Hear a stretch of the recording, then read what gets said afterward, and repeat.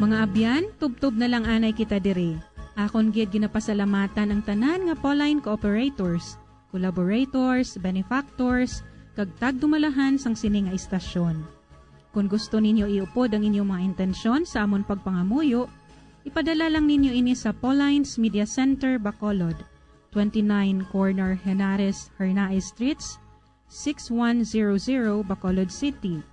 Daughters of St. Paul, Iloilo, 425 E. Lopez Street, 5000 Haro, Iloilo City. Telephone number 320-9487 o mag-text sa 0943-5410-771. Sa ngalan sa mga madres ang Daughters of St. Paul, ini si Sister Nina Lurilia. Kabay nga ang paghidait ni Kristo, nga amo ang dalan, kamatuuran, kag kabuhi, magpabilin sa inyo tanan.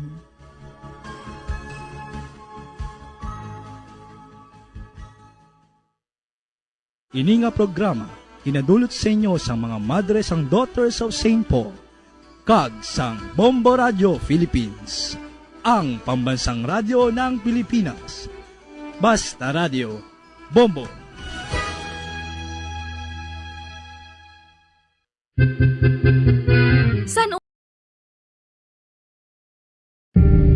Tips sagud malikawan ng insomnia. Ang pagtulog sang maayo ang makaapekto sa mental kag physical health sang isa ka tawo. Apang kung kaisa hindi maligar nga nagaka-eksperyensya sa ginatawag nga insomnia, gani ari ang matip sagud malikawan ini kag mas makatulog sang maayo mga kabombo. Kinahanglan nga pareho ang oras ang imo pagtulog kag pagbangon kada adlaw agud maset ang imo nga body clock. Kun adlaw, mas maayo nga buksan ang mga kurtina agud makasulod ang kasanagon, paglakat-lakat kun aga kag pag-ehersisyo. Kun gabi, likawan ang mga masanag nga screen kaangay sa mga gadgets kag TV. Limitahan man ang pagkaon kag mga ilimnon nga may caffeine kag nicotine bagod makatuga ini sang problema sa pagtulog. Likawan man ang pagkaon sang madamo, pag-inom sa alcoholic drinks, pag-inom sang madamo nga tubig kag ang pag-overthink antes magtulog.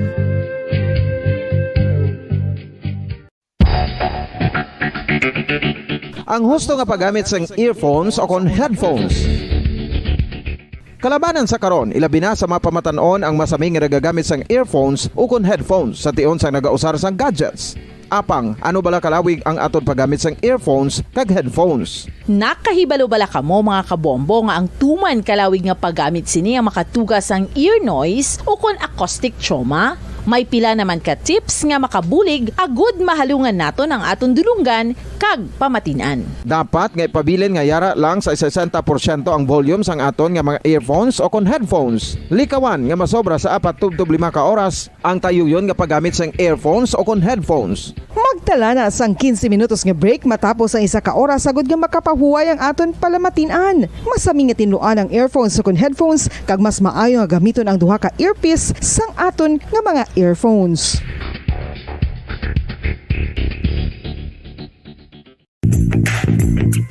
Sa karon nga may ginapangatubang nga pandemic, importante nga halungan kitang ikaayong lawas. Apang hindi lang physical health ang dapat hatagan sa pagtamuda, bangod importante man ang mental health. Paano bala halungan ang aton nga mental health? Una, kinahanglan nga halungan naton ang aton kalawasan kaangay sang pagkaon, pag-ehersisyo, pagtulog kag pagpahuway sang insyakto bangod ang poor physical health ang makaapekto sang modo kag panghuna-huna sang isa ka tawo. Kinahanglan man nga mag-set sang boundaries sa tanan nga bagay, hatagan sang balorang kaugalingon kag iselebrar ang mga kadalagaan bisan ano pa ini kagamay. Maayo man sa mental health ang pagpatawad sa isig kapareho. Bangod gina-release ni ang kabugat sa Balatsyagon subong man ang pagkamapasalamaton. Sunod sa research, dako man ang mabulig sa pagpangamuyo sa paglikaw sa stress.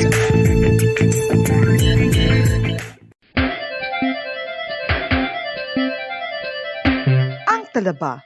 Sino bala ang hindi maganahan magkaon sang talaba? Magluwas sa manamit sini nga sabor, ang talaba ang nagaunod man sa calories, protein, fat, vitamin D, thiamine, niacin, vitamin B12, iron, magnesium, phosphorus, zinc, copper, manganese kag selenium. Isa ini sa mga source ang high quality protein nga nagaunod sang siyam ka mga importante nga mga amino acids nga kinahanglan sang lawas sang tawo. Nagaunod man ini sa antioxidants nga maayo para sa atay. Apang ang pagkaon sang talaba ang mayara man sa mga risgo. Bangod nagaunod ini sa mataas nga amount sang zinc nga delikado sa kalawasan kon masobrahan. Ang pagkaon sini nga hilaw ang makatugaman sang bacterial infection kag makatuga sang diarrhea, pagsuka, hilanat kag iban pa nga seryoso nga kondisyon. Gani sa pagkaon sang talaba kinahanglan hagan-hagan lang.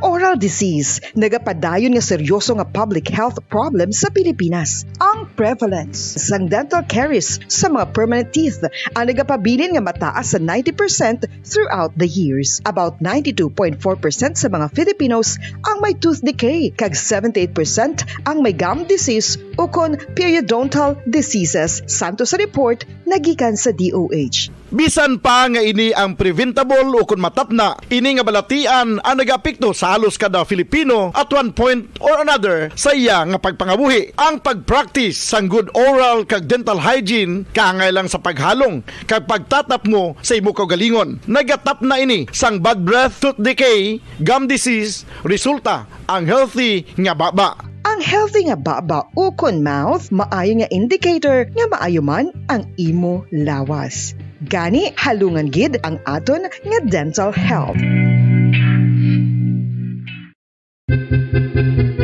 San o ikaw ulihin nga nag-ilis ang sponge nga ginagamit mo sa paghugas sa mga kitchen utensils? Ang kitchen sponge mga kabombo, ang mas mahigko pa sa toilet. In fact, ginpahayag sang microbiologists nga ang mga butang nga ginagamit naton sa pagtino sa mga dishes ang pinakahigko nga bagay sa balay. Sa isa ka pagtuon nga na-publish sa journal nga Scientific Reports, ang spongy bacterial colonies ang mas delikado sa aton ikaayong lawas. Bangod sini, ginarekomendar sa mga researchers nga dapat islan ang sponge kada simana. Ang kitchen ang lugar sa aton balay kung sa diin nagasugod ang mga new bacteria. Bangod sa human traffic kag food preparation. Bangod ang sponge ang masami nga warm, mabasa kag matrace ang old food. Ini ang ideal nga breeding ground para sa bacteria. Suno sa pagtuon, maayong idea nga tinluan ang sponge kada tapos gamit. Apang ginasuggest sa mga researchers nga regular nga islan ang kitchen sponge. Ang kitchen ang lugar sa aton balay kung sa diin nagasugod ang mga new bacteria. Bangod sa human traffic kag food preparation. Bangod ang sponge ang masami nga warm, mabasa, kag may trace ang old food. Ini ang ideal nga breeding ground sa para sa bacteria. Suno sa pagtuon, maayo nga idea nga tinluan ang sponge kada tapos gamit. Apang ginasuggest sa mga researchers nga regular nga islan ang kitchen sponge. Yari na ang isa sa nakapabaylo kag nakabaton sang brand new radio set with AM and FM band kag 1,000 pesos cash. Nagikan sa Bombo Radio Bacolod. Ko si Anisito Delicano, taga Libertad Extension, Bacolod City. Nagbabaylo ko sang radyo nga ginatag sapon sang Action Radio kay nagaungot sa ilalang estasyon.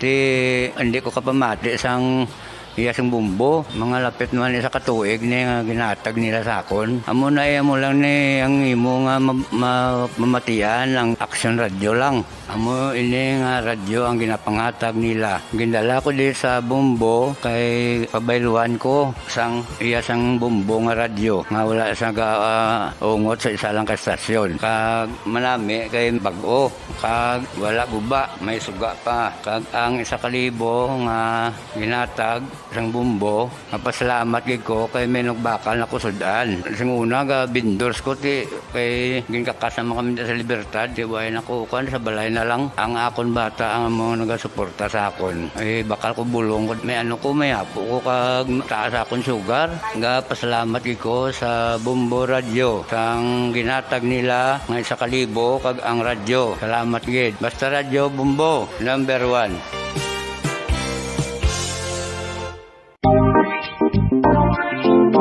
Mga kabombo, nakahibalo bala kamo naghampak na sa 3 million ang natapikan sang COVID-19 sa Pilipinas? Mataas sa gihapon ang active cases sa bugos nga pungsod kag 50 mil na ang mga nagtaliwan bangod sa sini nga virus. Hindi magkumpiyansa, depensahi ang kaugalingon kag ang imo mahal sa kabuhi. Magpabakuna na batok sa COVID-19. Pahanumdom nagikan sa Bombo Radyo Bacolod. Basta Radyo Bombo!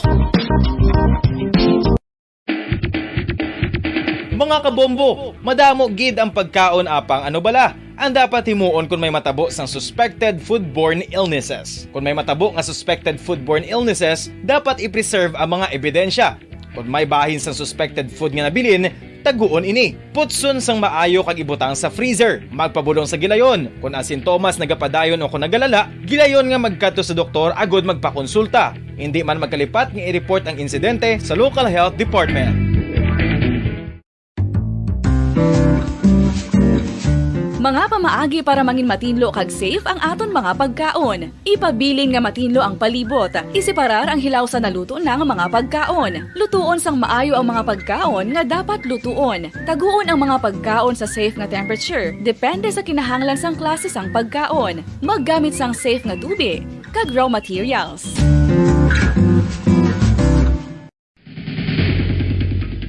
Ang food safety ang nagagarantiya nga ang pagkaon hindi makatugas sang anuman nga halit sa consumers o kung makakaon sini, samtang ini ang ginahanda o kung nakaon. May ara man sa ginatawag food and waterborne diseases o kung grupo sa mga balatian, tugas ang anuman nga infectious o kung non-infectious agents. Ang mga masunod ginakabig common causes ng food and waterborne diseases.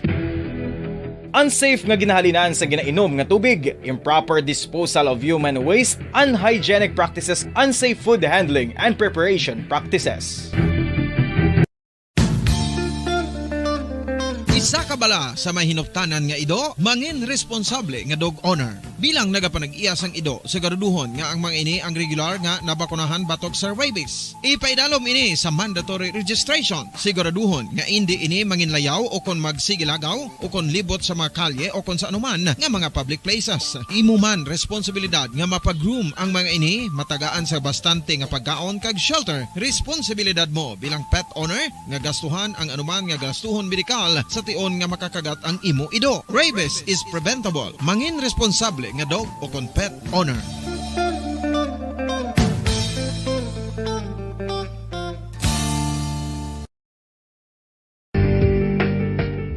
Kinahanglan mo bala nga mag-recharge? Hindi mo na kinahanglan nga magsalig pa sa caffeine. Bangod ang pag-power nap ang makapaboost sang memorya, cognitive skills, creativity, kag energy level. Ang power nap o kun cat nap ang pagtulog sang malipot nga oras kag may tinutuyo nga i-revitalize ang isa ka persona. Masabi ini nga nagadugay sang 15 tubtob 20 ka minutos ginahimo kun udto o kun hapon. Santo sa pagtuon, mas mangin alerto ang isa ka persona kung maka-power nap ini. Nagapabuhin man ini sang stress kag nagapa-improve sang cognitive functioning. Isa ini kapamaagi agud nga ma-refresh ang utok sang tawo kung ginakapoy. Magluwas diri, nagapanubo man ini sa risgo sang heart disease.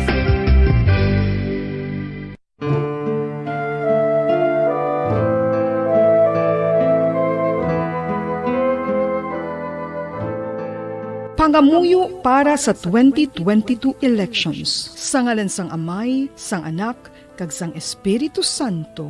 Amen. O Diyos nga amon Amay, sa amon paghandom para sa maabot nga 2022 elections, nagasalig kami sa imo saad nga ipadala mo sa amon ang mga lideres nga nagatuman sang imo mga sugo kag may kinaugali nga nasanto sa imo tagipusoon kag espiritu. Ginoong Jesus, hatagi sang inspirasyon ang tanan nga nagahandom nga magpungko sa pwesto, agud sila mangin lider kag alagad nga magabutang sang kaayuhan sang kadaman, ilabi na ang mga kubos, mga maluya, kag mga ginapigos, labaw sang sa ila personal nga interes. Tagdumala nga alagad nga nagahandom sa matudtud nga pag-alagad, kag indi nga sila ang pag-aalagaran. Tagdumala nga alagad nga may integridad, kag kaluoy, para sa tanan. Ubalaan nga Espiritu Santo, sanagi ang amon mga huna-huna kag kasing-kasing, agud amon makita sang maathag ang mga kinahanglanon sang amon katawhan, ang mga promesa sang mga kandidato, kag ang ila ikasarang sa pagtuman sini tanan. Nga kami magpili sang husto nga lider, nga matuod nga magadumana kag mag-alagad, lider nga nagatuman sang imo sugo kag may kinaugali nga nasanto sa imo tagi pusoon kag espiritu, lider nga magahiusa kag magagiya sa amon sa pagpatigayon sang kayuhan sang tanan kag para sa imo bug-os nga kahimayaan. Amay, Anak, kag Espiritu Santo, ikaw ang Diyos sang kabuhi kag paghigugma. Ang Ginoo sang tanan nga panahon, mag-upod ka unta sa amon sa siningtion nga nagahanda kami para sa palabuton nga eleksyon. Amen. Sa ngalan sang Amay, sang Anak, kag sang Espiritu Santo. Amen.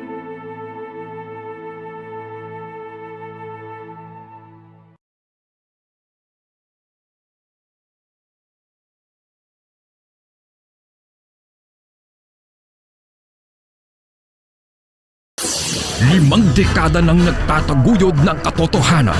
5 dekada nang nagtatanggol sa mga mamamayan. Patuloy na nagsasaliksik at mabilis maghatid ng mga balitang siksik at malaman. Patuloy na nangunguna sa mga issue, drama, promo at serbisyo publiko. Ito ang Bombo Radyo Bacolod, ang pambansang radyo ng Pilipinas. Basta Radio Bombo! Bombo Radyo Bacolod. Number 1! Basta Radio Bombo!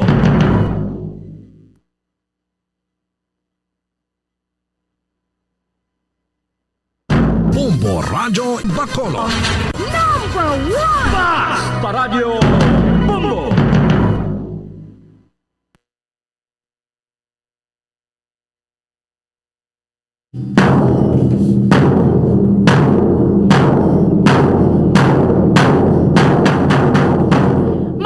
Pilipinas, Ayong aga Pilipinas, mayong aga Western Visayas, syudad sa Bacolod, probinsya sa Negros Occidental. Welcome na sa aton iya nga panatuntunan, digid lamang sa Bombo Report sa First Edition. Sa aton iya nga mga kauturan kag sa aton iya nga mga kabombo. No?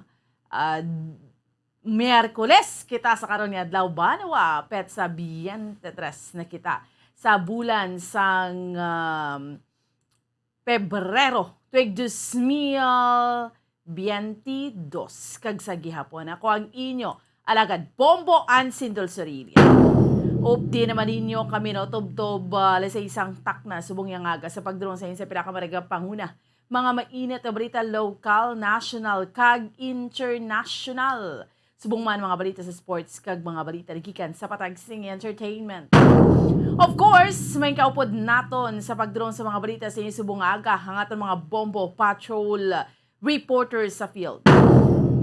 Subong man aton mga Bombo volunteers kag Bombo correspondents. So ano ba pila ka mga panguna nga mga balita nga aton niya nga tutukan sa subong yang aga mga top stories of the day nga aton niya nga diskusyonan pinaiya ka mga panguna nga mga balita nga aton niya nga tutukan diri sa aton niya nga paratuntunan sa Bombo Report sa First Edition sa mga panguna nga mga balita local no aton iyang tutukan sa subong iyang aga diri sa aton nga pangaragad sa pila iya ka mga nagapanguna nga mga balita.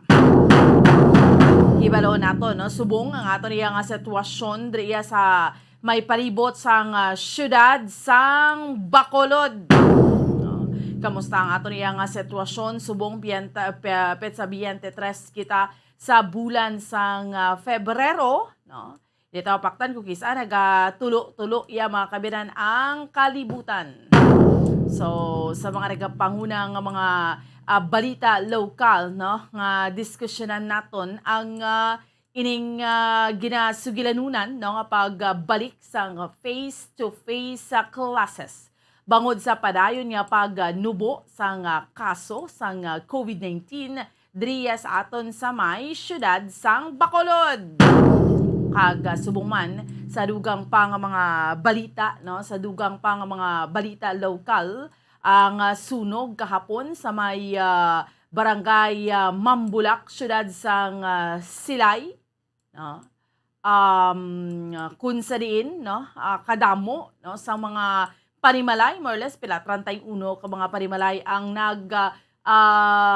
kalasunog kag subong man sa aton iya nga mga kauturan kag sa mga kabombo naton, no, sa dugang pa nga mga balita, no, ang arrival nanday BBM kag Sara Duterte diriya sa aton sa may syudad sa Bacolod subong yang adlaw. Mayara sila sang ginatawag nga rally nga patigayonon diri men sa aton sa may syudad sa Bacolod. No, padayon nga nagalibot ang aton iya nga mga mga opisyales sa national, or rather ang mga magapapili, no, sa national nga posisyon.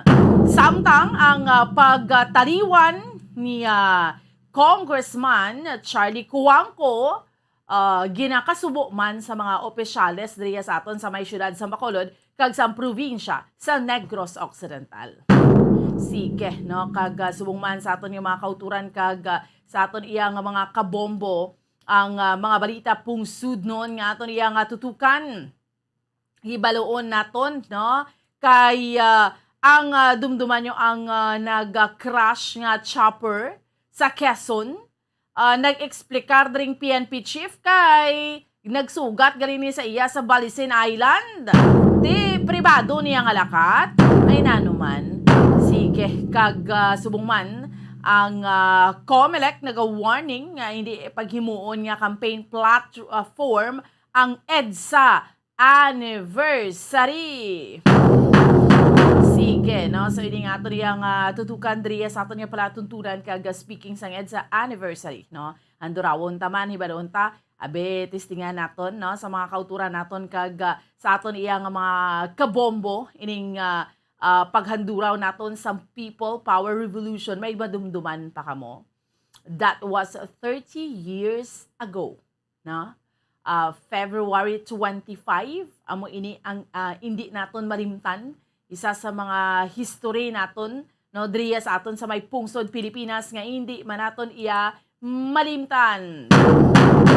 So, amo ning mga nagapangunang mga balita pungsud non balita nagikan sa luwas, syempre ma-update kita iya mga kabinan sa sining Russia kag Ukraine nga conflict. Subong, no, sa mga kabombo naton, ibaluon naton ang pinaka-latest update matapos nga doon nag-init ang tension. Ano tong sitwasyon? Karon mangin kaupod naton, no, direkta Ukraine ang aton nga ginatawgan naton nga bombo international correspondent si Mama Joy Tolentino Fernandez, no? So ibaroon naton si Ma'am Joy Fernandez Tolentino. Ma'am Joy Fernandez Tolentino. So ibaroon naton kay subong, no, manugalas Jess dito sa gabi. So kung ano iya ang ilaman iya mga kabinan, no, nga sitwasyon. Ma'am Joy Fernandez Tolentino ang aton nga bombo correspondent direkta iya sa Ukraine. So sige, so inita na ang aton iya nga diskusyonan sa subong yang aga samtang kitang nagapangaragad dirigid lamang sa Miyerkules nga edisyon sa aton iya nga palatuntunan sa Bombo Report sa first edition. Kamusta ang aton iya nga sitwasyon subong sa palibot siyudad sa Bacolod?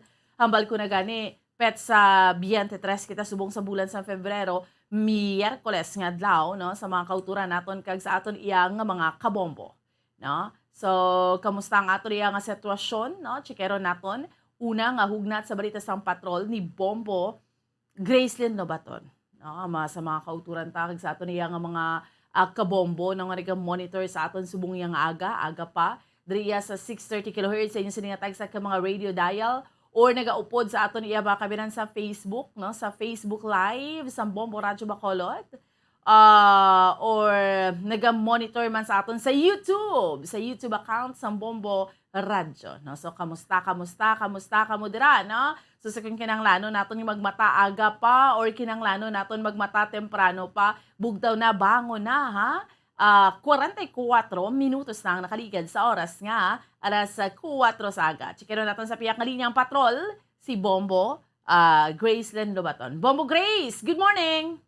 Pabaan, good morning. Live kita subong sa Libertad Public Market. Kag aga papambuan, gabanat naton sini nga mga kauturan as usual, no? Sa diri nga market sa syudad sang Bacolod. So, pambuan ang aton sini nga mga nagabaligya diri nga mga kauturan ti ang energy nila, no? Kita-kita gid ang iban nabalasan na pambuan. Just like sa mga nagakiha di sang langka o nagatuktok bala momoan, no? Kaga ang pila diri ka mga motorsiklo ta o kon mga tricycle ti momoan may mga unod naman nga mga pasahero, no? Managpuli na kag ang iban ilagi niya service, no? Nga tricycle, no? Padulong sa diri sa public market sa nga Libertad. Kag ang aton sini nga palibot medyo mahigko bumbuan sa akong nga tidoghan kay simple nga tuga pa ni kagapon, no? Nga paglibot-libot diri ka mga tawo. Kabay pa nga matinloan na diri kag ang mga naka-parking sa tubangan kawambuan nga mga tricycle kag motorsiklo, ang mga gaparag-iya sini mga ano man, no? Nagapanindahan man mambuan. So posible nga sila sa sulod, no? Kay wala di tawo mayo sa tubangan ko. So mambuan sini nga adlaw ali na kita sa February 23, no? 2022 kag Miyerkules, no? Tunga-tunga sa nga lima ka adlaw nga pagtrabaho man sa atong mga kauturan, especially sa government bambaan. So masako kag pila na lang ka adlaw bambaan na magasilibrar kita sa People Power Revolution, no? EDSA Revolution bambaan. So nagatatak gid ini sa mga kauturan ta, no? Nga hitabo, no? Sa Pungsod Pilipinas. So, kumbaga... Ikaw ya, Bombo Grace, personally, why ka pa sini? Nagalutaw ka pa sa Sabaw? Yes, Bomboan. Wala pa ganyan nagalutaw sa Sabaw.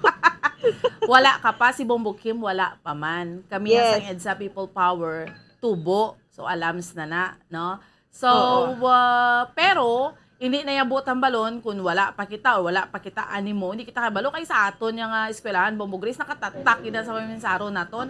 EDSA People Power Revolution, no? Ano ni gani pagtawag? Komemorar. Oo, gina-komemorar naton, gina-leksyon naton sa eskwelahan, no? So, amuina. That is why nga maski sa mga hopefully, maski sa bag-ong nga mga henerasyon, Bombo Grace, ara pa na sa gihapon. Mga balik kita ka EDSA People Power, ano na siya? Mga amo na sa bala, Bombo Grace? Yes, Bomboan. Misan nga wala tato, no? Sa amo na nga tuig, abi. Nagalutaw pa lang katahambal mo. Ang aton sini nga mga maestro, just like abi sa subject nga Araling Panlipunan, upon history, bisang elementary ta, or hikasi na panawag, no? Hikasi. Oo, Civica sang una, Civica. Yes, Civica. No, same mo nga tayo mo ba? Oo, mauna abdan ko pang Civica. Sa inyo kasi na, no? Oo, kasi sa high school, di Araling Panlipunan. Araling Panlipunan. Oo. Basta history, ako, personally, tawag ko na yung magklase si sir or si ma'am. Ang iba na ako ng mga kasmis tulog. Interesado sa history? Yes, kay maintindihan mo bala ang isa ka bagay, no? Subong nga nagakatabo kung pinbalikan mo ang history. Amo gani man ti ano ayan ang pagdumdum sa ano yan during that time mga kauturan nato ni ara sa Libertad Public Market pagdumdum nila sa EDSA People Power Revolution, no? During that time sang Marcos regime, no? Ano ang ilang ginahimo, apektado man sila. Kahit although sa Metro Manila man gini ang sentro sa nimo, Bombo Grace. Yes, Bomboan, that was February 25, 1986. Sobra na ka-year, sobra na 30, mga 26 so years. So it's 36 years ago. Yes, 36 years ago, Bomboan. Pilan ka na? Ang edad mo? Basta tubo kami sang EDSA. Oo, di ka natawa. Ay, ara ka na gali, Bomboan. Oo, nang Juan pa lang, 1 month old. Yes, or Kuya pa ko animo Oo. So, Bomboan, ini nga revolution, no? Ugatan gid ini sang dictatorship nga natabo man sa aton nga pungsod, no? Sa idalong sa pagmamuno ni former President Ferdinand Marcos, no? 20 years, no? 20 years. So, ginguslan ni President Cory Aquino or former President Cory Aquino pamuan na pinaagi man sa bulig no sa atong sining mga katuran ang ginatawag wala nga people power no, revolution pamuan. So pamangkoton ko diri ang atong mga katuran no nga for sure pamuan ang iban diri sa ila ara iya no ara na sa ngation sang EDSA revolution. Mayong aga na diri sila. Lang ito, babaan. Mayong aga, sir. Ibang Grace ni? Kumusta? Oo. Sir, kamusta? Ito nyo pag-kihat sa naman na yan. Okay mo na yan. Daw rin man tadi eh. Tatay, bumuan. Ang pwede ko na nag-kihat sa langka. Bumuan ka, Paul's. Dugay na siya guro kapangiyad sang langka. At sang people power revolution kapangiyad na sa langka kung wala pa. Amang patawa mo. Dahil sang people power revolution 1986 no naman pa. Gaano ka na? Kihad ka na lang ka. Oo, 1982 po din sugod. Kailan ang edad mo sito? Sa tungo tayo sang 86, kuan na ko to mga 25 lang. Oh, kapangiyad na sa langka sa Libertad? 26. Yes, bumuan sa Libertad na. Oh. Ay, grabe. Ano during that time? Isa bigya mo. Tay, anong imo Dumduman nga niya? ginahimo Recollection? sa nga to time sa revolution? Okay na sige na kami bigya. Way man to problema di sa aton sa Libertad kay sige naman ta bigya di. Oo, pero namambal mo sa amo to nga time tay dito sa Manila abe sa EDSA. Sa tungo time yan ko ni magira na ni. Kinakulbaan ka man tay. Oo, may kulba man si Pablo na nga. Bati magay utos ang atong time mo nga masakir to sa Escalante. Oo, sang 1986. Oo. Masakir to sa Escalante to. Anong nasulod sa ulo mo para sa pamilya mo bitay? Iko basi kun magira na ni. Kulbaan ka man gali. Kulbaan man eh. May parinti ka to sa Manila sang time nga naga-revolution. Wala. Pero diri sa Bacolod, anong senaryo? Ang market kaya sige lang man sila bligya? Tay diri sa Bacolod kay tungod nagabaligya ka na diri ya. Anong plastada diri sa market sang EDSA? Gabaligya lang tapon. O gabaligya lang mi gyapon. Ari mo na kami disdalan. Dira kami dapyo. Oo. Kapamati man ka mo to balita sa mo to nga time. Oo. Ang tinilita. Hanggang mo magito nga time. Nung kay nabi kuwanto ni Marcos lang. Munto tayo maglaya si Marcos. Magpalaya si Marcos Malacanang. Diba? Isang time nga napahalin na si former President Marcos. Nalipay siya, wala? Yes, pamuan. Ang bako sang time nga napahalin si Marcos na namian siya or wala man or anong iya pagtanaw to sang Marcos regime man? Anong imo nga reaksyon tayo sang napahalin na si Ferdinand or former President Marcos? Kay way kita sa kuan sa politiko, way man ta sa ginakontras politiko ti neutral man ta mo, ti wala kita sa Pero sang time nga tatay, anong nabatyagan mo sa napahalin siya? Sa time di do kulang pa ta sa paghangop sang party politiko kay medyo underage hubin pa ta mo daw di ba tabla mayo kabisado ang politika. Ito, ang ipaling dito na man. Gin palaya si Marcos sa Malacanang man. Mangkotano lang tayo isa iba nga ang ipalayas dito. Itungod ko sang hindi mayo influensya lagi nimuan nila mo itong revolusyon ng tao. Pero dito sa mga tao, to wala ka man na kung ara ka to be for example, no? Ano ang mangin reaction mo, no? Nga napahalin gid si Marcos nga nagbunga gid ang people power revolution sang maayo gid nga atuyo nila. Siguro way man ta guro sang pasto kay way man ta nga may ginadampigan ta sa politika mo sa basically mati lang tayo anong kalatabo di wala makuya sang ginakapinan sa tanan ng mga official sa gobyerno. Pero may sawa ka na tayo sa mga. Oo, may bata na duha na bata. Oo. Mamuan. In short, Bombo Grace, hindi sila ya apektado during that time kay duway man magtublag sa ila. Yes, no? During that time, Mayo, yan yung pangabuhi. Kaya pwede mo ang pangbuhi yan sa una, mula ni pangbuhi namon, may mga esensyo. Kaya kung mag-angat-angat ka na, gupo naman ng bligyan. Saylo naman sa ibang tarang-tarang mga masuki mo, tiwa, nagubat naman mo. Kaya naman mo negosyo. Pero sige lang Japon. Sige lang Japon, nagwanta lang. Mabaan, sa optimistic kita. So butang balon Bombo Grace wala man sa ilaya during that time tibligya man sa gyapon lang ka no. Why man Yes. sa dako nga epekto kay bal ko na gani ato man tuya sa Metro Manila sila ya nga ari dris dalom ya tibligya lang padayon lang sila do amo na ya ang natabo sa ilang personal account during that time sa EDSA People Power Revolution Bombo Grace. Yes, Mambuan. Ang iya lang sa nga nabatsyagan sa amo to nga time Mambuan, nakulbaan siya, no? Amo lang na. Pero sige-sige ang pag-obra di tayo pabaligyan ni tatay. Kulbaan siya nga ano nano may basi may gera na ni amo tong hambal niya. Manambal ya. Oo. Tiya mo na. Tood man gid na no. Basically sa una ya Adria Saton din yung watsagan gani ya Bombo Grace no. Mula na medyo slow stricto. Pero ba nila kung wala ka man sa una may ginimo umlayan hindi ka man maano Yes, Mambuan. Kag nagmarka gito sa aton ang EDSA Revolution kay dito ginapakita sa mga Pilipino Mambuan ang tawag nga pag-unite bala kag ang power no bisan sino pa magpungko di basta ang tao na yung agiho kag tipon Mambuan no para sa ikay sa tanan wala gid makasara. Amugid. So dito nga time napakita gid nga di maka-unite gid ang mga Filipinos sa sining ilang kausa during that time pahalinon no sa pwesto si former President Ferdinand Marcos Bombo Grace. Yes, Mambuan ka nagbunga gid ina no sa nga Mayo nga resulta nakahalin man no after 20 years nga naging diktador man Mambuan no si former President Ferdinand Marcos. Ika lang. Tay anong pangalan taga? Si Eliseo Ombero. Eliseo Ombero.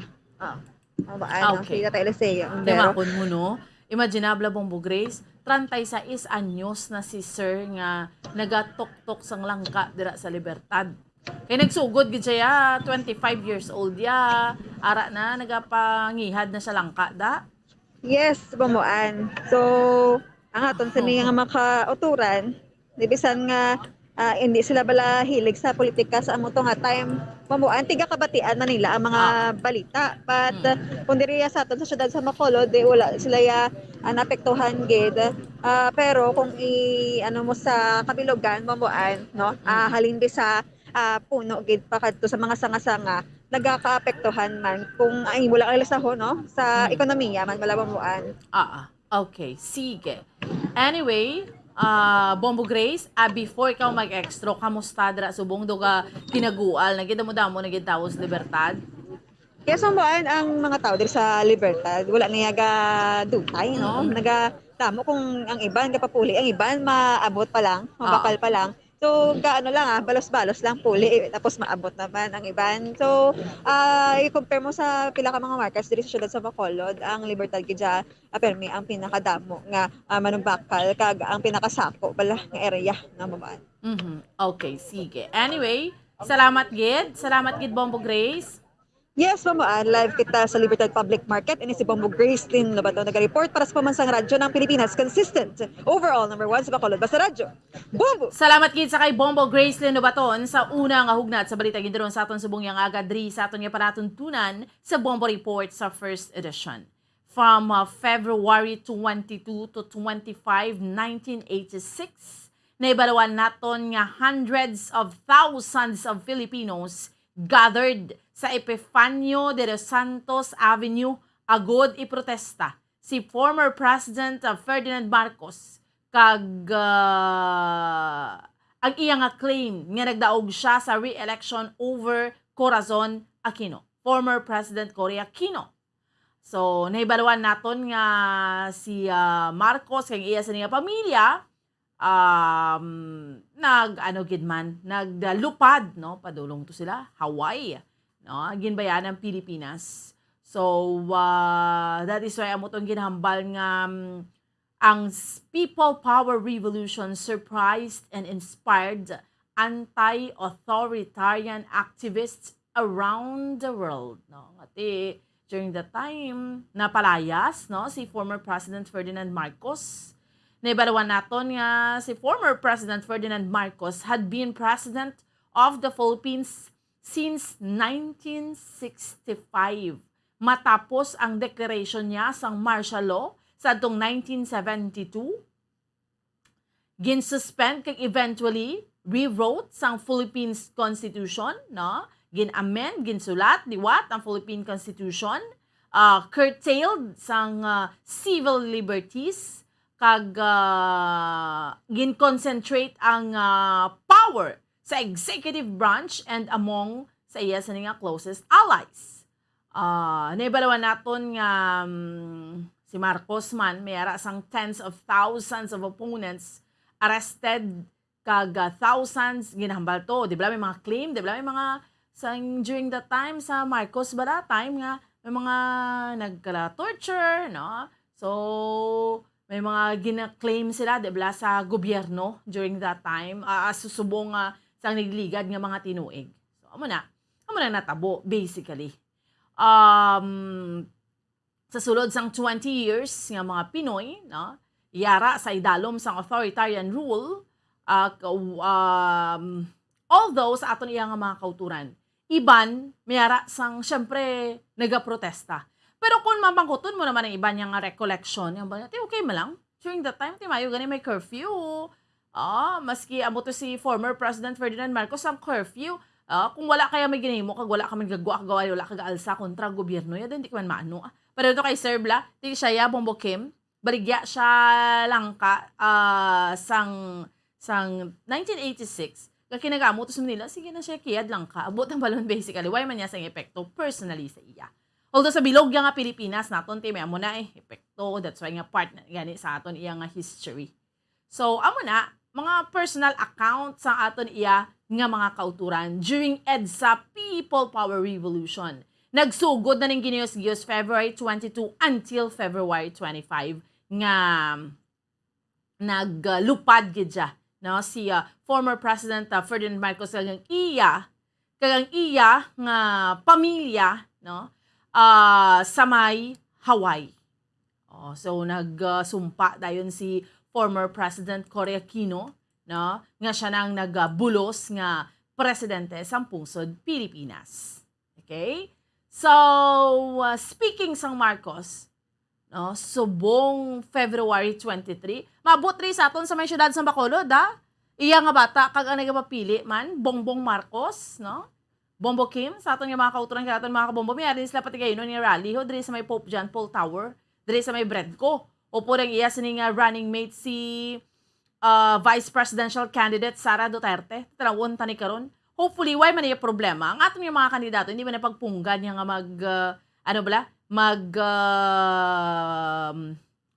magyara sang patigayunon nga pagtidilipon, no?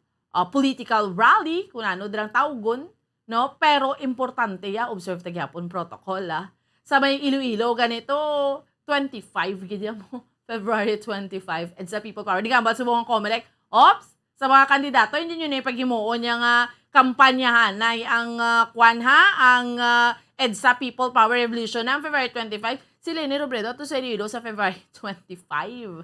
Sa Friday. Diri sa aton sa Bacolod, si Bongbong Marcos. Kaging iya nga slate, no? Magilabot man sa aton riya sa may syudad sa Bacolod. Amo na, ang panumdum naton, syempre sa security, why mahabal ko na gani, why man na problema. Importante, no, nga tao relax lang, no? Di kita sagi ka dinaguso, no, sa aton iya nga mga kauturan kag sa aton iya nga mga kabombo. Sige, Bongbong Kim, ma-pause kita for a while. Pagbalik sa aton nga palatuntunan, mangin kaupod naton si Ma'am Joy Fernandez Tolentino. Ang aton nga bombo correspondent, direkta iya sa Ukraine. Kamusta ang sitwasyon dito subong kay? Ba nagainit nagyadya ang sitwasyon ho, no? Pero sila dito, at least sila ang kung dito sa Ukraine or dito man sa Russia, may mga personal account man ni sila. So may baluan gid naton. Kiti may mga reports nga ti do nano na ni gira na ni makuntawgon kun basi sige sang init ya ang tension sa tunga sang Ukraine kag sang Russia. Pero dito sa Ukraine niya, sige man to sila gyapon trabaho. Wala pa man sa mga forced evacuation nga ginapatigayon para sa mga Filipinos. Kamustahon nato na para ma-update kita. After last week naka-interview kita kay Ma'am Joy, okay man sila na subong, no, maapektuhan na. Kaya ba niya gani, nagakuha na Kuya Bongboan na impake na Kuya gamit kay anytime ya. Kung ano man gid nga pagkahimtang ya, ready na lang bit-bit tone ko na yung ako niya mga kagamitan. No? Sige, diskusyonan ta. Sa aton pag panubalik. Standby! Bombo Radyo Bacolod. Number 1! Basta Radio Bombo!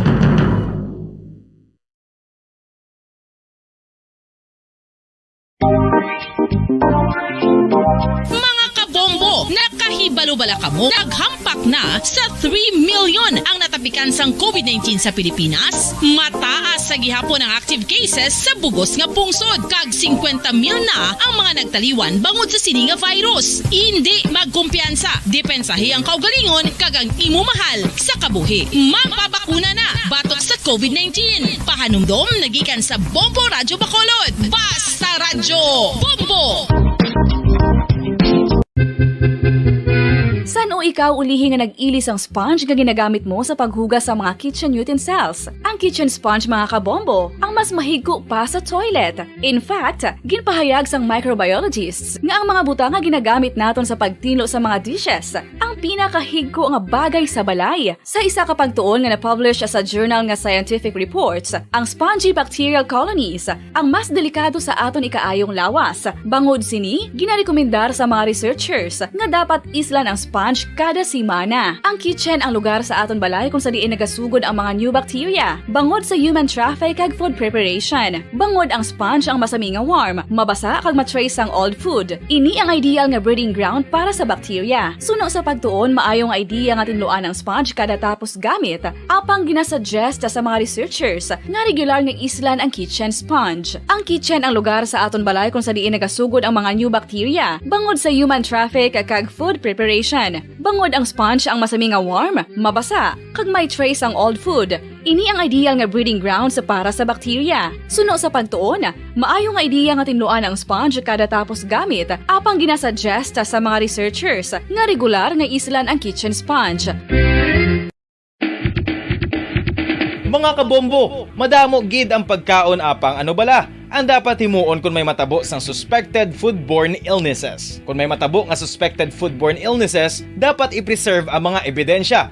Kung may bahin sang suspected food nga nabilin, taguon ini. Putson sang maayo kag ibutang sa freezer. Magpabulong sa gilayon. Kung ang sintomas nagapadayon o kung nagalala, gilayon nga magkadto sa doktor agod magpakonsulta. Hindi man magkalipat nga i-report ang insidente sa local health department. Mga pamaagi para mangin matinlo kag safe ang aton mga pagkaon. Ipabilin nga matinlo ang palibot. Isiparar ang hilaw sa naluto ng mga pagkaon. Lutuon sang maayo ang mga pagkaon nga dapat lutuon. Taguon ang mga pagkaon sa safe nga temperature. Depende sa kinahanglan sang klase sang pagkaon. Maggamit sang safe nga tubig kag raw materials.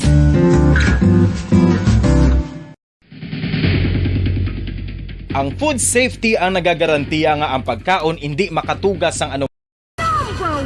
Basta Radio Bombo! Okay, sige, balik na sa ito niya nga palatuntunan. Diri lamang sa Bombo Report sa first edition kag padayon ninyo. Mga kaupod, subong yang aga Bombo Ansin Dulceria. Sige, na padayon sa ito niya nga palatuntunan. Pag EDSA Revolution, first year college na ko Bomboan, wala man gito na ginamo na naog man dayon si Marcos sambal ni Sir Eric Sayon amo gari man. Actually basically dito sa may Metro Manila nagtilipon to yung mga tao pero again kung pamangkoton mo driya sa aton sa local no sa mga kauturan naton sa aton mga kabombo at wala man gid siya. Unless otherwise yang nagamarcha ka gito during that times dalan no. Pero kung padayon lang niya sige kam lang niya eskwela or nano dra pa gabaligya ka sa libertad o ano man ang mga pagkahimtang, huwag man niya sang dako man niya epekto sa imo. Anyway, so amo na mga personal recollection, no, at least hopefully ang aton lang gid gani Bombo Kim sa mga bag-o nga mga henerasyon subong. Kay ti ara man gina sa aton yang subong araling panlipunan or hekasi, no, sa history ginatunaan tana. No, kabay paara man na sa gihapon. Nablang tudlo sa aton niya kung anong natabo during that time, part na yan sa history sa Pilipinas, paano na-conquer, no, so mga amon sina, no. Ito iban subong niya, mangkutan mo, anong EDSA People Power Revolution, dumduman mo. Anong imong pagdumdum sini, ano ang sanutanuan mo, no, duway man subungog. Mga bag-o nga mga henerasyon, no. Pero iban okay gid ja, no, may mahambal gid ja sa gihapon. Nabal ko na gani, hindi ba niya excuse nga wala ka during that time, hindi mo mabalaan, no? Kinanglan kilalakon ta, ang aton nga pungsod, anong mga nagkalatabod at so'y ginatunan, tana, no? Kabahina sa history nga aton ginatunan. Okay? Sige. Sa piyak nga linya, chikeron naton, sa aton yung mga kauturan, kag sa aton yung mga kabombo, upod na naton. Ang aton yung Bombo International Correspondent. Kadto tanay sa Ukraine, kabalo ko sa aton yung mga kauturan, kag sa aton yung mga kabombo, interesado man ka mo kay ning tension sa tunga sang Russia kag sang Ukraine, nagainit na gid. Pero kung ato ka dito sa Ukraine, sa aton yung mga kabombo, anong sitwasyon? May dapat ka kulbaan or wala man, no? Yara gid dito ang aton iyang Bombo International Correspondent direkta sa Ukraine, si Ma'am Joy Fernandez Tolentino. Ma'am Joy, maayong aga sa liwat, upod mo diri si Bomboan sa Bombo Radyo Bacolod. Kabumbuan. Mayong aga sa tanan. Yes, maayong gabi dira sa imo sa Ukraine, Ma'am Joy. May alas 11 na diri sa akon. Yeah. Gabi. Okay, it's 11 p.m. Kamusta, ma'am? Kabalo ko bago kahalin sa imo nga trabaho, naga-chat kita halin kagabi. And then, padalaan mo ko mga pictures. Kaya ba ko, Ma'am Joy, gusto naman may baluan. Ano ginang sitwasyon? Kaya syempre, kami diri, ang amon ay may baluan, mga balita. Na nga gagilinuwa, amon ni amo to. Pero ikaw, ara kada mismo sa Ukraine, kamusta na kamo dira, Ma'am Joy? Diri, normal, pero stress. Oo, na-stress. Normal ang everyday's living, pero stressful sa mga nagakalaabot ka mga balita. Oo. Na-stress ka mo sa sitwasyon sa palibot or sa mga balita nga mabatian, mabasa or mabatian nyo? Stress kami sa mabatian kag mabasa na mga balita. Pero sa trabaho namon, hindi kami stress. Okay. Oo. Ma'am Joy, nga aman Ma'am Joy, kamusta ka mo dira how? I mean, di ba last week, no? I think nagtawag ako dira sa imo and naman mo ready na mga gamit nyo and amo na, may mga tao to sa mga nabot sa border, no? So, ano nagidya ang sitwasyon dira sa inyo subong? Padayon lang ya kamo nga nagtrabaho, anong pinaka-latest? Advice ang gobyerno, Abi? Ang advice ng gobyerno dire, ang hambal niya stay calm lang kami, hindi lang magpanic kay wala no reason to panic man eh. Okay. Actually tuod gid man no reason to panic kasi kay diri mismo sa city do wala ka man may makita gin pa sa kuda si imo nasa city gihapon ina siya. Makita mo damo maghihapon nga tawo pakadto pa kari makita mo sa mga ano ganina sa mga sa tubang sang McDonald, damo nagatambay dira, may nagahampang. Wala sang may nagapanik diri gihapon wala may klase ang kindergarten pakadto sa kolehiyo. Okay. Padayon yang klase, way problema. Wala duwa ang depende sa school, online, iban face to face. Okay. So, why gidya problema, no? Why gin suspend ang klase? Why kamo ginambalan? Ops, hasta lang kamo sa amo ni oras magwa, ha? Wala, ma'am. Wala. Amo lang na makita mo nga may isang nagligad niya Sunday ata man kahapon. May makita ka lang nga may mga police gid man nga naga ronda-ronda. Kag ginatanaw ka kung may mga document kang dala, pero kinanglan kung maglagaw ka may mga itinerary or passport ka nga dala. Importante. Subong lang man gina-check, ma'am. Sa una wala man. wala subong lang man kay do syempre ang do na ano na alarma na sila bala ay bisan diri may ari man di sa sulod may mga intelligence man di nga from Russia hindi may ari diri kaling kay hindi mo man mahibaluan kay naka ano civilian man sila mo. Kumbaga naga ano lang sila naga pangita lang sila sang siguro sang way nga kung sa diin banda. Muna bala? Okay. Makulbaan ka man Oo. Okay. Pero again, dira sa inyo sa Kiev, no? I mean, ang mga tao sige lang ya trabaho like ikaw bago ka lang nagkalin sa trabaho mo. So ang mobility why gid ma'am problema ma'am no? Wala kagid may makita nga kinahanglan mag-ano or panic buying or stop naton amo ning side nga train or bus. Wala. Normal makita mo normal gid ang pag-ano diri. Ano mag-pronounce ni ma'am? Kiev man gid ma'am? Oo, Kiev. Okay. So kay kahapon may report naman nga UK says nga ang Russian invasion sa Ukraine nagsugod na ang Russian invasion dira sa inyo sa Ukraine kay di ba last time to nag-interview kita sa imo nangambal nga it could be nga ginabantayan nga basi bla mag-create sang tension kay do ka supog na gid sang Russia no basi why ta ginapangayong mga gera nga ginatawag di subong nagsugod ang invasion mabatyagan nyo I mean naga-invade gid man ang Russia da sa inyo subong. Wala. Dito lang guro sa north pero diri sa amon sa west wala gid Maghambal kita sa north, sa diin ma'am? Dito sa may border. Sa border. Sa duwa ina sa Luhansk kag do hindi ko kabalo pag-pronounce ita Luhansk. Oo. Or Doba, I don't know how to pronounce nga mga words nga ina. Oo. Dito banda ang tension. Dito man sang nagligad may naglupok bala nga siling nila bomba pero pipe nga mga amo ni bala ang isa ka eskwelahan to nagkala guba-guba tapos may isa ka Ukrainian soldiers nga napatay mga wounded mga mga civilian ang nagka dito banda ang tension is grabe daw kumbaga makulbaan ka pero diri banda sa amon nga actually diri gani sa ang city. gusto nila nga ipalukpan di ba? Oo, sa syudad. Oo, wala diri. Wala, okay. Wala. So, sa news, hambal mo kaina, wala man advice sa inyo nga hindi magwa sa balay, no? Wala. Okay. Wala may ginhambal sa mga government diri nga mga officials nga mga ang mayor diri wala siya naghambal nga stay lang kamo sa balay niyo wala. Pero inyong mga employer, ma'am, anong advice sa inyo? Especially ara kamo sa capital sang Ukraine, sa Kiev. Sa tutuhod lang ang akon nga duha ka alaga, wala na diri mo nakalakat na.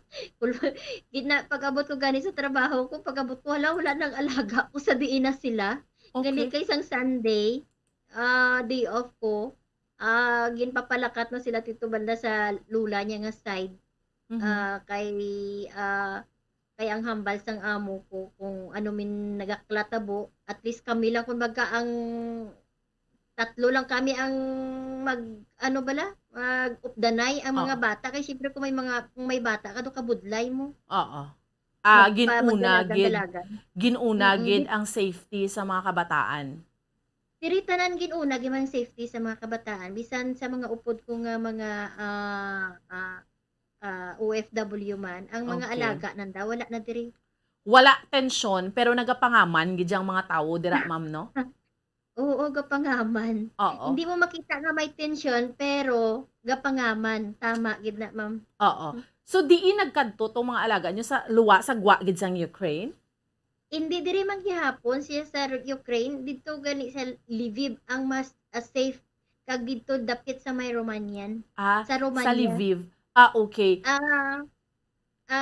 lapit sa may Poland, Poland. lapit sa may Romania. Dira duwa ka city nga safe kadtuan sang tanan-tanan. Safe siya kadtuan, ma'am, ang sa Lviv because lapit siya sa Poland, lapit siya sa Romania, kay pwede ka lang dayon katabok, pwede ka lang ka-exit. Yes, pila na lang ka kumbaga ang exit is do 30 minutes ang imo nga pagasakyan nga ang pagano, kalapit lang. Okay.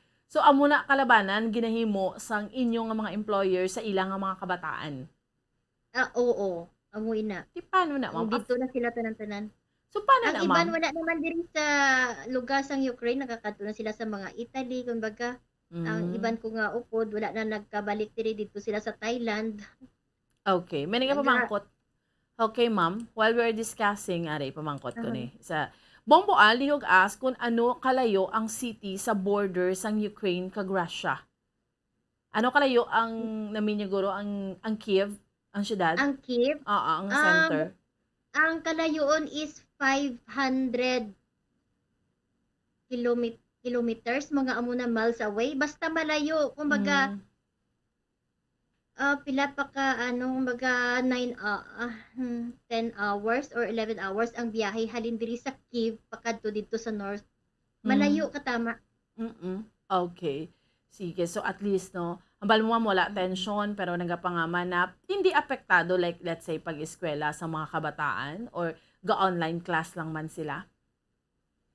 Online class, diri kay balaan mo sa nagligad nga binulan, di ba nag-atake ang Omicron kay tungod sa weather? So, sila online.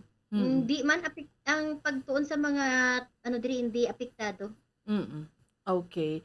So, anong pinaka-latest, ma'am, ang inyong hinunanon? Kabalo, kung may community ka mo, mga Filipino community dira sa Ukraine, anong inyong mga sugilanon sa upod mo man, ng mga OFWs dira? May ara kami nga, kayang upod namon nga mga dito sa may Lviv na nagstay dito, buliga naman sila sang DFA para sa ilang mga food assistance. Kag ang agency namon nagabulig man dito, ang dito na bala ang gusto nga magkadto ginabuligan na, pero ang diri kay syempre may amo man kami kag naga-promise man ang amo namon nga updon kami kung din sila makadto. Diri may option ka kung maupod ka sa amo mo or maupod ka sa mga kapwa mo Pilipino. May mga pick up point kami every location. For example, diri sa akon kay malapit lang, mga 5 minutes mo lang lakton. Dira banda sa may pick up point kami daw, pila kami di kabilog daw, 4 kami nga diri banda nga makaagi lang ang bus ang ang embassy namon, nagtawag kami sa embassy namon kagaina kung ano ang sakyan namon, kag din kami i-pick up. Naghatag na kami sang location nga dira kami pick up pon sang salakyan dason dito sa pihak para nga matingob kami dason tanan-tanan kag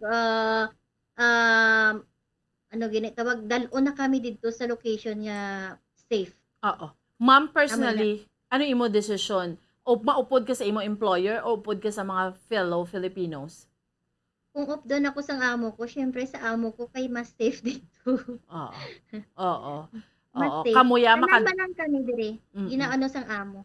Okay.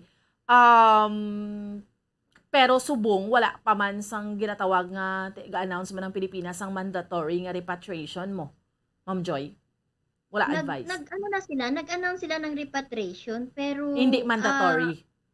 Hindi mandatory kung sino lang ang gusto willing nga magpauli. So ikaw ya ma'am, personally anong gapugong sa imo nga hindi ka magpauli? Subong. Kay sa akon lang nga magpauli ako kay kapilaw na ako maghambal sa amo ko nga mapauli ako or gin istorya ko ang amo ko bala. Ang hambal niya nga mapauli ka kay hindi man gid na mag-away ang Russia kag ang Ukraine. nga magpauli ka kag mag-ano ka dito sa inyo kung baga mo na kay damo ka pa may dreams ka pa nga ari kami diri nga magabulig sa imo hindi ka namon pagpabayaan. So kung baga nagaano man ako desisyon man ako nga nga magpauli man ako tuo, di ba? Oo. Amo man na ang sa mga upod namon nga mga Yes. Pilipino. Oo. Amo gid na, no? Amo gid ng kalabanan nga Mm-mm. rason. Importante kamo dira, ma'am, syempre unahon yung ang safety nyo, pero kung kamo man makabulubanta sa sitwasyon if kinanglan gid man nga i-give up yung inyong nga trabaho dira tapos mapauli sa Pilipinas, or okay na wala magstay dira kay kun ano man gid ya, kun mag-worst or mag-worsen man gid ya ang situation. May mga exit points. Pwede ka mo ka-exit. Oo, may maka-exit kami pero oo, maka-exit kami kung sa diin ang mas malapit sa amon nga country diri. Oo. May ara na ang DFE nga hambal sa amon tapos may pass ano tawag yun gina-fill up pa namon nga just in case kid man may mga pangalan na kami nga to exit na lang. Oo. Before kita magtapos, ma'am, antes ning kinagamo or tension, let's say tension, why pa man gyera, tension nga ini. Ano ka naming Ukraine? I mean, para sa imo, pila ka na years ga-stay dira, ma'am? Mga 3 years and a half na. So, paano mo, before sa pandemic, no, ara ka na dira, so, paano mo, ano mo sa Ukraine, i-assess, ano ka, Mayo, or Tahom, or Nami, dira, or amo na?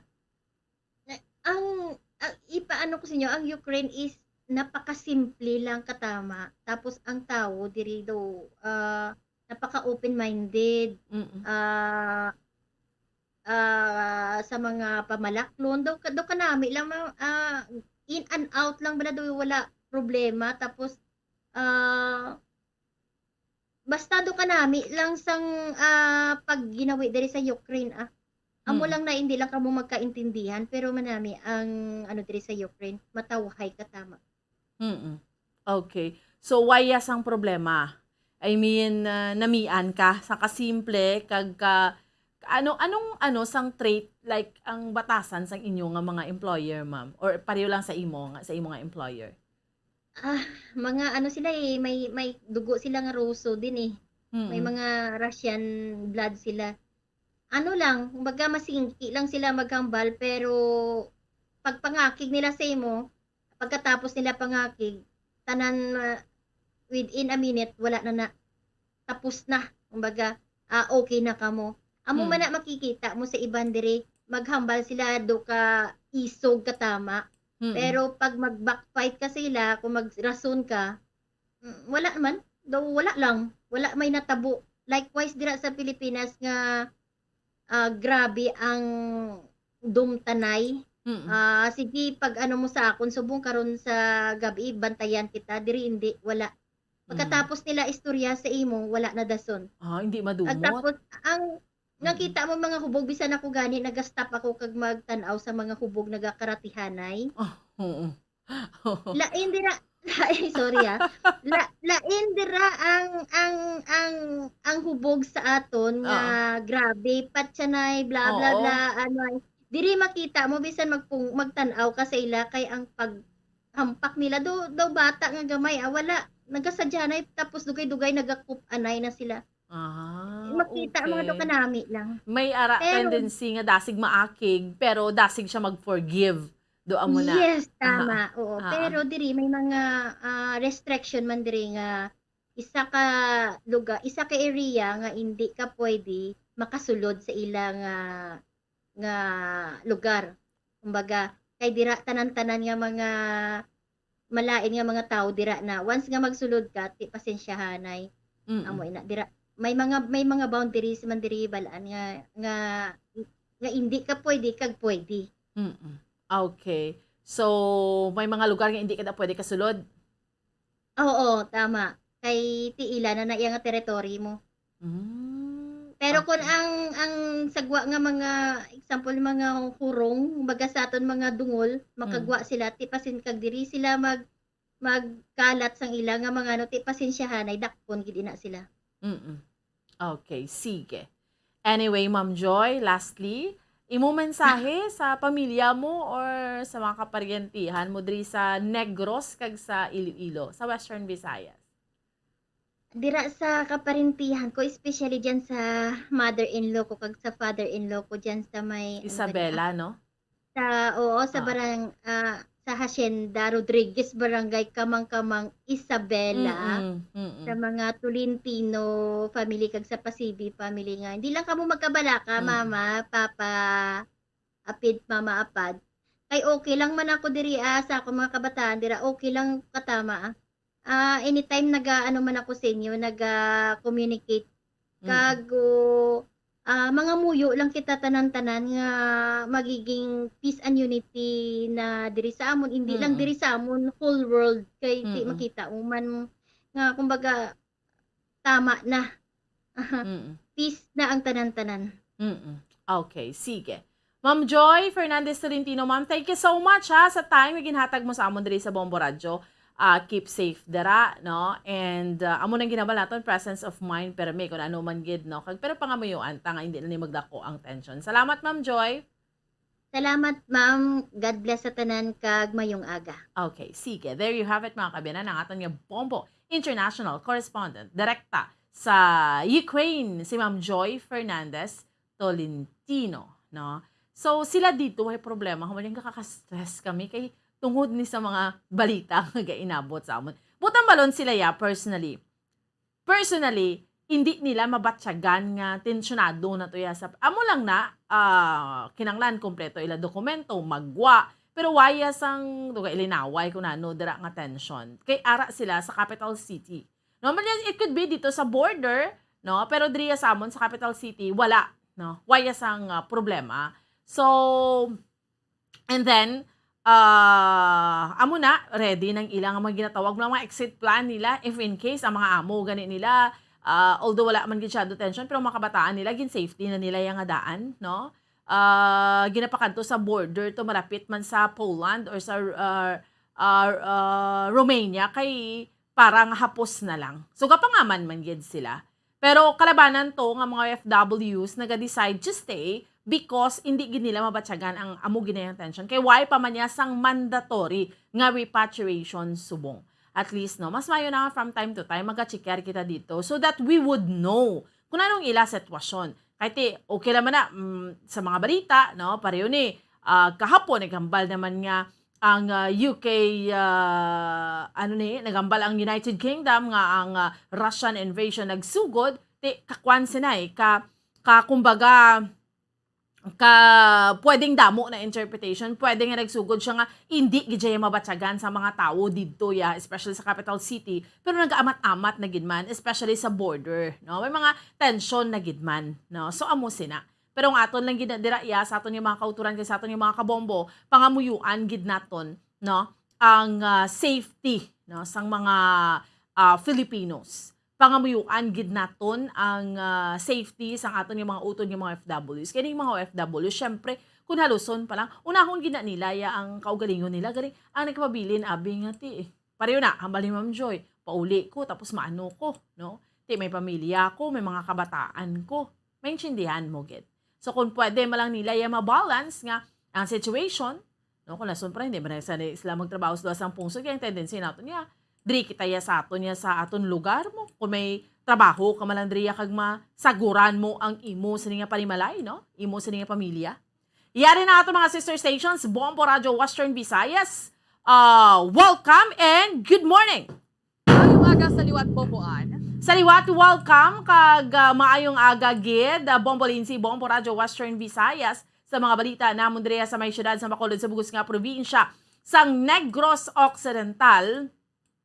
Una, bago lang gid ko nagpakigangot sa aton nga Bombo International Correspondent direkta dito sa may Ukraine. Ginibalo naton kanong pinaka-latest nga sitwasyon, Bombo Lindsay, Bombo Radio Western Visayas, matapos naghambal kahapon ang United Kingdom nga nagasugod na ang invasion sang Ukraine, sang Russia sa Ukraine. Pero sila dito, sa gin-share sa aton ni Ma'am Joy Fernandez Tolentino, why sila may mabatsyagan nga tension gid. Wala man sa ila advice ang gobyerno sang Ukraine nga okay, hindi na ko magwa sa panimalay ha, kay puwerte na kadelikado. In fact, sa pag-interview naton sa iya, bago lang ni siya, gin-share niya sa ato ng mga video, sa mga photos nga, sige lang niya ang mga tao ya sa ila nga day-to-day life, sige lang siya gani, alas 11 na siya makalabot sa iya nga balay. So why, basically, haman niya linong. Ang importante lang dito, haman niya, nga ginapatuman, kung magwa ka, syempre dala ka dokumento, kay may mga pulis man gid nga nagapatrolya, so may dapat may nagakaigo ka nga document nga pag-check sa imo, dokumentado ka. Legal ang imo sini nga pag-stay, especially man kung ikaw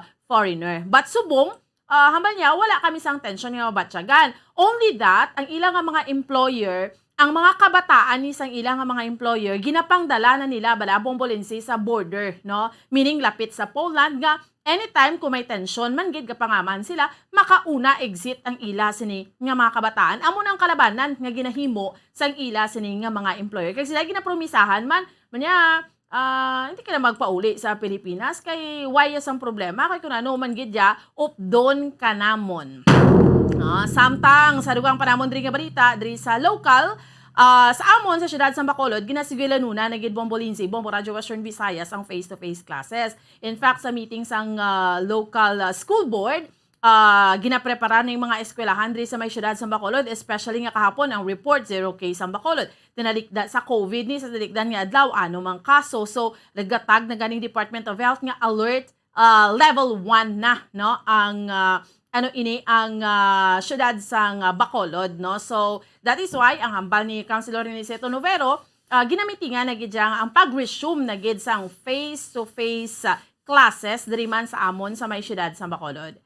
Sa dugang panamon diri nga balita, ang sunog nga nagduntad sa may barangay Mambulak, siyudad sang Silay kahapon, kun sa diin mga 31 ka mga panimalay, no, ang nagkalaupos sang kalayo in broad daylight man.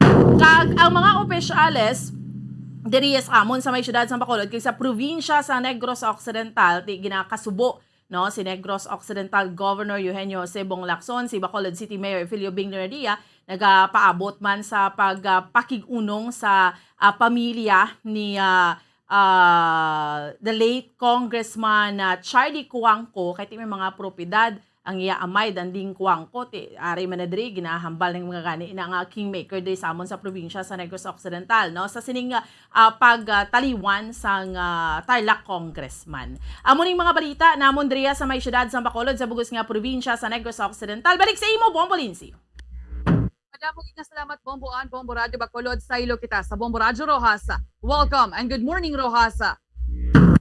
Welcome and good morning, Bombo Lindsay, kag sa mga kaupdanan ta diri sa Bombo Radio Western Visayas sa mga balita manamon diri sa siyudad sang Rojas kag probinsya sang Capiz ti ginhangkat pa diri sang administrador ang city government nga kun failan di man sang kaso ti ginahimo na ya kag wala ginahambal na tuhoy ini sa ginpost diri sang administrador namon sa probinsya nga si Dr. Edwin Chinel Munares sa sining malisyoso suno sa kay Mayor Ronnie nga ginpost niya natuhoy sa sining audit observation memorandum sa sining 1.3 billion pesos nga ti ang pagpati suno ya sa city government nga ginapatalang ni Munares ang mga pumuluyo sang syudad sa pagpost sini nga ang pagpati ti base may anomalya sa ang city government sa sining PPEs nga ti hindi niya personal protective equipment sa kundi ano niya property plant and equipment from 2010 pa yan ati way patanan gawa ma-inventaryo. Sa iban pa namon diri nga balita wala gid diri nagpakita ang ining mag-asawa nga Joselito kag Annalyn Anciano matapos nga ginasumon kag ginareklamo sang sining mga kapin 86 ka mga investors sa sining Double Your Money Investment Scheme. Hindi na to makita sa iya nga balayo sa barangay Baybay si Anciano. Ining si Anciano ni apply man sa una kag sumulunod man ni Don Chioto. Di ginabulubanta yara sa kapin na 40 milyones pesos ang na-invest sining mga investor masobra 50 kagapon 80 mga nagreklamo nagpadulong sa barangay hall sang barangay Baybay. Sa iban pa namon diri nga balita nag-resign bilang chairman sang Committee on Economic Affairs si board member Karen Palomar diri samon sa sesyon kagapon sa Sangguniang Palalawigan why niya man dirigin payag ang rason niya pero may ara kuno sang tawo sa likod sini nga yara man nagatrabaho sa Kapitol. Ginapinamangkot siya kagapon kung ano kag kung sino ina nga tawo ang rason sa imo pagbiya sa imo nga komitiba. Wala gid siya nagasabat. Ibalan nyo naman ang amon diri nga pondo, ang amon siri nga budget sa probinsya until now wala sa gihapon maaprubahan.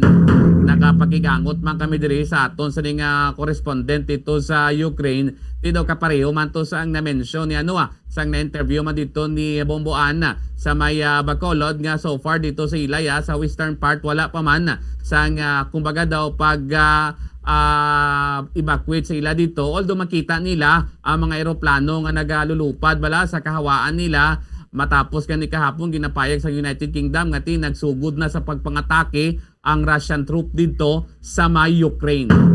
Amo na mga balita namon di balik dira sa imo Bombo Radio Iloilo. Madamo gid nga salamat Bombo Radio Rojas, saylo kita sa Bombo Radio Kalibo. Welcome and good morning Kalibo. Welcome man kag good morning Bombo Radio Western Visayas Bombo Lindsay ang mga nagapauna man namon diri nga mga balita sa Banwasang Kalibo no kag bilog nga probinsya sang Aklan ang may kantanan sa nagluntad tong stabbing incident nga nagresulta sa kamatayon sang biktima ti subong ang update no ang suspect nakatalana nga pagka-filean sang kaso nga homicide kag subong presente pa nga nakakulong samon nga may lock-up cell sa may Kalibo PNP. Kung matandaan ang ining biktima nga si Christian Tuba kagupod niya ang iniman niya suspect nga si Hazel Jangson nga kung sa diin dungan ni sila no nagpauli sa balay sang suspect kay ang ini nga si ini nga si Christian ang ining biktima ti nagapangayo to sang kwarta sa ini nga suspect nga pangbakal padugang sa nga inom kay basi kon masyat pa sila didto ti nagpamalibad ang ini nga suspect bangod wala gid siya sa nga kwarta that time ti pila ka minutos ang nataliwan napanuhan na lang to sa nga pipila ka mga pumuyo nga dulumugan ang ina nga duha kag nabot sa punto nga nakakuha sang matalom nga hinangiban ang ini nga suspect nga butong gingamit pagbuno no sa dugan sang ini nga biktima kung sa diin gintry pa na nga dalhon sa amon nga probinsya hospital pero ginteklara nga dead on arrival. Di sa karon muna no minaduman ang ina nga pamilya sang suspect nga kung mahilong gid man ang ina nga bata nila na imbulbar sa mga kinagamo kag pila na kabeses nga nakulong no bangod sa ina nga mga bangod kung kisa hubog nagakreya sang kinagamo.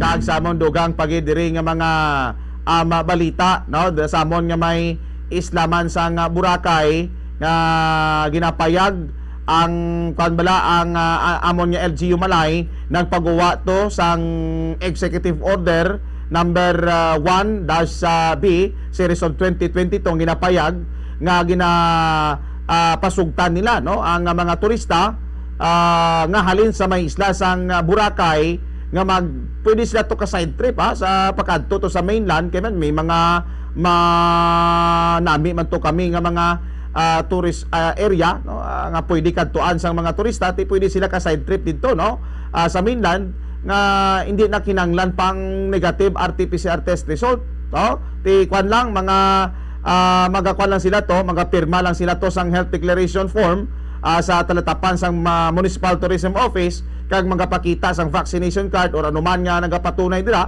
nga sila is fully vaccinated tapos pwede na sila to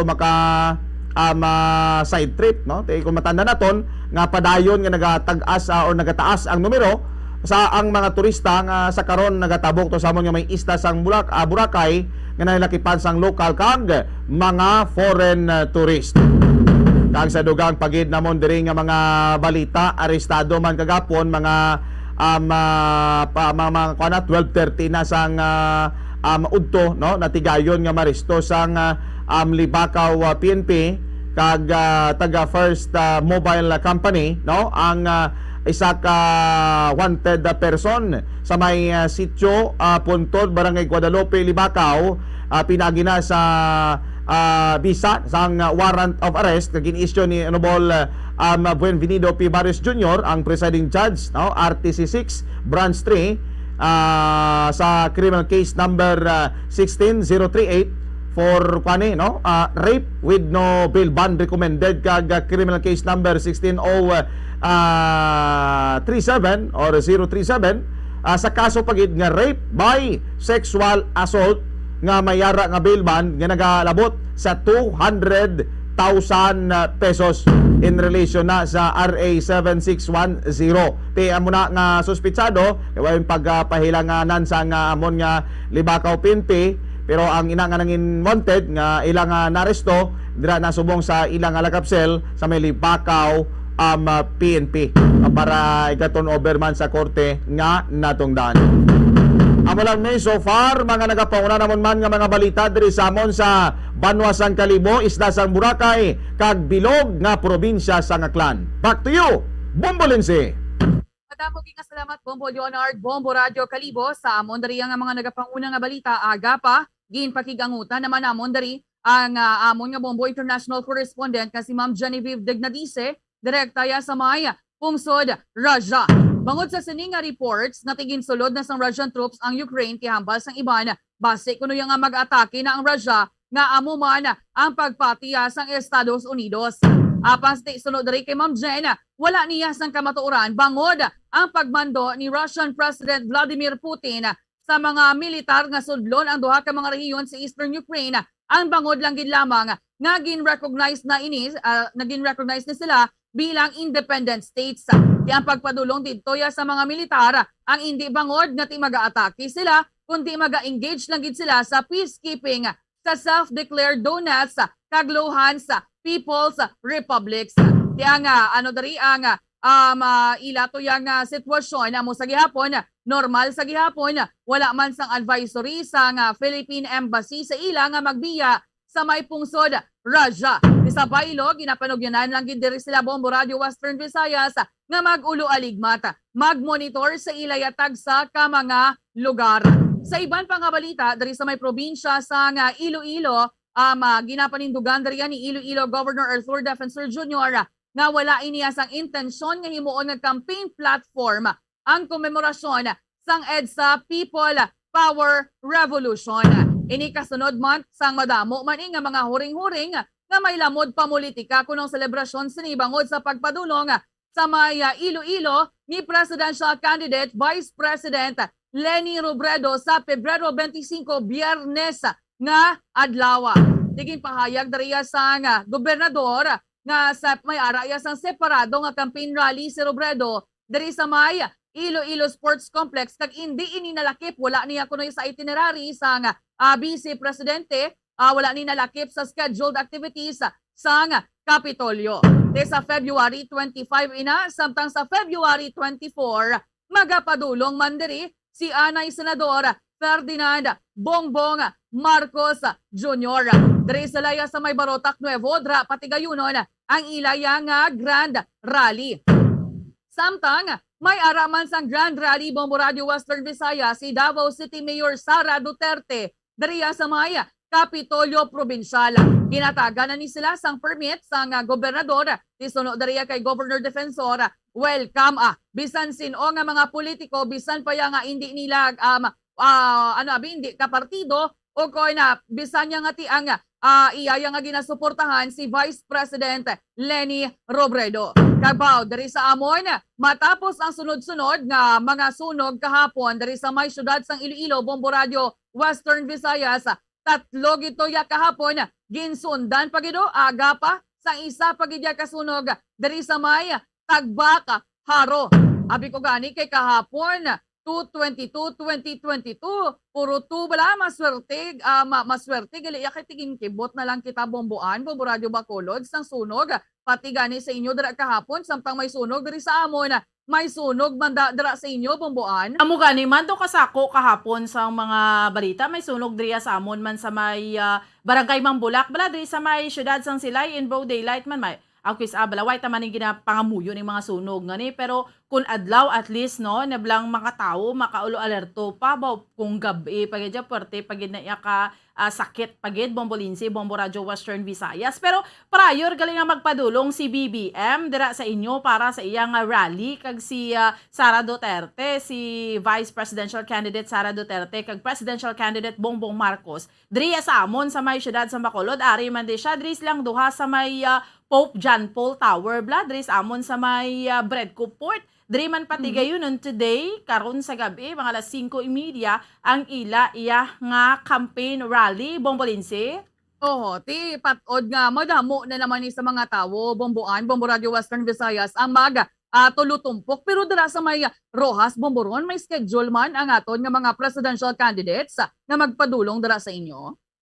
Actually, nagligad may ara na sang mga petsa nga maabot diri si Vice President o kon si Mayor Inday Sara, pero ti nakita ko sa mga naguluwa man naging paggawa diri sa ila sini nga mga supporters diri daw hindi madayon subong nga week no, pero subong nga week do wala diri sa nga batia nga maabot diri si anay Senador Bongbong Marcos no, pero sa sunod siguro nga semana kay do amo ginang ilahambal maabot man na diri, so dira ginaguro sa Iloilo gid no kag Bacolod Bombo Lindsay. Oh, pero patod ko dumahapit gid kuno ya si Vice President Leni Robredo dira sa may Kalibo, Bombo Leonard.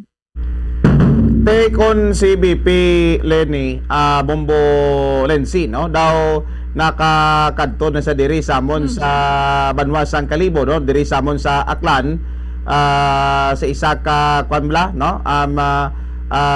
College area diri samon kay man daw muna siyang ginasuportahan may ara man nga mga nagka-schedule no, siguro ba si magabalik man sa liwat dire, pero may mga ara kami nga nabuang information based man sa aton nga PNP, pero wala ginahatag nila kung ano gid man nga specific nga adlaw.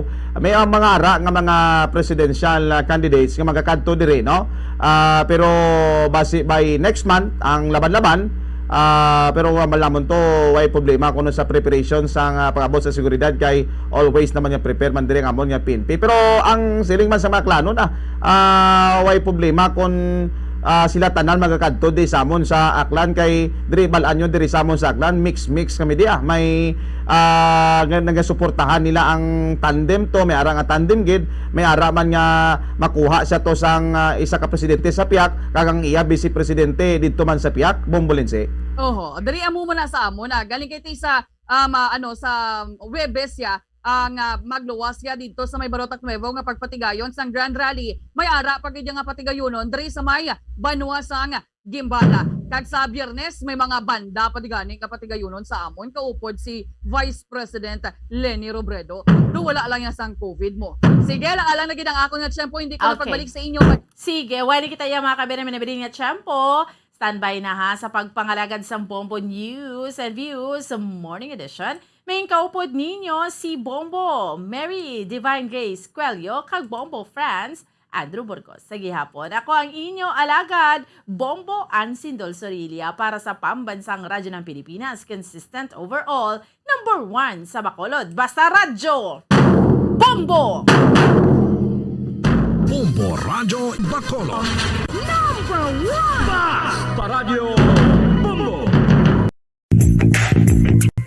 Sa karon nga may ginapangatubang nga pandemic, importante nga halungan gid ang ikayong lawas. Apang hindi lang physical health ang dapat hatagan sa pagkamuda, bangod importante man ang mental health. Paano bala halungan ang aton nga mental health? Una, kinahanglan nga halungan nato ang aton kalawasan kaangay sang pagkaon, pag-ehersisyo, pagtulog kag pagpahuway sang insyakto, bangod ang poor physical health ang makaapekto sang modo kag panghuna-huna sang isa ka tawo. Kinahanglan man nga mag-set sang boundaries sa tanan nga bagay, hatagan sang balorang kaugalingon kag iselebrar ang mga kadalagaan bisan ano pa ini kagamay. Maayo man sa mental health ang pagpatawad sa isig kapareho. Bangod gina-release sini ang kabugat sa Balatyagon subong man ang pagkamapasalamaton. Suno sa research, dako man ang mabulig sa pagpangamuyo sa paglikaw sa stress. Tips agud malikawan ng insomnia. Ang pagtulog sang maayo ang makaapekto sa mental kag physical health sang isa ka tawo. Apang kung kaisa hindi maligar nga nagaka-eksperyensya sa ginatawag nga insomnia, gani ari ang matip sa gud malikawan ini kag mas makatulog sang maayo mga kabombo. Kinahanglan nga pareho ang oras ang imo pagtulog kag pagbangon kada adlaw agud maset ang imo nga body clock. Kun adlaw, mas maayo nga buksan ang mga kortina agud makasulod ang kasanagon, paglakat-lakat kun aga kag pag-ehersisyo.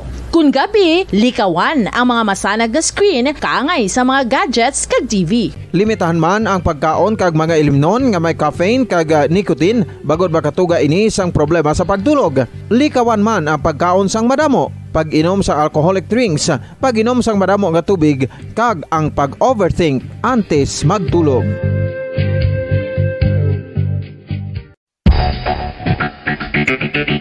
Ang husto nga paggamit sang earphones o kon headphones.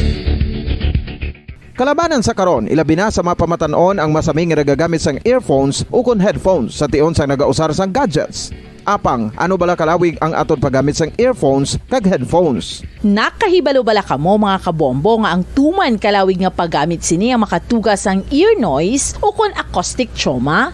May pila naman ka tips nga makabulig agud mahalungan naton ang aton dulunggan kag pamatinan. Dapat nga ipabilin nga yara lang sa 60% ang volume sang aton nga mga earphones o kon headphones. Likawan nga masobra sa 4 to 5 ka oras ang tayuyon nga paggamit sang earphones o kon headphones. Magtala na sang 15 minutos nga break matapos ang 1 ka oras sagod nga makapahuway ang aton palamatinan. Masami nga tinluan ang earphones o kon headphones kag mas maayo nga gamiton ang duha ka earpiece sang aton nga mga earphones.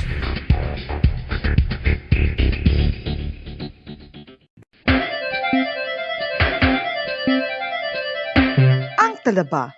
Sino bala ang hindi maganahan magkaon sang talaba? Magluwas sa manamit sini nga sabor, ang talaba ang nagaunod man sa calories, protein, fat, vitamin D, thiamine, niacin, vitamin B12, iron, magnesium, phosphorus, zinc, copper, manganese kag selenium.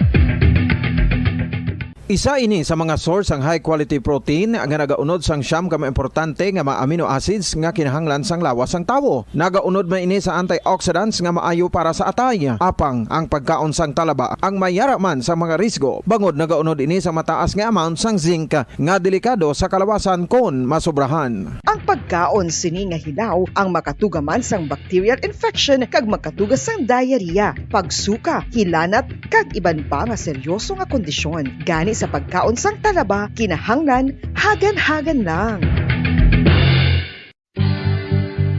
Oral disease, nagapadayon nga seryoso nga public health problem sa Pilipinas. Ang prevalence sang dental caries sa mga permanent teeth ang nagapabilin nga mataas sa 90% throughout the years. About 92.4% sa mga Filipinos ang may tooth decay, kag 78% ang may gum disease o kon periodontal diseases, santo sa report nagikan sa DOH. Bisan pa nga ini ang preventable o kung matapna, ini nga balatian ang nagapikto sa halos kada Filipino at one point or another sa iya nga pagpangabuhi. Ang pagpractice sang good oral kag dental hygiene kaangay lang sa paghalong kag pagtatap mo sa imo kaugalingon. Nagatap na ini sang bad breath, tooth decay, gum disease, resulta ang healthy nga baba. Ang healthy nga baba o kon mouth, maayo nga indicator nga maayo man ang imo lawas. Gani halungan gid ang aton nga dental health.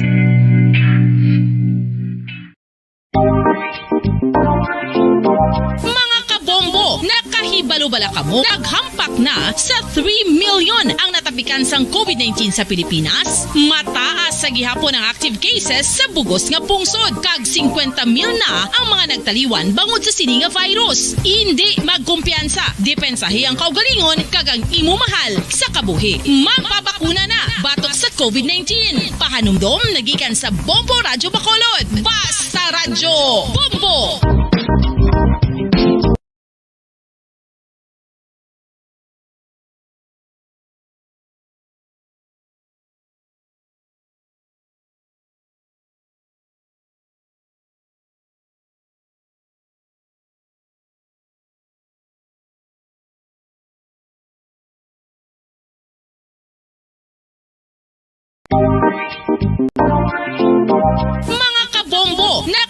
Paano bala kamo? Naghampak na sa 3 million ang natapikan sang COVID-19 sa Pilipinas. Mataas sa gihapon ang active cases sa bugos nga pungsod. Kag 50 mil na ang mga nagtaliwan bangod sa sini nga virus. Hindi magkumpiyansa. Depensahi ang kaugalingon kag ang imo mahal sa kabuhi. Magpabakuna na batok sa COVID-19. Pahanumdom nagikan sa Bombo Radyo Bacolod. Basta Radyo Bombo!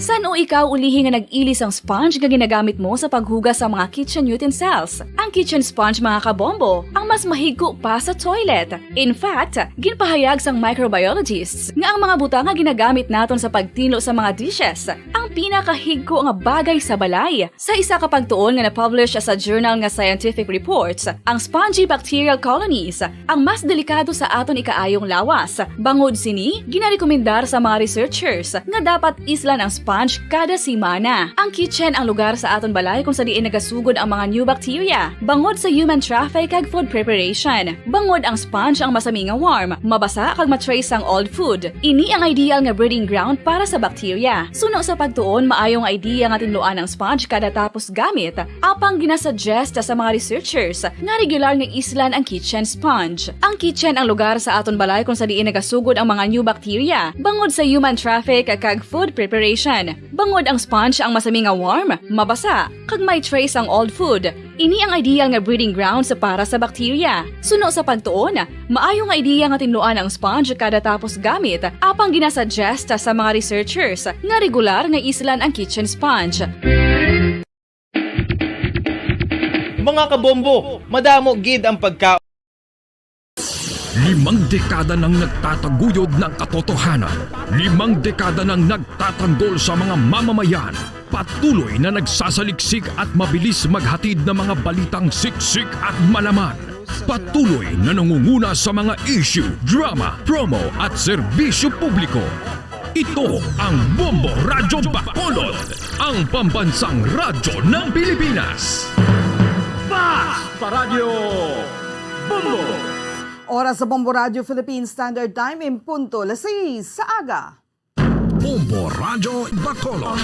#1 Basta Radyo Bombo! Pilipinas, maayong aga! Welcome sa Bombo News and Views Morning Edition isang DYWB Bombo Radio Bacolod. Adlaw sang Miyerkules, Pebrero 23, 2022. Kagkaron, sa ito na mga pangulong dinalano na kita sa top story of the day. Sa balita international, Russian invasion sa Ukraine, ginapatihan nga nagsugod na kahapon. Estados Unidos nagpatuman sa mabugat nga sanctions batok sa Russia kadungan sa pagsugod sa Ukraine invasion. United Kingdom nagpatuman man sang sanctions sa madamo nga mga bangko sa Russia, naghahanda man sa anuman nga matabo sa Ukraine. Sa mga nagapangulo nga balita lokal, sila ay City Fire Station aminado nga madugay na nagumpisang sunog sa sitio Dakutan Dako, Barangay Mambula kahapon. Antes sila napahibalo. Pag-resume sang limited face-to-face classes sa syudad sa Bacolod, ginhandaan na sang city government. Negros Occidental Governor Eugenio C. Bong Lacson nagpalabot sa simpatiya sa pamilya ni 4th District Congressman nga si Carlos Charlie Cuangco. Masobra 300,000 pesos nga balor sang suspected shabu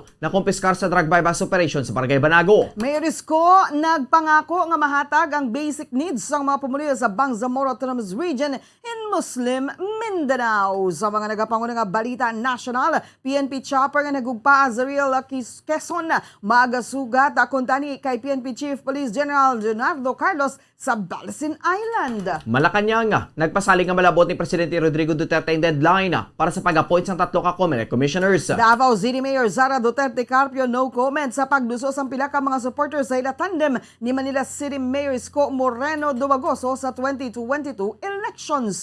Sa mga nagapanguna nga balita international, Ukrainian President Volodymyr Zelensky nagapati nga wala sang gyera nga matabo sa tunga sang Ukraine kag Russia. Estonian President Alar Karis nagpasalig sa suporta sa Ukraine sa tunga sang Russian tension. Balita sa Negosyo Finances, Secretary Carlos Dominguez III nagpanawagan sa masunod nga administrasyon nga panubuon ang utang sang Pilipinas. Balita sa Hinampanga, Philippine Athletics Track and Field Association bukas sa paglakip kay kay pole vaulter EJ Obiena sa listahan sa mga atleta sa federasyon. Balita sa entertainment, Sharon Cuneta magabida sa feature film adaptation sang novel ni Marivil Sullivan nga The Mango Bride. Sa balitang espesyal, Venomous Scorpion ginalakot sa soup sa China. Oras sa Bombo Radio Philippine Standard Time, 3 minutos na ang nakaligad sa takna ng alas 6 sa aga. Ang amo na nga pag-abi-abi sa inyo din man ka mga bahin sang syudad sang Bacolod, probinsya sa Negros Occidental nga nakatutok na nagapamati diri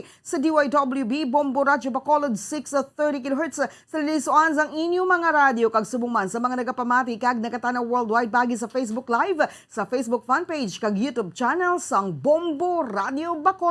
Kag karon sa mga detalye na sang mga balita kaupod sang inyo mga tagbalita. Bombo France, Andrew Burgos. Kag Bombo Mary Divine Grace Moreno Coelho sa mga detalye na sa mga balita na kita sa top story of the day sa Balita International. Matapos ang pagpadala ni Russian President Vladimir Putin sa Russian troops sa duwa ka mga separatist pro-Moscow region sa eastern Ukraine, ginansya ni President Biden ang isa ka round sa sanctions batok sa Russia. Sa speech ni Biden nagikan sa White House, ginpaigsiring nga ang first tranche sang sanctions nga gimpose ang konsekwensya sang Russia sila mga tikang kahapon. Sunod sa presidente, sila ang nag-implementar sa full blocking sanctions sa duha ka mga dalago nga Russian financial institutions nga VEB o VEB kag ang ila military bank. Mag-implementar man ini sang comprehensive sanctions sa sovereign debt sa nga Russia nga nagapatimaan nga ila ginakakas ang gobyerno sa Russia sa western financing. Ini na ang makaraise sang kwarta gikan sa west o kung hindi na ini makaraise sang kwarta na gikan sa west kag hindi makatrade sa bago sini nga utang sa ilang merkado kag European markets. Nag-impose man ini sang sanctions sa mga elite sang Russia kag ilang mga miyembro sang pamilya nga nagapakigbahin sa corrupt gains sa pulisya sang Kremlin. Gani dapat nga sila ang makakigbahin sa konsekwensya. Nakigangot man sila sulo kay Biden sa Germany agud masiguro nga hindi mag-move forward ang Nord Stream 2. Nagpromesa ang US President ang ginagamit sang i-administrasyon ang kada tool sa ila disposal agud malimitahan ang epekto sang sanctions batok sa Russia sa domestic gas prices kag gin-acknowledge nga lauman sang mga Amerikano ang pagsaka sa presyo sa petrolyo sa masunod nga mga binulan. This is the beginning of a Russian invasion of Ukraine, as he indicated and asked permission to be able to do from his Duma. So let's begin to impose sanctions in response far beyond the steps we and our allies and partners implemented in 2014. And if Russia goes further with this invasion, we stand prepared to go further as with sanctions. Who in the Lord's name does Putin think gives him the right to declare new so-called countries on territory that belong to his neighbor? This is a flagrant violation of international law and demands a firm response from the international community. Si US President Joe Biden. Ginanunsyar man sa United Kingdom ang pila ka mga sanctions batok sa Russia matapos sini nagmando sang tropa sa duwa ka mga rebel-held regions sang eastern Ukraine. Lima ka mga bangko ang na-freeze ang ilang mga assets. Kaupo ng 3 ka mga Russian billionaires nga mag-aagaw man sang UK travel bans. Sino kay Boris Johnson, ang tikang sa Russia ang daw kaangay sa renewed invasion kag mga sanctions ang first barrage o kung first barrage. Sunod sa iya, posible ini nga ma-extend apang nagapangatubang sa mga panawagan nga maghimo sa mabugat nga mga tikang. Ginanunsyar ni Johnson ang sanctions batok sa mga Russian na individuals kag mga bangko sa isa ka statement sa MPs matapos ang emergency meeting sa Martes. Ining kabahin sa coordinated western na response sa crisis kung sa rin nakitaan man ang Europa kag Estados Unidos nga nagpatuman sang sanctions. Ginanunsya sa Foreign Office nga magasanksyon man ang UK sa mga Russian parliamentarians nga nagboto agad makilala ang duwa ka rebel-held areas bilang independent sang tinalikdan nga semana. Ini ang mangin kaangay sa mga unang nga nagin-impose sa 3 ka mga bilyonaryo apang magalawi pa sang sinima na agad mapatuman bangod kinahanglan ang bago nga legislation. Sunod sa departamento, sa masunod nga mga semana ang British firms ang pagadumilian man sa paghimo sa negosyo sa duwa ka mga breakaway areas kaangay sa Crimea, isa ka rehiyon nga illegal nga ginsakop sang Russia sang 2014. Now the UK and our allies will begin to impose the sanctions on Russia that we have already prepared, using the new and unprecedented powers granted by this House to sanction Russian individuals and entities of strategic importance to the Kremlin. Today, the UK is sanctioning the following 5 Russian banks: Rossiya, IS Bank, General Bank, Promzyaz Bank, and the Black Sea Bank. And we are sanctioning 3 very high net worth individuals, Gennady Timchenko, Boris Rottenberg, and Igor Rottenberg. Any assets they hold in the UK will be frozen. The individuals concerned will be banned from travelling here. And we will prohibit all UK individuals and entities from having any dealings with them. Nabantay ng pahayag ng UK Prime Minister Boris Johnson na nagapati man ang Britanya nga nagsugod ng Russian invasion sa Ukraine gani maga-impose sa mga inis ang sanksyon na. Sulong kay Johnson na ining una pala mga baradyang sang UK economic sanctions batok sa Russia. Bango nagapati ini nga may mga hindi maayong tikang pangagipagahimuon ng Russia batok sa Ukraine kag wala sang may nakaibalo kung ano ang mga ini kag sano ini matabo.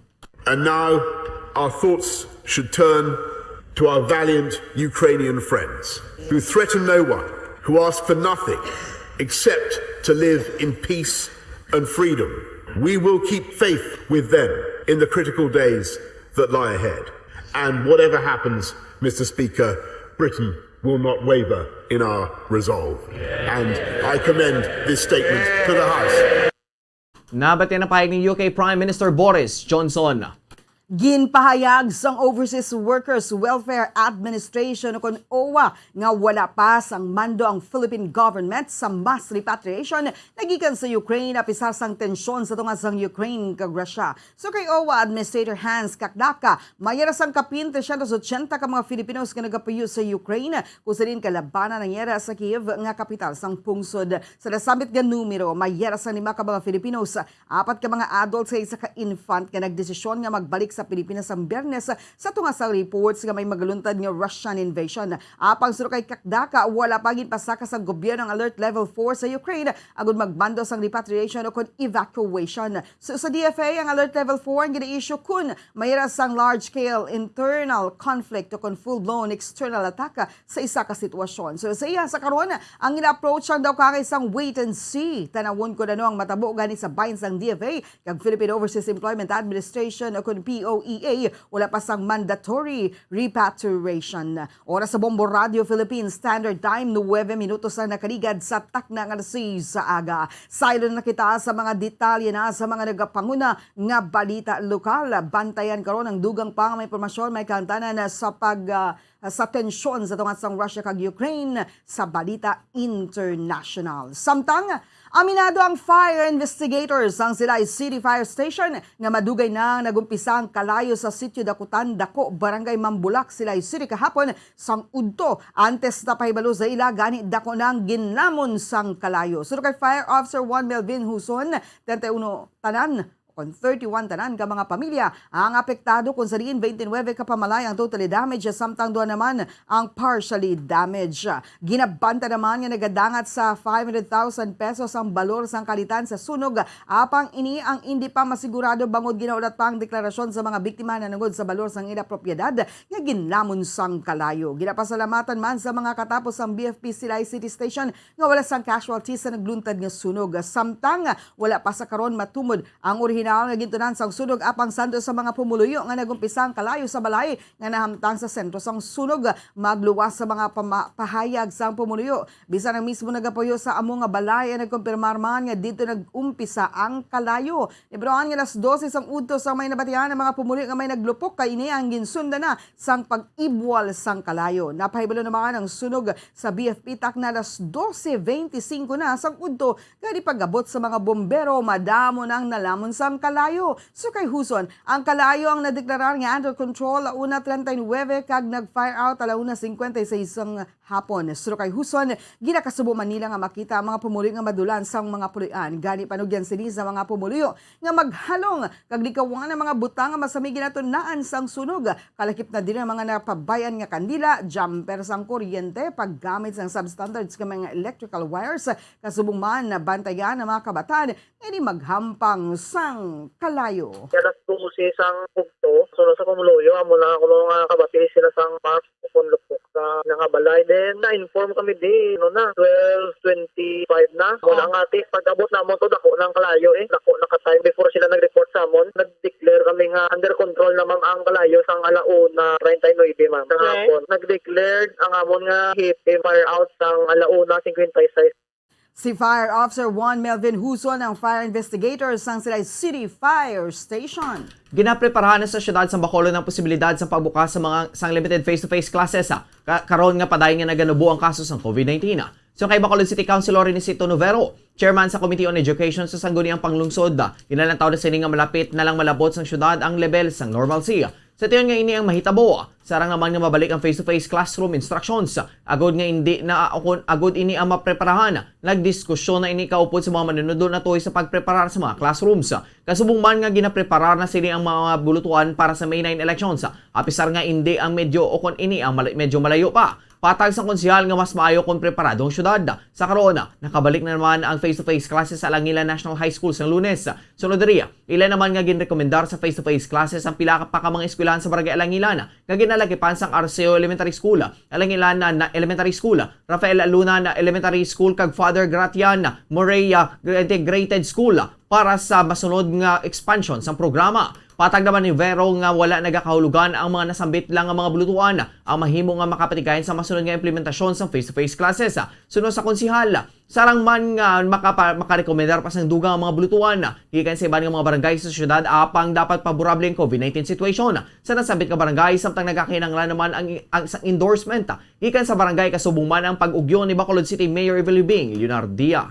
Nagalapot na kita sa level of normalcy. So, resumption sa face-to-face classes is very reasonable at imminent at iklang sa DepEd. Therefore, we discussed preparation of our classrooms for that purpose. At the same time, dapat man na mo ng pag-aman sa aton mga classrooms possibly gamiton sa election. Napatay na payag ni Bacolod City Councilor Inesito Novero, chairman sang Committee on Education sa Sangguniang Panglungsod. 16 ka mga eskwelahan ang nadugang sa mga ginapanugutan sa pagpatuman sa expanded face-to-face classes sa Department of Education o DepEd Division of Negros Occidental. Sunod kay Ian Arnold Arnaiz, ang Public Information Officer ng DepEd Division of Negros Occidental, sa 16 ka mga bulutuan nga nalaki pa sa expanded face-to-face classes. Ibandiri ang nakaumpisa na sa itong Pebrero 17, mayaraman nga kahapon Pebrero 22 kay ginapaabot man ang mga nabilin nga magaumpisa sa Pebrero 28. Patag ni Arnaiz nga ang syudad sang Talisay na lang ang nabilin nga syudad nga mayara sa idalom sang DepEd Division of Negros Occidental bagod ang kada syudad ang mayara sa kaugalingon nga DepEd Division Office. Samtang sa PIO nga expanded na sa karon ang face-to-face classes kag hindi na limited. Pahanumdum niya na sa limited face-to-face classes ang nagumpisa sang Disyembre kag ang mga ini ang ginakonsiderar nga pilot schools para sa implementasyon. Nibroan ang limited face-to-face classes ang limitado lang sa kinder tubtob sa grade 3 pupils, kasubong man sa mga senior high school students nga may laboratory subjects kung sa diin duha lang kabulutuan ang nakabahin sa pilot implementation sa bahinsang DepEd Division of Negros Occidental nga ginalakipan sa Guntilang Elementary School sa Banwa San Isabela kag ang Valladolid National High School. So kaya nice ang disease ka mga dugang nga bulutuan ang nagpasa na sa DepEd para sa assessment kung sa diin ang mga ini ang naprobahan man sa gilayon sa Regional kag Central Office sang departamento. Patag sini nga sa expanded face-to-face classes makabahin na diri ang halin sa kinder tubtob sa grade 6 student grade 6 pupils sa elementarya samtang ang junior high school nga grade 7 tubtob grade 10 ang kabahin naman sa implementasyon indikangay sa limited face-to-face classes nga senior high school lang ang pahanugutan. Ang 16 nga ka-schools nga nagsubmit o galingon nila for assessment, na-approve man tanan sang central office. Amo na nga nakastart na sila sang ilang man expanded face-to-face. Ang difference naman sa inyo nga expanded ang tawag, it's because hindi na sila limited to kindergarten to grade 3 kag senior high school. Din-include na nila ang iban pa nga mga grade level. Si Ian Arnold Arnaiz, ang Public Information Officer ng DepEd Division of Negros Occidental. Magluwas sa pag-resume sa face-to-face classes. Inhanda naman ang mga classroom sa Bacolod para sa palabuton ng eleksyon sa May 9. Yari ang dugang ang detalye sa report ni Bomboan, si Dol Sorilla.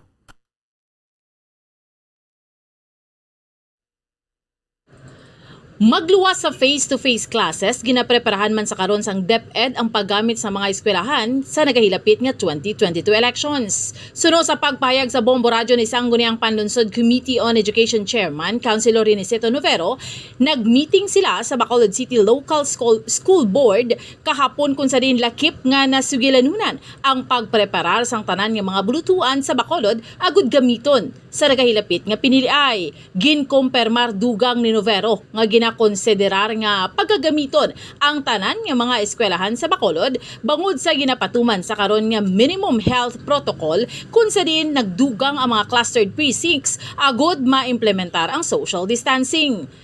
Yari ang kabahin sang pagpahayag ni SP Committee on Education Chairman, Councilor Riniceto Novero. Kag ang pag-prepare sa mga bulutuan for purposes of our electoral exercises is coming next. So, in pakamayo nga, of course, i-revisit, i-prepara ang Nahibaluan nga ginahandaan man sa karon sang DepEd Bacolod ang pagsugod sang face-to-face classes kasunod sang pagnubo na sang kaso sa syudad sang Bacolod kung sa diin naka-record gani sang 0 case ang syudad kahapon nga adlaw base sa ginpagwa nga report sa Department of Health Region 6. Balita, nagikan sa Bacolod City Government Center, ini si Bombo Ansindol Sorilia para sa Pambansang Radyo ng Pilipinas, consistent overall, number 1 sa Bacolod. Basta Radyo, Bombo! 18 minutos na nakaligad sa takna kalasis sa aga. Sa iban pang balita lokal, nagpalabot sang pagpakig-unong ang gobernador sa Negros Occidental sa pagtaliwan sa 4th District Congressman si Carlos Charlie Cuangco sa edad niya 58 anyos. Tibaluan nga si Charlie Cuangco nga nay alkalde man sa Banwazang Pontevedra ang zakaron incumbent 1st District Representative sa Tarlac. So kay Negros Occidental Governor Eugenio Sibong Lacson nagaupo din sa kalisod kag nagapakig-unong sa nabilin nga pamilya Cuangco. Gindumduman sa niya mga tion nga nakaupod sa sa pagserbisyo sa probinsya si Cuangco kasubong man ang mga hinimuan sa para sa probinsya. Si Charlie Cuangco nga bata sa business tycoon nga si Eduardo Danding Cuangco ang nibiruan niya na ospital matapos ang aksidente sa isa ka drug race sa Clark, Pampanga sa Oktubre 2021. Inang nagpabili niya naka-confine sa ospital kag na-diagnose nga may brain aneurysm.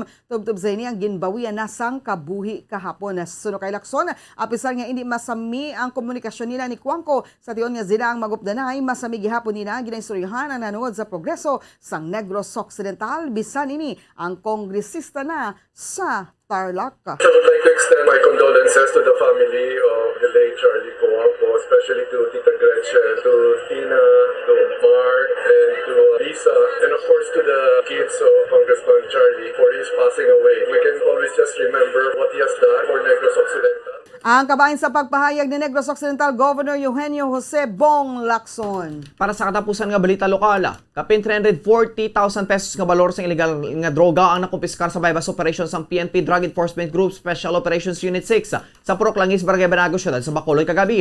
Sa impormasyon nga nakuha sa Bombo Radyo, arestado sa Day Marcelino ni Cavera Jr., kaga Roji Hamelo alias Jun, 26 anyos, lun sa mga residente sa nasambit nga lugar. Nakuha sa ila paginakop ang pulo ka mga sachets ng plastic ng suspected shabu nga nagabugat sa 50 grams kag nagabalor sang 340,000 pesos.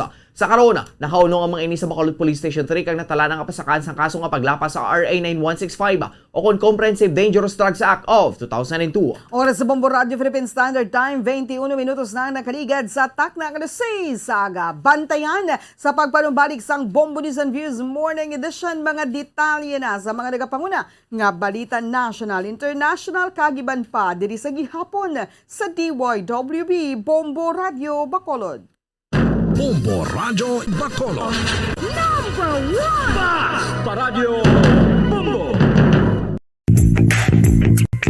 Sa karon nga may ginapangatubang nga pandemic, importante nga halungan gitang ikayong lawas. Apang hindi lang physical health ang dapat hatagan sa pagkamuda, bangod importante man ang mental health. Paano bala halungan ang aton nga mental health? Una, kinahanglan nga halungan nato ng aton kalawasan kaangay sang pagkaon, pag-ehersisyo, pagtulog kag pagpahuway sang insyakto bangod ang poor physical health ang makaapekto sang modo kag panghuna-huna sang isa ka tawo. Kinahanglan man nga mag-set sang boundaries sa tanan nga bagay, hatagan sang balorang kaugalingon kag iselebrar ang mga kadalagan bisan ano pa ini kagamay. Maayo man sa mental health ang pagpatawad sa isig kapareho. Bangod ginarelease ni ang kabugat sa Balatyagon subong man ang pagkamapasalamaton. Suno sa research, dako man ang mabulig sa pagpangamuyo sa paglikaw sa stress. Tips agud malikawan ng insomnia. Ang pagtulog sang maayo ang makaapekto sa mental kag physical health sang isa ka tawo. Apang kung kaisa hindi maligar nga nagaka-eksperyensya sa ginatawag nga insomnia, gani ari ang tips agud malikawan ini kag mas makatulog sang maayo mga kabombo. Kinahanglan nga pareho ang oras ang imo pagtulog kag pagbangon kada adlaw agud maset ang imo nga body clock. Kun adlaw, mas maayo nga buksan ang mga kortina agud makasulod ang kasanagon, paglakat-lakat kun aga kag pag-ehersisyo. Kun gabi, likawan ang mga masanag nga screen kaangay sa mga gadgets kag TV. Limitahan man ang Radyo Bacolod. Number 1 Basta Radio Bombo. Oras sa Bombo Radio Philippine Standard Time, 21 o 22 minutos na nakaligad sa takna Grasay Zaga. Padayon ko mga nagapamati nagatanaw diri sa DYWB Bombo Radio Bacolod. Ini ang Bombo News and Views Morning Edition sa gihapon kaupod ninyo. Bombo Franz, Andrew Borgos. Kag Bombo Mary Divine Grace Moreno Coelho sa dugang pa nga mga balita. Nagpromesa si Aksyon Demokratiko Standard Bearer Isko Moreno Dumagoso nga kung siyang magdauga bilang presidente, magapaday ng administrasyon sa pagsuporta sang Bangsamoro government agud masustain ang momentum sinipa dulong sa malawig nga kailwayan kag maghatag sa mga pamilya sa minimum basic needs kangay sang housing, hospitals kag mga eskwelahan. Inigin pasalig ni Moreno matapos nagparigayon sang courtesy call sa mga opisyal sang Bangsamoro Autonomous Region in Muslim Mindanao kon BARMM Transition Government. Ingin paunahan Interim Chief Minister Ahud Al-Haj Murad Ibrahim suno kay Moreno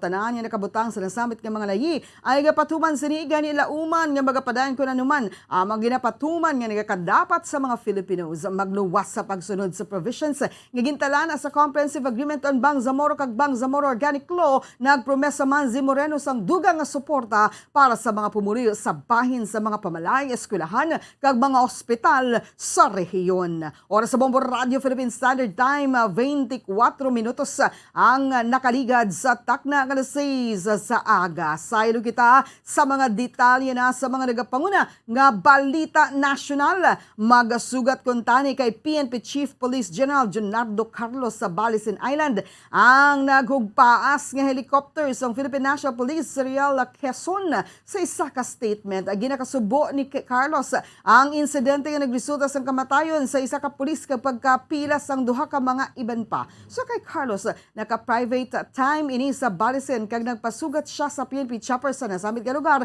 sa nakaangkon sa problema sa schedule ang pribado nga salakyan nga original dapat nga magasugat sa iya. Sunod sa PNP Chief, Domingo sang hapon sang nagbiyahe ni padulong sa Balisin Island para sa private time kag naka-schedule nga magbalik Lunes sang aga pagi sa private transport.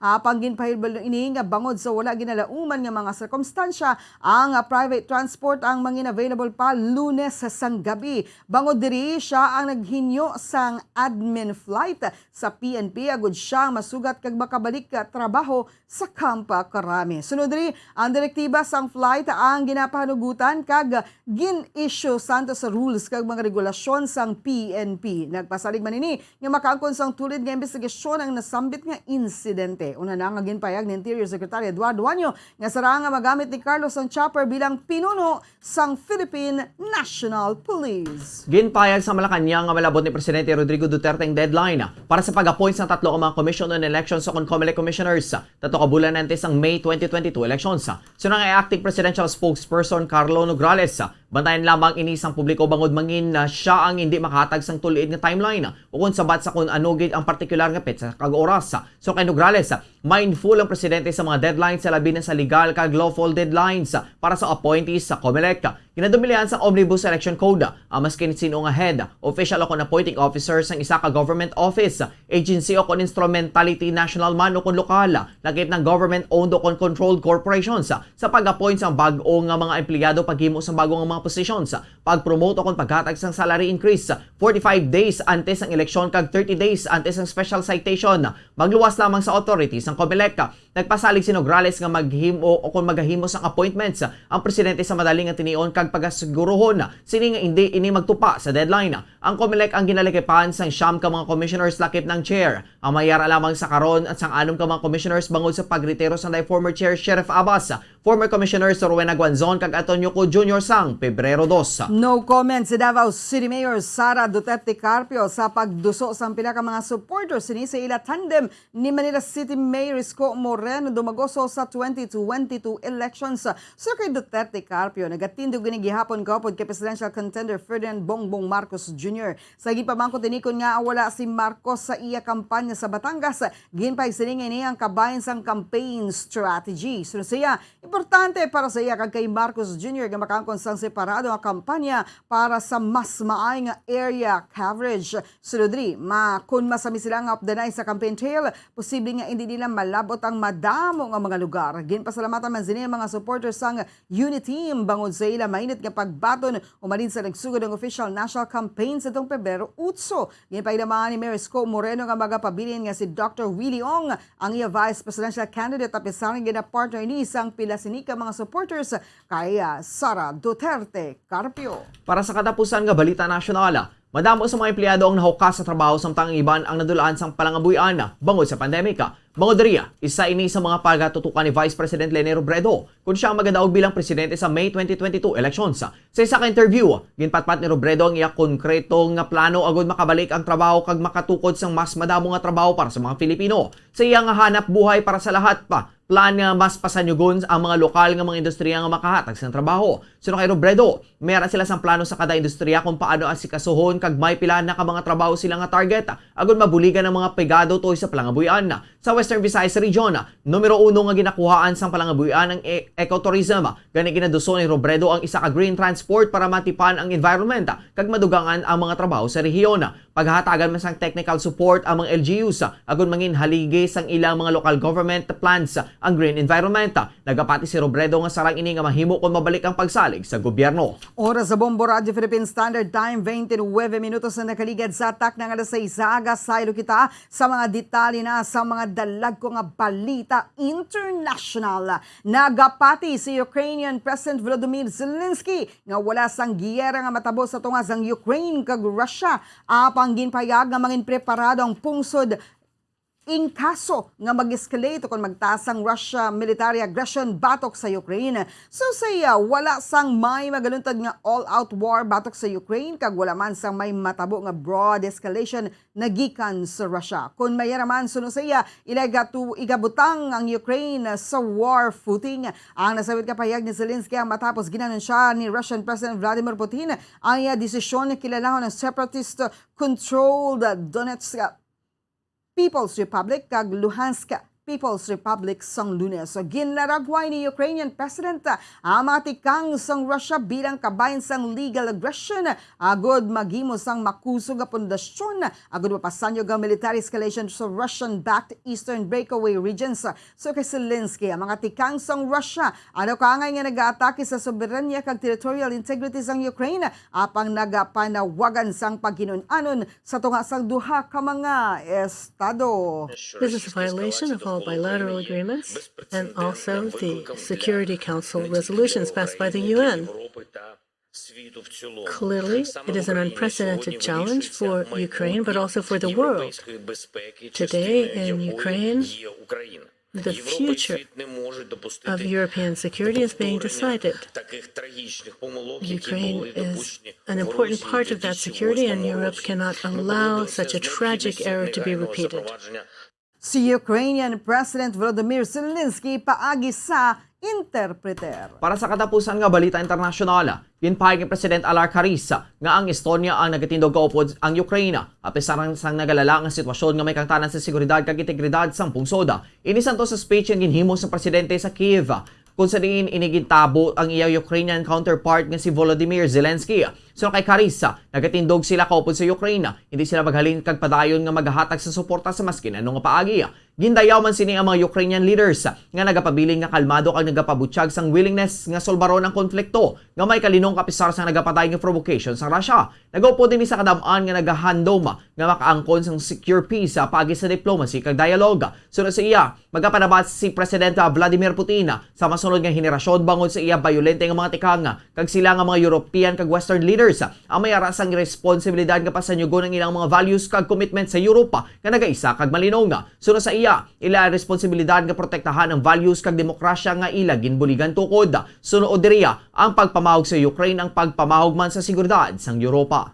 I praise the Ukrainian leaders who, despite constant provocation, remain calm and express willingness to solve this conflict peacefully. Russia must end the intolerable provocations, stop fueling the conflict, which has been ongoing for 8 years.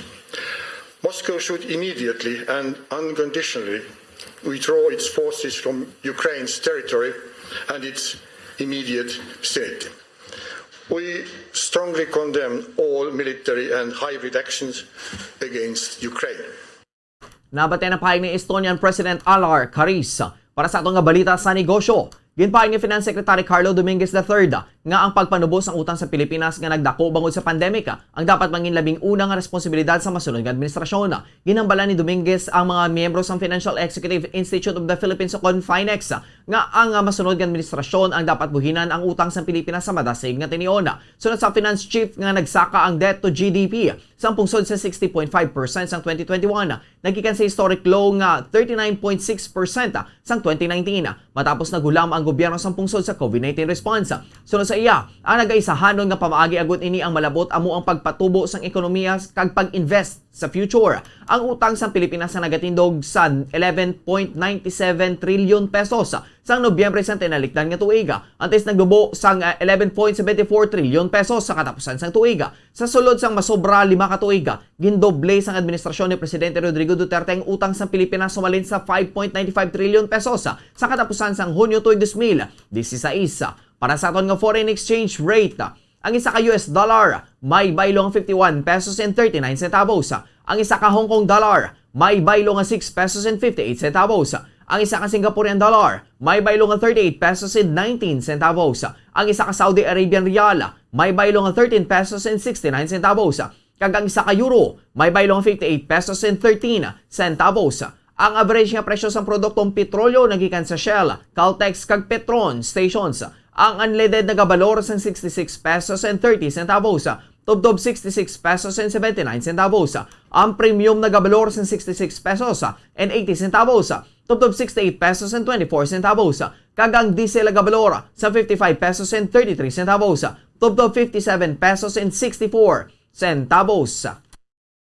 Para sa aton nga balita sa hinampang, nagapabilin nga bukas ang Philippine Athletics Track and Field Association o PATAFA sa paglakip kay Paul Voltor EJ Obiena sa listahan sa mga atleta sa federasyon nga natala na nga mag-compete sa Vietnam SEA Games sa Mayo. Suno kay Athletics President Philip Ela Popoy Hueco, nagapabiling nga excluded si World number 5 Obiena sa National Training Pool bangod nga nagapadayon nga tensyon sa tunga niya kag sang NSA. Apang suno kay Hueco, ang partisipasyon ni Obiena sa palabuton nga biennial meet ang sarang nga madiskusyonan sa mga opisyal sa PATAFA. Ang Philippine Sports Writing Forum, ginpahig sini nga wala sa listahan si Obiena santo sa ila anunsyo sang Enero 28 kag ilang nga pagalantawon ang kaso kung luyag sini nga mag-participate sa tinalikdan nga Enero. Ginpahig sang PATAFA nga nagdesisyonan ni Obiena nga hukson ang iya kaugalingon nagikan sa ila jurisdiksyon nga naglutad sa tunga sang aligasyon toy sa hindi insakto kapag gamit sang pondos nga natalana kung tani para sa iya nga coach.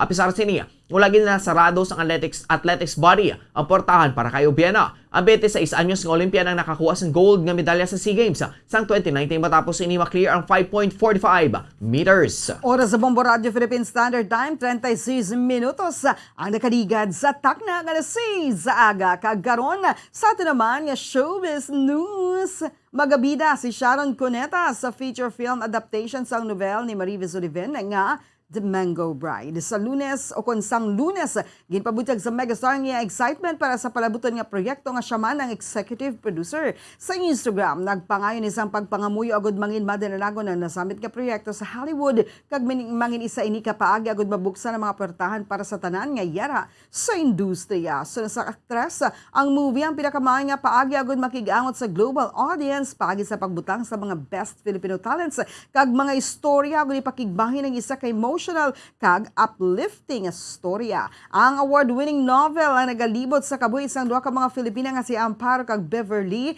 nga nibaruan ang kamaturan sila kabuhi matapos nag-migrate sa California. Sang 2011, nagdaong ini ang grand prize sa Carlos Palanca Memorial Awards. Ang bago nga proyekto ang natabo malapit isa ka tuig matapos ginbuyan ni Sharon ang all-Filipino cast Hollywood movie nga gin-produce ni Steven Spielberg bangod sa false positive COVID-19 test result. Para sa aton nga Bombo Health News, nakita sa pagtuon nga mga bata ilabi ang mga lapsag nga ginapabayaan nga nagahibi antes pay puson sang Iloya ang nagatugas ng mas malawi nga pagtulog sa mga inikag na makapanubo sang tsansa nga masaming nga pagbugtaw sa 10 oras ang kagabiyona. Apang paano naman ang adults o kung maedad ang nagabatsyag sang pagpangluyang matapos ang paghibi. Nagapati mga eksperto nga ang paghibi ang makapoy kag mabugat sa lawas bago nagakuha ini sa nga madamong enerhiya. Sino kaya Lorena Belsma, professor sa psychology sa University of Pittsburgh, ang nagadugang sa kakapoy sa tawong paghibi apang nakadepende kung ano kadugaya. Nagasaka ang heart rate ng tao kung maghibi, kag nagahinay ang ila paginhawa. Kung masaming nga nagahibi, mataas ang tsansa sa hyperventilation. Kung sila naganubo ang oxygen nga mabaton sa utok ng tao gani nagalingin ang ulo sini kaginatuyo. Ang paghibi ang nagapagwa man sang endorphins, kung sila natural painkillers ang aton lawas. Ang paghibi man ang rason sa pagpagwas ng oxytocin o kung ang cuddle hormones, ining nagapakalma sa aton kag nagabulig nga makatulog kita. Ang paghibi man ang nagapagwa sa mga toxin sa aton lawas, kag hormones kaangay sang cortisol, kag prolactin nga nagakontribute sa pagsakas ng stress level. Oras sa Bombo Radio Philippine Standard Time, 38 minutos sa nakaligad sa atak na kada sa isaga kagaron. Sa ato naman nga balitang espesyal, ang China ang kilala sa pila ka mga weird nila nga traditional foods. Apang ang manog kag bilog nga scorpion nga ginaserbi sa Guangdong Province ang ginakabi nga isa sa pinakamalala kag makahaladlukan nga pagkaon sa Asian country. Naibaluan nga mga arachnids kag insekto ang kabahin sang mga Chinese cuisine antes pa man ginakilala sang West ang ilang nga nutritional value. Apang sa China, bisan ang scorpion soup ang hindi pa makabig nga mainstream. Sa Northern China, tuman ka popular nga street food ang deep fried scorpions. Ito ka nga isang inihaw nga karne samtang sa South ang arachnids ang mas ginapakamaayo bilang main ingredient sa sopas nga ginaupdan man sang karne sang manog kag baboy kadugan sa mixture sa mga spices. Apisa sa poison sa nga scorpion ang pagkaon ang ginakonsiderar pa nga detox dish. Apisa nga scorpion soup ang ginakonsiderang kabahin sang Guangdong cuisine kag general culture sa mga ini. Apang ang pagkaon ang hindi man makita sa mga menu sa kada restaurant sa probinsya. Kabaylo sini ang pagkaon sa ang kinahanglan nga ipreparar sang eksperyensyado nga cook nga nakahibalo kung paano ma-extract ang toxin gikan sa scorpion antes sinilutuon agod nga malikawan ang food poisoning. Kasunod sa sini, ang scorpion ang kinahanglan nga lagaon sang kapin 3 ka oras kaupod sa manog kag baboy kadungan sang ahos, loyar, iban pa mga spices kag pila ka mga utan agod nga mapagwa ang juices sa ginaaligar nagahatag sa soup sang detox properties. Samtang isa man sa ginapasalig nga ang pagkaon ang isa sa pinakamakagalan nga sopas nga mahimo matilawan. Ang manog nga ginagamit ang masami isa kasay isang water snake kag karne sang baboy ang dapat nga mapahumok kag maayo ang sabor samtang scorpion ang hindi naman kinahanglan nga kaunon pagod ang medicinal qualities sini ang yara na sa sopas. Apang sulod sa tagiyas ng eatery nga kalabanan sa mga customers ang ginakaon man gihapon ang scorpion. Ginapasalig naman nga ang pagkaon sa scorpion sang hindi dapat pagkahangawan. Apang wala ini ginaabiso nga kaunon bangod ang matigas ini nga exoskeleton ang may kaundan nga may questionable pa nga sabor. Santo sa Chinese traditional medicine, ang manog kag bilog nga scorpion soup ang makabulig sa pagbulong sa mga kondisyon kaangay sang rheumatism, high blood pressure, convulsion kag skin diseases.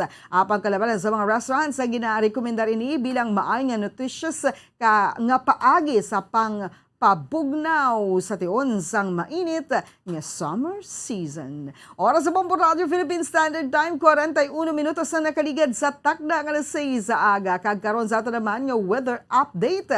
Ang shear line ang nag-aapekto sa nasilangan nga bahin sa Southern Luzon kag Visayas. Ang northeast monsoon naman ang nag-aapekto sa Northern kag Central Luzon, Eastern Visayas, Bicol Region, Mimaropa, Caraga, Davao Region, Aklan, Capiz, Quezon, kag Aurora. Ang maka-eksperyensya sa magalumon na kalangitan nga may rapta-rapta nga mga pagulan kag pagpadagob tugas ang shear line o trough sang LPA. Ang Cagayan Valley ang maka-eksperyensya sa magalumon na kalangitan nga may pagulan tugas sa northeast monsoon. Ang Ilocos Region kag Cordillera Administrative Region ang maka-eksperyensya sa magalumon na kalangitan nga may pagulan tugas sa northeast monsoon. Samtang ang Metro Manila kag nabilin nga bahin sang pungsod ang maka-eksperyensya sa magalumon na kalangitan nga may pagulan tugas ang shear line o localized thunderstorms. Ang Northern kag Central Luzon ang maka-eksperyensya sa kasarangan tubtub bakusog nga paghuyop sang hangin sa naminhan na sidlangan tubtub na sidlangan. Ang nasidlangan nga bahin sa Southern Luzon kag sa Visayas kag Mindanao ang maka-eksperyensya sang kasarangan tubtub makusog nga paghuyop sang hangin sa naminhan na sidlangan tubtub sa nasidlangan. Ang nabili nga bahin sang pungsod ang maka-eksperyensya sang mahina itubtub kasarangan nga paghuyop sang hangin sa naminhan na sidlangan tubtub na sidlangan. Ang baybayon ng may mahinay tubtub kasarangan nga pagbalod. Samtang sa ato naman antad sang temperatura sa Metro Manila 24 to 33 degrees Celsius. 2% ang tsansa sang pagulan. Ang hangin ni Mekbaskugun nga 10 kilometros kada oras, mostly cloudy. Sa Dagupan, 23 to 33 degrees Celsius ang atas sa temperatura. May 2% ka tsansa sa pagulan. Ang hangin may kabasgon ng 11 km per hour, mostly cloudy. Sa Aklan, 25 to 28 degrees Celsius ang antad sang temperatura. 88% ang tsansa sang pagulan. Ang hangin ang nagahulag 19 km kada oras with light rain showers. Sa Davao, 23 to 31 degrees Celsius ang antad sa temperatura. May 2% ka tsansa sa pagulan. Ang hangin may kabasgon ng 5 km per hour, mostly cloudy. Kag diri sa syudad sa Bacolod, 24 to 31 degrees Celsius ang antad sang temperatura. 26% ang tsansa sang pagulan. Ang hangin ang nagahulag 11 km kada oras, cloudy. Ang adlaw na butlak la 6 sa subong gid lamang nga aga kag bagatunod la 5:58 karon sa Kasisidmon. Oras sa Bombo Radio Philippine Standard Time, 43 minutos nang nakaligad sa takda nga 6 sa aga. Inyo nabatian ang mga balita nga gindulong sa inyo sang Bombo News Team sang DYWB Bombo Radio Bacolod sa subong adlaw sa Miyerkules, Pebrero 23, 2022. Ini ang Bombo News and Views Morning Edition. Kagami ang inyo nagintag balita. Bombo Franz, Andrew Burgos. Kag Bombo Mary Divine Grace Moreno Coelho para sa Pambansang Radyo ng Pilipinas. Consistent overall number 1 sa Bacolod. Basta Radio. Bombo! Kag sa ato nga Bombo News Analysis, siging padala sa isa kamaukod ng tagpalamatis ang Bombo Radyo Bacolod, inang ginbasa ni Bombo Daniel Lecciones, kag ini ang may tigulo sa tagsaka eleksyon. Daw kaangay nga kronik na nga balatian ang bayulasyon nga ginahimo sa mga nagapadalagan. Sa tagsak eleksyon aton masaksihan, pinagusto butang poster sa hindi dapat butangan. Bisan sa tion sang kampanya, imo gid makita kung sino ang nagapamintaha. Hindi gusto magpapierdi, himo ng tanan bisan sa madaya nga pamaagi. Kumilik may ginpadalaan sang notifikasyon. Mga kandidato nga mayara sang poster violation, sila ang nagapadalagan sa pagkapresidente. Apang ang kumilik, wala sila ginhingadli. Kada eleksyon amo ini ang nagakatabo. Kumilik daw wala man sang may mahimo. Igo man lang magsiling nga may yara sang violasyon. Apang wala man sang may ginpasakaan sang panumbungon. Sa kumilik kamo akon hangkaton, ipagawa ang mga ngalan sang may violasyon. Agud sila sa mga katawhan ang makilala, kag mangin mayo ang aton sa ila paghusga. Ang ini panguna-una pananawan ang ginapadala ni Ricky De Vera sa Barangay Dumanan, Bacolod City. Sa mga tagpalamati isang Bombo Radyo Bacolod, pwede man kamo magpadala sang inyo panghuna-huna kag pananawan sa Bombo News and Views Morning Edition. Care of DYWB Bombo Radyo Bacolod, CBS Development Corporation Building, Lacson Street, Mandalagan, Bacolod City. O kung pinaagi man sa email address ang Bombo Radyo Bacolod, bombo_bacolod@bomboradyo.info. Bombo Radyo Bacolod. Number 1! Basta Radio Bombo! Tips sagud malikawan ng insomnia. Ang pagtulog sang maayo ang makaapekto sa mental kag physical health sang isa ka tawo. Apang kung kaisa hindi maligar nga nagaka-eksperyensya sa ginatawag nga insomnia, gani ari ang matip sagud malikawan ini kag mas makatulog sang maayo mga kabombo. Kinahanglan nga pareho ang oras ang imo pagtulog kag pagbangon kada adlaw agud maset ang imo nga body clock. Kun adlaw, mas maayo nga buksan ang mga kortina agud makasulod ang kasanagon, paglakat-lakat kun aga kag pag-ehersisyo. Kun gabi, likawan ang mga masanag nga screen kaangay sa mga gadgets kag TV. Limitahan man ang pagkaon kag mga ilimnon nga may caffeine kag nicotine bagod makatuga ini sang problema sa pagtulog. Likawan man ang pagkaon sang madamo, pag-inom sa alcoholic drinks, pag-inom sang madamo nga tubig kag ang pag-overthink antes magtulog.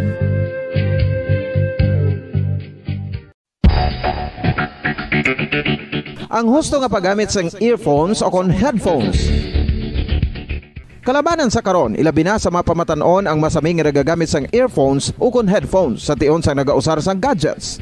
Apang, ano bala kalawig ang aton paggamit sang earphones kag headphones? Nakahibalo bala kamo mga kabombo nga ang tuman kalawig nga paggamit sini ang makatugas ang ear noise o kon acoustic trauma? May pila naman ka tips nga makabulig agud mahalungan naton ang aton dulungan kag pamatinan. Dapat nga ipabilin nga yara lang sa 60% ang volume sang aton nga mga earphones o kon headphones. Likawan nga masobra sa 4-5 ka oras ang tayuyon nga paggamit sang earphones o kon headphones. Magtala na sang 15 minutos nga break matapos ang 1 ka oras sagud nga makapahuway ang aton palamatinan. Masami nga tinluan ang earphones o kon headphones kag mas maayo nga gamiton ang duha ka earpiece sang aton nga mga earphones.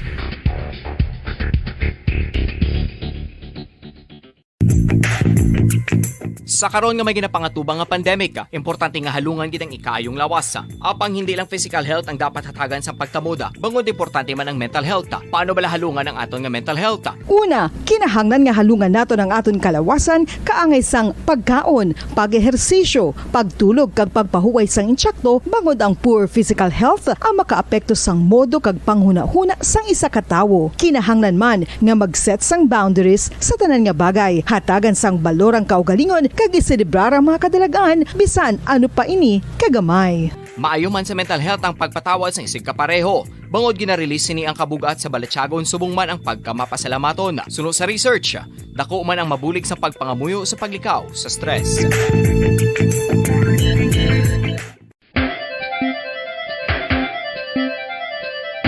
Ang talaba. Sino bala ang hindi maganahan magkaon sang talaba? Magluwas sa manamit sini nga sabor, ang talaba ang nagaunod man sa calories, protein, fat, vitamin D, thiamine, niacin, vitamin B12, iron, magnesium, phosphorus, zinc, copper, manganese kag selenium. Isa ini sa mga source ang high quality protein nga nagaunod sang siyam ka importante nga mga amino acids nga kinahanglan sang lawas sang tawo. Nagaunod man ini sa antioxidants nga maayo para sa atay. Apang ang pagkaon sang talaba ang mayara man sa mga risgo. Bangod nagaunod ini sa mataas nga amount sang zinc nga delikado sa kalawasan kon masobrahan. Ang pagkaon sini nga hilaw ang makatugaman sang bacterial infection kag makatugas sang diarrhea, pagsuka, hilanat kag iban pa nga seryoso nga kondisyon. Gani sa pagkaon sang talaba, kinahanglan hagan-hagan lang. Ang oral dental disease nagapadayon nga seryoso nga public health problem sa Pilipinas. Ang prevalence sang dental caries sa mga permanent teeth ang nagapabilin nga mataas sa 90% throughout the years. About 92.4% sa mga Filipinos ang may tooth decay, kag 78% ang may gum disease o kon periodontal diseases. Santo sa report nagikan sa DOH. Bisan pa nga ini ang preventable o kung matapna, ini nga balatian ang nag-apekto sa halos kada Filipino at one point or another sa iya nga pagpangabuhi. Ang pag-practice sang good oral kag dental hygiene kaangay lang sa paghalong kag pagtatap mo sa imo kaugalingon. Nagatap na ini sang bad breath, tooth decay, gum disease, resulta ang healthy nga baba. Ang healthy nga baba o kon mouth maayo nga indicator nga maayo man ang imo lawas. Gani halungan gid ang aton nga dental health. San o ikaw ulihi nga nag-ilis ang sponge nga ginagamit mo sa paghugas sa mga kitchen utensils? Ang kitchen sponge mga kabombo, ang mas mahigko pa sa toilet. In fact, ginpahayag sang microbiologists nga ang mga butang nga ginagamit naton sa pagtino sa mga dishes ang pinakahigko nga bagay sa balay. Sa isa ka pagtuon nga na-publish sa journal nga Scientific Reports, ang spongy bacterial colonies ang mas delikado sa aton ikaayong lawas. Bangod sini, ginarekomendar sa mga researchers nga dapat islan ang sponge kada simana. Ang kitchen ang lugar sa aton balay kung sa diin nagasugod ang mga new bacteria. Bangod sa human traffic kag food preparation. Bangod ang sponge ang masami nga warm, mabasa kag matrace ang old food. Ini ang ideal nga breeding ground para sa bacteria. Suno sa pagtuon, maayong idea nga tinluan ang sponge kada tapos gamit. Apang ginasuggest sa mga researchers nga regular nga islan ang kitchen sponge. Ang kitchen ang lugar sa aton balay kung sa diin nagasugod ang mga new bacteria. Bangod sa human traffic kag food preparation. Bangod ang sponge ang masami nga warm, mabasa, kag may trace ang old food. Ini ang ideal nga breeding ground sa para sa bacteria. Suno sa pagtuon, maayo nga idea nga tinluan ang sponge kada tapos gamit, apang ginasuggest sa mga researchers nga regular nga islan ang kitchen sponge. Yari na ang isa sa nakapabaylo kag nakabaton sang brand new radio set with AM and FM band kag 1,000 pesos cash. Nagikan sa ng katotohanan, 5 dekada nang nagtatanggol sa mga mamamayan, patuloy na nagsasaliksik at mabilis maghatid ng mga balitang siksik at malaman. Patuloy na nangunguna sa mga issue, drama, promo at serbisyo publiko. Ito ang Bombo Radyo Bacolod, ang pambansang radyo ng Pilipinas. Fast Paradyo Bombo! Bombo Radyo Bacolod.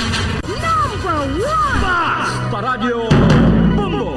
7 minutos ang nabilin antes ang alas 7 sa agad. Welcome diri sa pagpangalagad isang Bombo Report Second Edition adlaw sang Miyerkules pet sa 23 sa bulan sang Pebrero sa buong atig 2022. Katapusan ng adlaw sang Miyerkules sa kaduang bulan sa buong year 2022. Sa buong aga mangin kaupo ang inyong alagad si Bombo Erlin Bayonita. Upta na kita hasta alas 7 ang atak na sa buong aga. So dalong sa inyo sa dugang mga balita lokal. Mga nabalhaga sa aton mga police station sa diri sa Maya Syudad sa Bacolod, kalakipan na sa Maya probinsya sa Negros Occidental. Maya 23 anyos ang lalaki diri sa Maya Syudad sa Bacolod, aga na arasto banwa sa ginapatigayon nga drug buy-bust operation. Ining drug buy-bust operation na halos kada adlaw, ito lamang halos kada adlaw bat kada adlaw gigani. Why man sang or wala man nagahubas ang ini mga alleged drug personalities nga nagaka-arasto sa ngaton nga mga otoridad. Wanted person sa kaso nga robbery, arestado dira sa Maya Northern Negros, ilabi na sa Maya Syudad sa Sagay. Mga detalye sini sa piyakalinya with Bombo Grace din Labaton. Bombo Grace sa report. Kamin.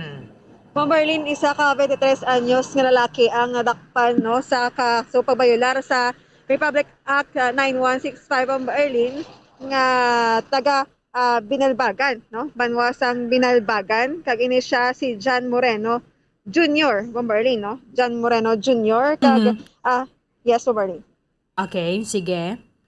Kaga ini siya ang ginasarbihan sa warrant of arrest. So subong, Ma'am Arlene, ara na siya sa kustodiya sa Minalbagan PNP para sa iya sining proper disposition. So posible nga naga-intra man sa pagbaligya, Ma'am Arlene, no? Or paggamit sa illegal nga droga. Okay. So Ma'am Arlene, sa syudad sang Sagay, isa ka lalaki nga arestado man sa kaso nga robbery. So ini siya ang giningalanan kay Lance Mahilom. Lance Mahilom, nag-edad sang 40, kag-residente sang Purok Rosas, Dibaybayon, Barangay Old Sagay, syudad sang Sagay. So Ma'am Arlene, ang tropa o kun mga grupo, no, nga nagdakop sa iya amo sanday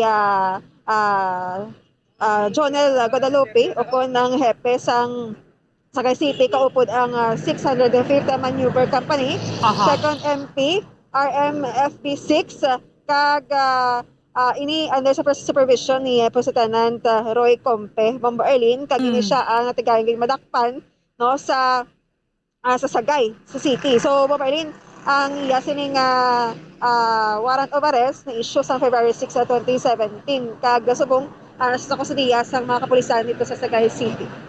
Okay, sige. Okay ang panahon, no, Mama Grace? Way nag-go-om ang kawaan? Mama Arlene, medyo magalom gamay, no, sa diri sa area. Pero sa ibang nga bahin, sa likod ko, ka okay man lang. Okay. Thank you again, Mama Grace. Yes, Mama Arlene. Ini si Mama Grace Lynn Lobaton nag-report para sa Pamansang Radyo ng Pilipinas. Consistent. Overall, number 1 sa Bacolod. Basta Radyo. Boom, boom. Maraming salamat kay Bombo Gracelyn Lobaton. 3 minutos ang nabilin antas ang alas 7 sa aga. By the way, amo na ni ang moment of truth bango de award na sang Bombo Radio Philippines. Ang dalag ko nga mga papremyo para sa aton nga mga grand draw winners sa 1-2 Panalo Part 20 promo ng Bombo Radio and the Star FM sa Lunas na Pebrero 28. Kani nga panawagan nato ng ato sa mga winners diri sa may Bombo Radio Bacolod. Ang ato sa nga awarding patigayonon alas 10 ang takna Pebrero 28 sa nga aga. Kabugusan nga 2 ka milyon ka pesos ang balor sang cash prizes panghatag sa aton nga mga winners. Kung madumduman nato ng grand draw sang 1-2 Panalo Part 20 promo, ginpatigayon Disyembre 25 adlaw gid sang Paskwa. December 25, 2021 bilang kabahin man sang pamaskwa sang Bombo Radio Philippines. Sa ato na siniwala gid nagabatyaga sang kakapoy ang mga suki kag nagasakdaga sa aton nga mga promo diri sa Bombo Radio. Bantayan ninyo sa maabot ang Lunes sa Pebrero 28 ang pagpanghatag o kon pag-award sa mga matudtuod nga mga papremyo sa mga matudtuod man nga mga winners o kon mga nagdalaog dirigid lamang sa Bombo Radio Philippines because ang promo wala sa hocus pocus. Siyempre, di magapapierde ang Bombo Radio sa ginapanghatag nga mga papremyo, kaya dalagko nga mga papremyo ang iga panghatag. Iga-award na nato ng 1 milyon ka pesos sa bilang grand prize, tag-isa ka 50,000 pesos para sa Luzon, Visayas, Mindanao, kag sa National Capital Region, kagyara man ang para sa mga guaranteed prizes sa 24 ka mga market areas nga mayara sang Bombo Radio kag Star FM stations. Ang aton nga first prize winner magabaton na sa 15,000 pesos, second prize winner magabaton na sa 10,000 pesos, kag ang third prize winner magabaton na sa 5,000 pesos. Ang aton natagadaw diri sa Bombo Radio Bacolod sa first prize amo si Shady Ana Sayon sang Puro Cagaykay Barangay 2 sa Bacolod City. Second prize winner Rona Villavert sang Cordova Avenue Barangay 18 na Bacolod City. Kagang third prize winner si Sophie Mara Lapuo sang Poroca Santo Domingo Barangay Handamanan diri sa siyudad sang Bacolod. Kani Gina-remind nato ng ato sa mga winners sa magdala sa nga duwa ka valid identification card sa Lunes o rin yung sa nga national ID para nga maklaim ang ining premyo. Alas 10 ang takna sa aga. Adre sa aton sa istasyon sa nga Bomba Radio Bacolod. Impunto alas 7 na, yari na ang Bomba Network News. Ang COVID-19. Ang mga EDSA organizer naman umapila sa mga political groups na iwasang politikain ang anibersaryo. Samantala, mayroon pong bombang sumabog sa National Highway sa Maguindanao halos kasabay itong pagdaan ng convoy ni Vice Governor Lester Sinsuar. Sa atin pong sports balita, Gilas Pilipinas nakatuon ngayon itong atensyon sa India at New Zealand matapos ang pag-atras ng South Korea. Itong special stamp ni Yuka Saso naman, ilabas po yan ng PhilPost. Sa balitang negosyo, ang Department of Finance inihahanda na ang mga fiscal consolidation proposal para mabayaran ang mga tumataas na utang ng bansa dahil sa COVID-19 response. At live nationwide via satellite mula sa Bombo News Center Makati, kami ang inyong mga tagapaghatid balita. Ako si Bombo Jane Buno. At ako naman si Bombo Gerald B. Ulep, at ngayon sa detalye ng ating mga balita. Bombo International News. Inaprubahan na po ng Russia Parliament ang naging kasunduan ni President Vladimir Putin sa Separatista Republika ng Eastern Ukraine. Nakasaad sa kasunduan na nagpadala ang Russia ng kanilang sundalo, magtayo ng mga military bases at makibahagi para sa pagdepensa sa kanilang teritoryo ng Donetsk People Republic at Lugansk People Republic. Nakakuha naman ng unanimous voting mula sa lower house ng Russia Parliament na Duma ang nasabing kasunduan. Sinabi ni Duma's Chairman Vyacheslav Volodin na ang nasabing kasunduan ay isang paraan para maprotektahan ang mga tao. Mabilis din na niratipikahan ng Federation Council Federation Council ang upper house ng Russia Parliament, kung saan lahat ng mga senador ay pumabor. Ayon kay Federation Council Head Valentina Matvienko na matagal na nilang hinihintay ang nasabing desisyon ni Putin. Dagdag pa nito na dahil dito ay magbubukas ng panibagong buhay at posibilidad para sa mga residente ng Donetsk at Lugansk. Maguritang inalmahan ng maraming bansa ang hakbang na ito ni Putin na tila pag-ampon ng Russia sa dalawang breakaway region ng Ukraine. Samantala, iginit naman ni Ukrainian President Volodymyr Zelensky na hindi sila natatakot sa anumang bansa. Sinabi nito na marami sila mga kalyadong bansa na handang tumulong. Reaksyon nito sa naging anunsyo ni Russian President Vladimir Putin na tila inaampon na nila ang dalawang breakaway region ng Ukraine, ang Donetsk at Luhansk. Matapos siya, kasi ang anunsyo ay naglagay ang Russia na masundalo sa dalawang rehiyon kung saan tinawag nila ito bilang mga peacekeepers. Maraming bansa ang nagsabi na ang pagkilala ng Russia bilang independent part ay isang paraan na paghahanda nila para atakin ang Ukraine. Kaugnay niyan sa mga sandaling ito, makakasama po natin itong isang Pinay na nasa Izmila doon sa Ukraine ngayong umaga po. Magandang umaga po, Miss Rhea Rose Ramos sa Taivova. Tama po ba yung pagkakabigkas ng inyong apelyido po? Magandang umaga po, live po dyan sa Ukraine. Magandang umaga din po. Opo, sa oras na alas 7 pasado dito sa Pilipinas, ano na pong oras po dyan sa kinalalagyan po ninyo ngayon dyan sa Ukraine? Ngayon po ay pasado alauna. Alauna po. Alauna 6 hours difference po. Opo, kumusta po yung kalagayan ninyo ngayon dyan dahil napabalita pong lumusob na nga itong Russia dyan po sa Ukraine? Hindi ko po alam, sir, kung saan po yan nanggaling yung lumusob na po yung Russia dito. Pero to be honest po, normal pa din po. Wala naman pong gulo pa na nangyayari here. Though, syempre, nandun pa rin po yung threat na sinasabi po nila. Pero wala pa po, sir, paglusob na nangyayari po. So, may mga Go ahead po, go ahead. May mga kaibigan din po ako sa iba't ibang part ng Ukraine, sa Odessa, sa Kharkiv, sa Lviv, or sa iba't ibang part po dito. And lagi rin po kami nag-update sa isa't isa. And sabi po nila, normal pa din po, walang pong gulo na nangyayari pa po. Opo, yung gobyerno po ng Pilipinas, kumusta yung pakikipag-ugnayan nila sa inyo ngayon dyan na mga Pinoy dyan sa Ukraine po? Lagi din naman po sila nag-update, sir. Actually, ini-encourage po talaga nila since a month ago na umuwi na po yung mga Filipinos. Pero marami pa rin po, sir, yung nag-aalinlangan po umuwi. Lalo na po yung mga may families po dito, like me po. Opo, yung may baby pa po kayo dyan, gising pa. Yung inyong kalagayan ngayon dyan, hindi pa naman ramdam yung sinasabi ngang tension dito sa border ng Russia sa Ukraine po? Hindi po, sir, wala pa pong paglusob na nangyayari po actually. Yung war po siguro, sir, na sinasabi nila is nangyari po yan sa Donbas, which is yung mga separatist nga po ng Ukraine.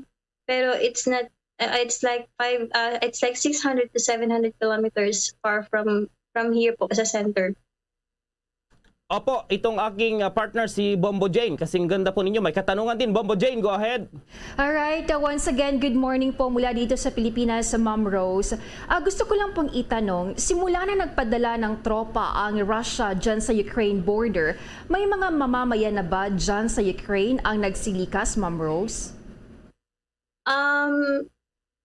I believe meron naman po. Meron naman na pong mga lumikas, pero gaya nga po ng sabi ko po, normal pa din naman po here, and hindi naman po ramdam talaga yung panicking po. Wala naman po ako nararamdaman na panicking, do lagi rin naman po kami lumalabas para mag-grocery or pumunta po sa labas. So I don't think po na talagang nagpapanik ang mga tao po. Diyan po sa inyong area, Ma'am Rose, marami po bang mga Pinoy dyan na kasama mo? And then kung meron man, ano po mostly yung mga trabaho nila? Dito po sa lugar po ng parents ng husband ko po, ako lang po yung Pilipina dito. Pero doon po sa sa center po, sa capital, kung saan po kami talaga nag-stay. Pumunta lang po kasi dito kami sa parents na sa bahay po ng parents ng husband ko kasi nagbakasyon po kami dito. And habang yun nga po yung threat hindi pa nawawala, dito na lang po muna kami nagstay. So sa sa center po mismo, may mga marami din po mga not really marami po, pero bilang lang din po yung mga Pilipina na nandoon po. Yung location niyo po ngayon, Ma'am Rose, Smila, gaano po yan kalayo sa Kiev, Ukraine? By train po, ang train po dito is medyo mabagal. So around 2 hours to 2.5 po na biyahe ng train. Opo, baka may panawagan po kayo, lalong-lalo na dito sa Pilipinas ay talagang inaabangan at updated sa mga balita dito sa Russia, sa Ukraine, yung hidwaan nga dyan, yung tension. Baka may mensahe po kayo dito sa inyong pamilya. Taga saan po pala kayo dito sa Pilipinas po, ma'am? Originally po, sir, I'm from Guimaras po. Pero sa Manila po ako nagstay kasi yung family ko po nandyan din. Opo, baka nag-aalala ngayon yung mga kamag-anak nyo dito sa Pilipinas, baka may mensahe po kayo? Yes po, sa lahat po ng family ko and sa mga kaibigan ko po na lagi rin po nagme-message sa akin, sa amin po dito, sobrang appreciate po namin yun and sobrang thankful po kami. Pero wag po kayo mag-aalala kasi as of right now po, okay pa rin naman po dito sa Ukraine. Normal pa din naman po. Though nandun pa rin po yung tension, nandun pa rin po yung pressure, and ako po as Filipino or as ako po na bago lang din po dito, like magdadalawang taon pa lang din po ako dito. Nakakaramdam din po ako ng takot. Syempre kasi hindi ko rin po alam kung ano yung possible na mangyari, lalo na po may baby ako. And nandito rin po yung family ng husband ko. So yun po, ano lang po sigurong mahiling ko po. Prayer lang po to each and everyone na sana nga po magbago na po yung nangyayari ngayon. I mean po na mawala na po yung tension, mawala na po yung threat, and mag-back to normal na po talaga yung lahat po ng nandito. Opo, matanong ko din lang po, sakaling sabihin ng ating pamahalaan na lahat ng mga Pinoy dyan ay umalis or pabalikin na dito sa Pilipinas, payag po ba kayo dyan, ma'am? At isasama niyo yung family po ninyo? Ako po, gusto ko rin po talaga umuwi. Kaso lang po yung problema ko nga lang po is, ang ano lang po ng embassy is yung Filipinos lang po talaga, yung mga Filipino holding passport. So sa akin po, na husband ko po is Ukrainian and yung baby ko rin po is Ukrainian citizen. So mahirapan po ako na ano. Pero though nagsabi naman po ang embassy na willing naman po sila magbigay ng assistance. Like for example, sa visa ng husband ko kasi kailangan po nila ng visa going to Philippines po. So, if ever po talaga na may mangyaring ganon, siguro po, yes po. Okay po, ma'am, maraming salamat po sa oras na ibinigay nyo sa Bombo Radio po at madaling araw pa po dyan, naistorbo namin kayo. Maraming salamat po. Mensahin nyo lang po siguro, lalong-lalo na rin yung mga kasamahan nyo dyan sa Ukraine ngayon na mga Pilipino po. Sa mga kapwa ko po Pilipino nandito, alam ko po na nakakaramdam din sila ng takot. Manalig lang po tayo sa Panginoon. Lagi lang po tayo mag-pray kasi naniniwala po ako na prayer is powerful and magbabago po lahat ng ito. This too shall pass nga po. Okay, with that, maraming salamat po sa oras na ibinigay nyo dito sa Bombo Radio Philippines po, Ma'am Rose. Maraming salamat po, sir. Maraming salamat po. God bless us all po. And keep praying for us po here and to each and everyone. At sa dagdag pang mga balita sa oras na ito, diplomatic staff ng Russia sa Ukraine pinauwi na Amerika at ibang bansa. Patuloy ang pagbabantay sa kaganapan sa Ukraine. Alamin ang karagdagang detalye sa report ni Bombo Jovino Galang.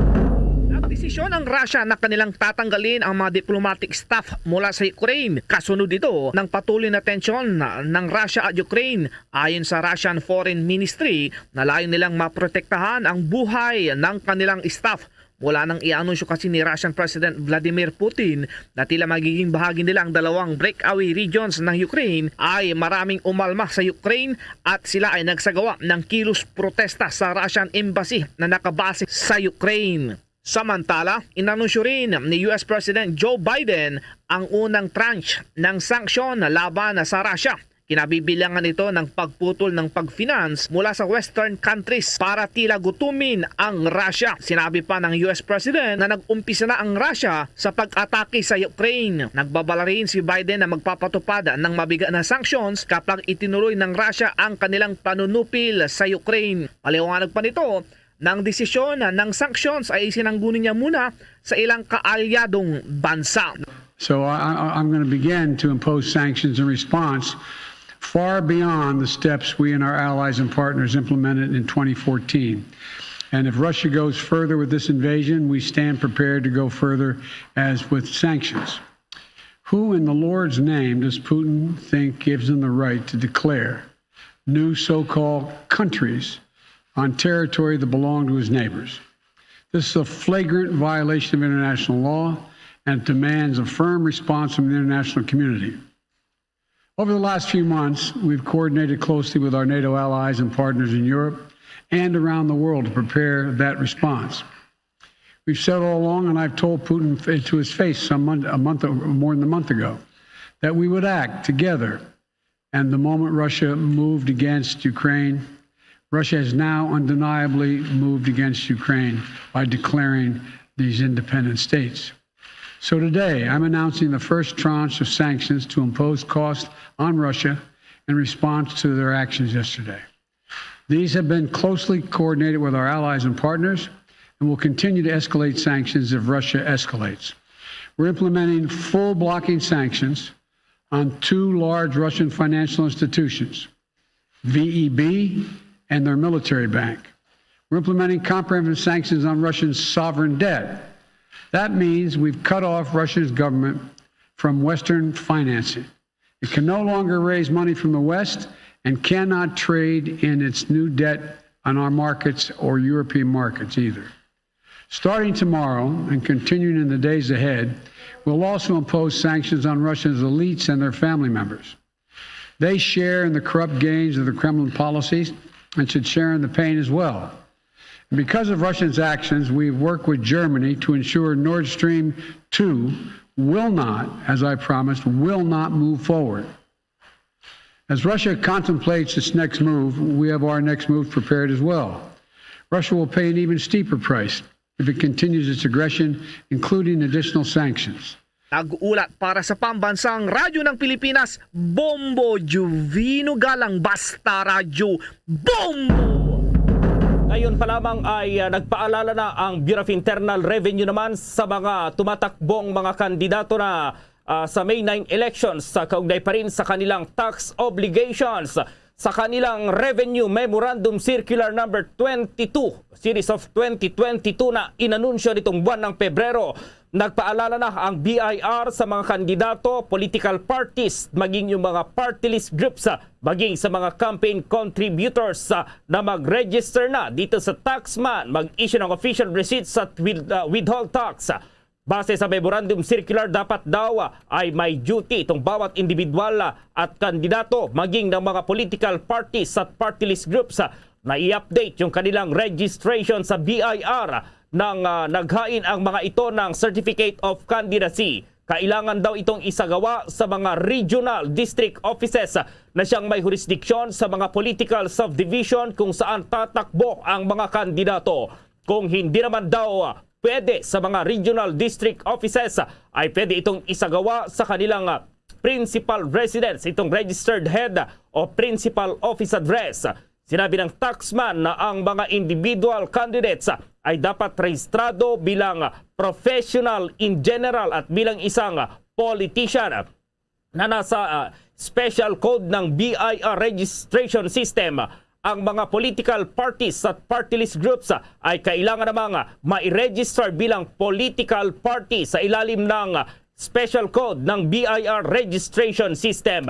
Sa mga individual campaign contributors naman ay kailangang rehistrado sa ilalim ng Executive Order number 98 bilang taxpayer.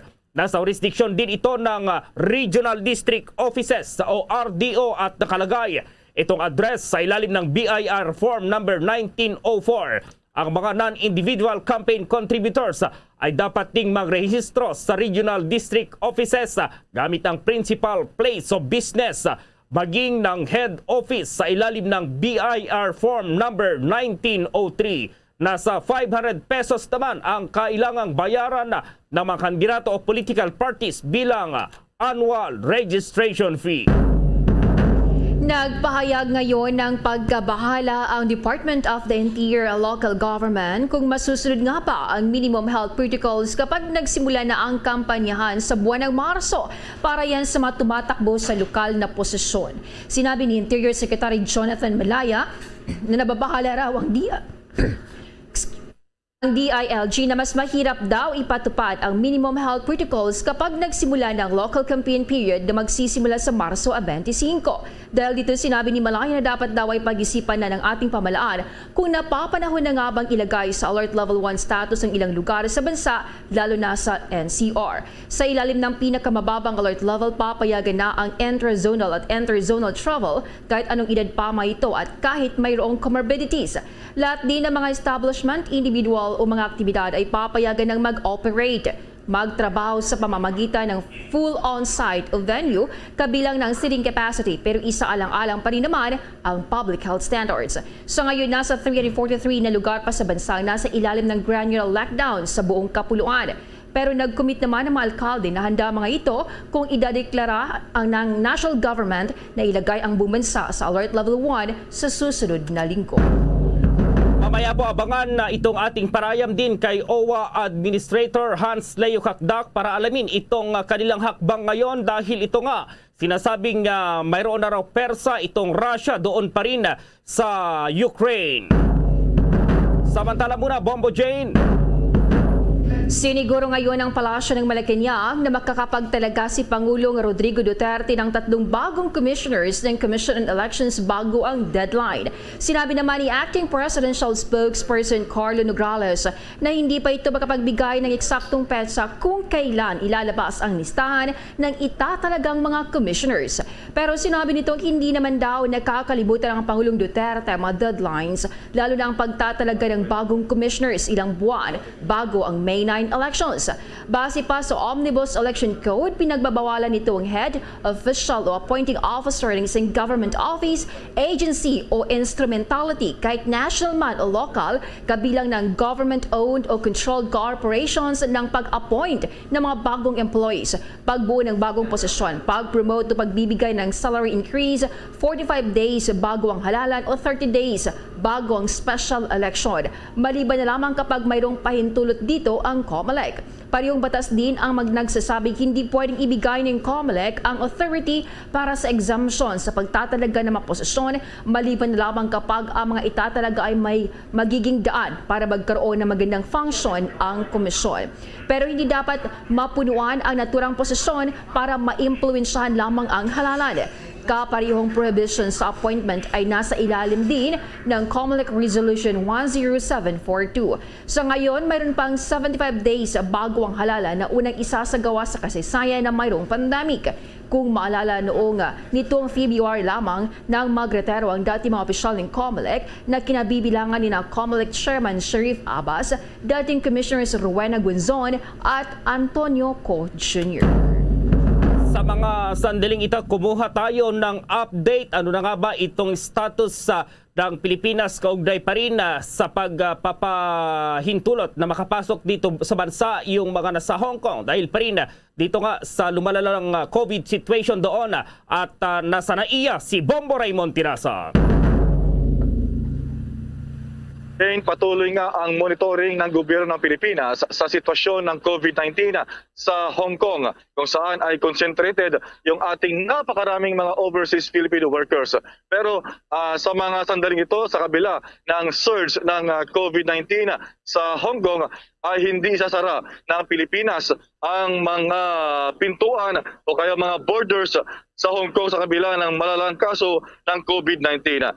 Sinabi ni Acting Presidential Spokesman Carlo Nograles na tuloy pa rin ang flights sa mga eroplano mula Pilipinas papunta sa Hong Kong at vice versa.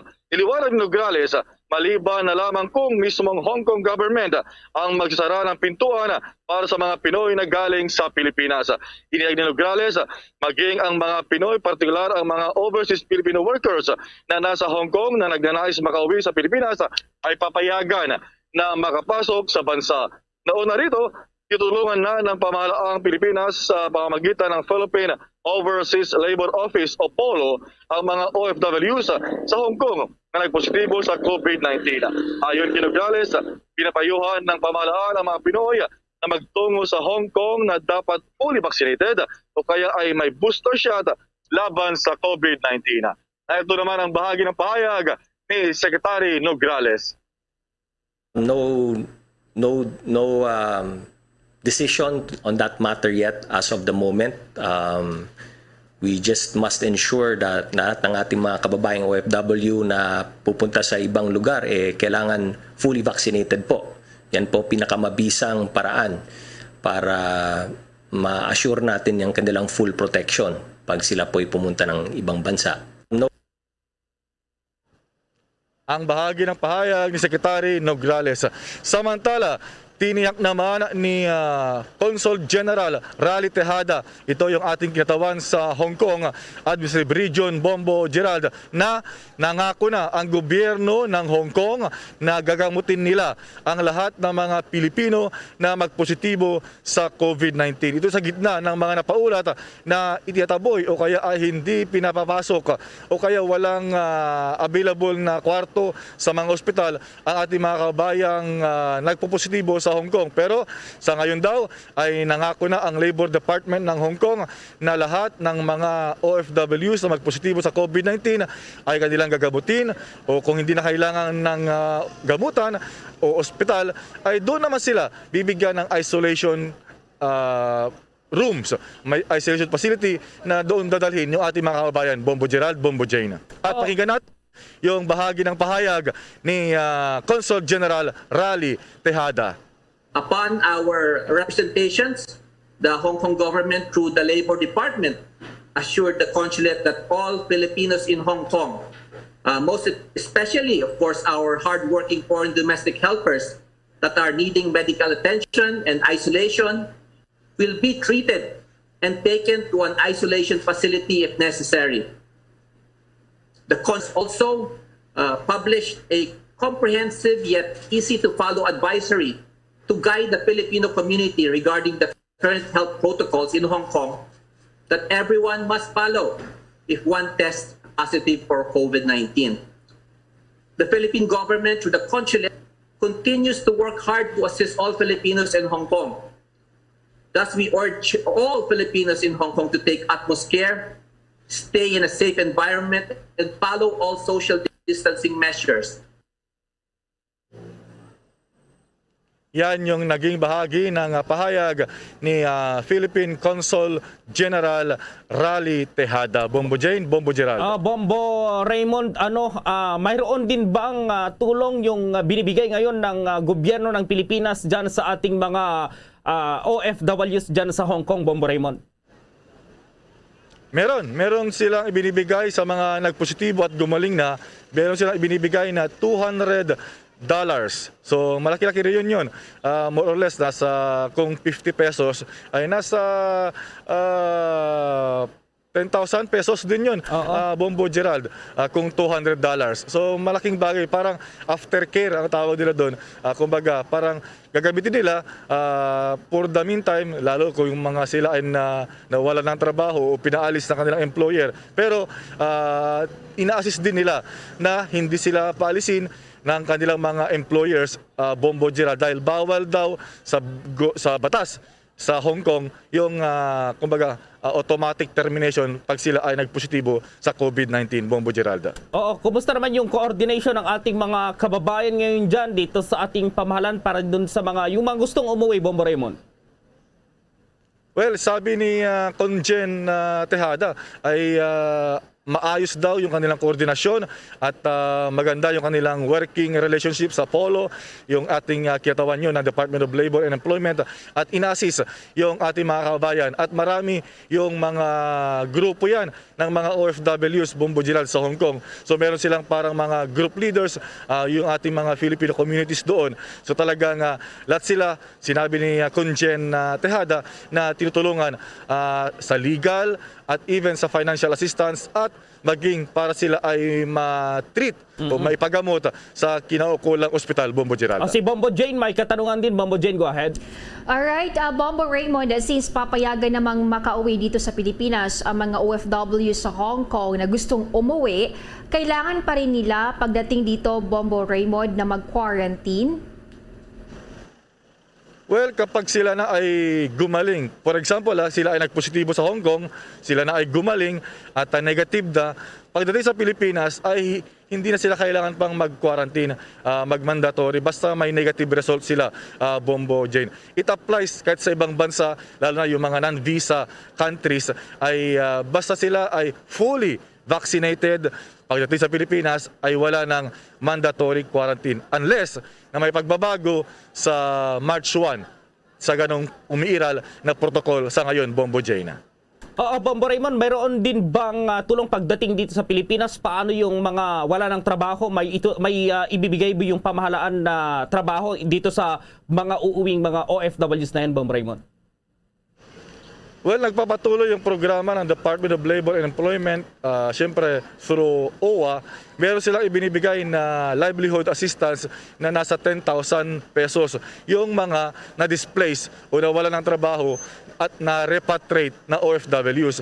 At merong isinasagawa sa ilalim din ng DOLE yung reintegration program. So meron tayong reintegration office ng DOLE para sila ay matulungan na makapagharap ng trabaho dito sa Pilipinas o kaya maging sa ibang bansa na country of deployment, Bombo Geralda. Lastly, Bob Raymond, yung kinaroroonan mo ngayon dyan sa NAIA Terminal 1 yata yan, yung itsura parang sa Terminal 1 yan, maraming mga dumating dyan ngayon nasa likod mo, Bob Raymond. May mga OFWs ba dyan, Bob Raymond, din na galing sa Hong Kong na ngayon, Bob Raymond, base dyan sa pag-ikot mo kanina? Well, marami ito sa nakausap natin kanina, lalo sa may aking likuran. May mga seaman na paalis. Meron tayo nakausap kayo, naka-assist din sa atin dito sa ating pag-set up, taga Negros Occidental. At yun nga, nung pagkakita sa ating uniform na may Bombo Radyo, nag-assist sila sa atin dito sa Kialalagyan. Ang area natin, parking area ito sa harap mismo ng NAIA sa departure area. So sila, mga kababayan natin, mga Ilonggo, yung mga nasa likuran ko, Bombo Geralda. Okay, Bombo Raymond, so yung ating mga kababayan na siguro doon sa Hong Kong ay makipag-ugnayan na lang dito sa ating pamahalaan at para sila ay maasistihan lalong-lalo na ngayon at yung kaso nga doon, yung sitwasyon nila doon ay medyo malala naman, Bombo Raymond. That's right. In two ways naman. So pwede yung ating mga kabayan doon na OFW makipag-ugnayan lang sa ating konsulada doon o yung kanilang mga kamag-anak sa Pilipinas ay pwede namang humingi ng tulong or assistance dito sa Pilipinas sa pamamagitan ng mga tanggapan ng Department of Labor and Employment, Bombo Gerald, Bombo Jane. Okay, Bombo Raymond. Okay, so live mula pa rin sa NAIA Terminal 1 sa Pasay City. Bombo Raymond Tinaza nag-uulat para sa pambansang radyo ng Pilipinas, Basta Radyo, Bombo!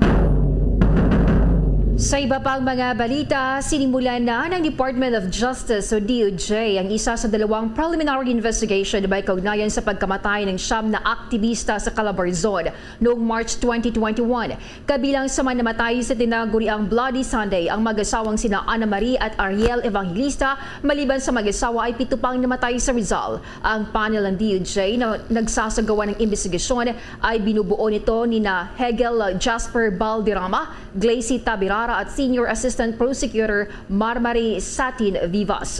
Ipinatawag ang mga ito ng 17 pulis na sangkot sa naturang insidente. Kabilang sa mga respondent, sina Lieutenant Colonel Joseph Nando Jr., Lieutenant R.J. Santos, Master Sergeant Rafael Roque, Master Sergeant Mark Tolentino, Staff Sergeant Alvern Kakatian, Staff Sergeant Rodel Silakay, Staff Sergeant Edgar Brinas, Corporal Aldrin Gabrielo, Corporal Allen Lege, and Patrolman Julio Bautista, Ray Boom Boom Dalingay, Grizzly Paras, Rogelio Dinulia, Ruel Tinoso, Rich John Milniel Tumakder, Renzo Santos at Mark Lester Padul. Ang lahat ng PNP personnel ay nakadestino sa Philippine National Police Criminal Investigation and Detection Group Region 4 sa Camp Vicente Lim sa Calamba City, Laguna noong nangyari ang insidente. Ang mag-asawang evangelista na napatay sa loob mismo ng kanilang bahay sa Nasugbu, Batangas ay mga miyembro ng ugnayan ng mamamayan laban sa pagwawasak ng kalikasan at kalupaan. Inirekomenda din ng Special Investigating Team ang pagsasampa ng kasong pagpatay laban silang law enforcers na isinasangkot sa pagkamatay ng bagong alyansang Makabayan Cavite official na si Emmanuel Asuncion. Ang police operation sa Calabarzon noong March 7, 2021 ay nagresulta rin sa pagkakaresto ng 6 na aktivista sa Laguna at Rizal. Sa kaso ni Asuncion, nag-issue na ng search warrant ang Manila judge. Nagresulta sa fatal shooting ang operasyon ng PNP sa Labor Group Organization Office, Workers Assistance Center sa Dasmariñas, Cavite na ikinamatay ni Asuncion. Ang isinasagawang investigasyon ay bahagi yan ng pagpupursige ng DOJ, National Bureau of Investigation at Administrative Order 35 Task Force para mabigyan ng hustisya ang pagkamatay ng mga aktivista. Ang AO35 Task Force ay interagency committee ng pamalaan na nag-iimbestiga sa mga extrajudicial killing, enforced disappearances, torture at iba pang paglabag sa human rights, liberty at security.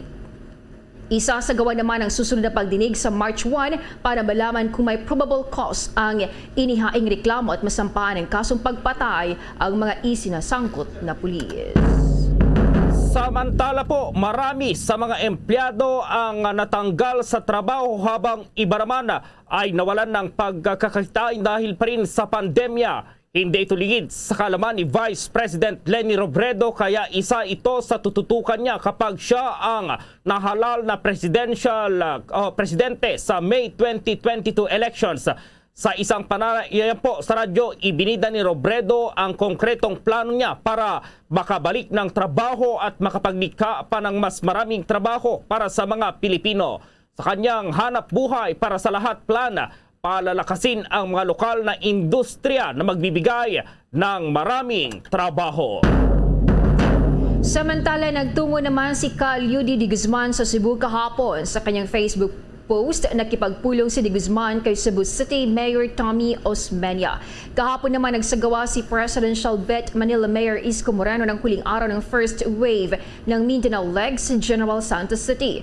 Sinimula nila ang araw sa pagbisita sa tanggapan ni Mayor Ronel Rivera para personal na magpasalamat sa kanyang pagtanggap sa kanilang grupo. Si Senator Manny Pacquiao naman ay nanuyo ng mga botante sa Pateros kahapon. Hindi ininda ng team ng senador ang malakas na pag-ulan sa Metro Manila kasama pa ang kanyang asawang si Jinky Pacquiao. Si Senator Ping Lacson naman ay nag-ikot sa Laguna kahapon. Sinuyo naman niya ang mga tindera ng Binyan Public Market sa Laguna kasama ang kanyang running mate na si Senator Tito Soto III. Hinimok ni Presidential Candidate Ferdinand Bongbong Marcos Jr. naman at ng kanyang running mate si Davao City Mayor Inday Sara Duterte ang mga opisyal ng lalawigan ng Pampanga na magkaisa sa darating na halalan at maging pagkatapos nito. Pangunahing panauhing pandangal si Marcos at Duterte sa selebrasyon ng kaarawan ni Vice Governor ng Pampanga na si Lilia Nanay Pineda. Samantala, ipinaliwanag ngayon ng Sugar Regulatory Administration o SRA ng Department of Agriculture na ang hakbang nilang mag-angkat ng asukal ay para hindi tumaas ang presyo ng asukal sa bansa. Sinabi naman ni SRA Administrator Hermegildo Serafica na magandang hakbang ng pamahalaan ang pag-angkat ng asukal dahil na rin sa mga lugar na labis na naapektuhan ng bagyong Odette noong Disyembre po yan sa Visayas at Mindanao. Anya bilang ahensya, kailangan daw nilang tignan ang sitwasyon sa hinaharap para mabalanse itong domestic supply at siguradong mayroong sapat na supply at magkaroon ng food security sa pamamagitan ng hindi pagtataas ng presyo ng asukal. Kung maalala, ang pag-import ng pamahalaan ng refined sugar ay hindi natuloy dahil na rin sa dalawang temporary restraining orders o TROs na nakuha ng Sugar Farmers Association sa Visayas. Ang Sugar Order number 3 na dapat ay ipatutupad ngayong buwan ng Marso ay para hindi magkaroon ng kakulangan sa supply ng mga beverage at confectionery industry para sa kanilang mga produkto. Nakatakda raw bumisita ang mga industrial users or mag-angkat ng 200,000 metric tons ng asukal sa pamagitan ng importation. Gagamitin ito 100,000 metric tons nito para sa Buckler's grade refined sugar sa mga beverage companies habang ang natitirang 100,000 metric tons naman ng standard refined sugar ay para naman sa food processors gaya ng confectionery makers. Nang tumama nga itong bagyong Odette sa Visayas at Mindanao ay nasira ang mga refineries at ang isa ay ang kailangan nilang ayusin muna itong warehouses at kailangan itong humabol sa required production para maibigay ang pangangailangan ng mga consumers. Una nang sinabi ni DA spokesperson Noel Reyes na hindi naman daw ibig sabihin pababayaan na nila ang domestic supply sa plano nilang pag-angkat ng asukal sa ibang bansa. Noong Pebrero 17 nang makakuha ng temporary restraining order ang Negros Occidental Federation of Farmers Associations na tatagal ng hanggang 20 days habang ang Rural Sugar Planters Association Incorporated ay nakakuha naman ng parehong order sa Sagay City, Negros Occidental noong Pebrero 14. Nakatakda naman daw makipagpulong ang Department of Agriculture sa mga industry stakeholders sa Enero 21 or Pebrero 21 para pag-usapan ang naturang importasyon. Sa dagdag pang mga balita naman, makakaranas ng pagulan ang maulap na kalangitan ng Eastern Visayas sa Bicol Region, Mimarupa, Caraga, Davao Region, Aklan, Capiz, Quezon at Aurora dahil sa low pressure area. Dahil dito asahan na raw ang posibleng pagbaha at pagguho ng lupa dahil sa mga katamtaman hanggang sa malakas na pag-ulan sa mga nasabing lugar. Ang shear line ay makakaapekto sa eastern section ng Southern Luzon at Visayas, habang ang northeast monzon naman sa Amihan ay makakaapekto naman sa northern at Central Luzon.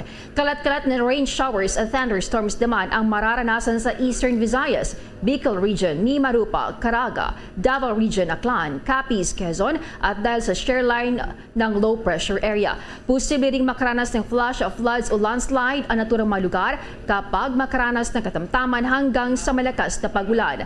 Ang Cagayan Valley ay makakaranas din ng maulap na papawirin na sasamahan ng pag-ulan dahil sa northeast monsoon. Kaya naman asahan dito ang flash of floods o landslide dahil sa katamtaman at kung minsan ay malakas na pag-ulan. Samantalang Ilocos Region at Cordillera Administrative Region ay makakaranas naman ng bahagya hanggang sa maulap na papawirin na sasamahan ng isolated light rains dahil sa northeast monsoon na wala namang significant impact.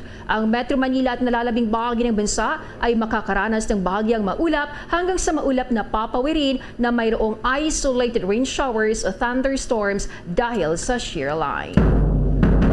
Sa mga sandaling ito po, mapalad tayo at kasama natin ang tinaguriang Mr. Bayanihan bilang isang veteranong mambabatas, dating Cabinet Secretary at Speaker of the House of Representatives.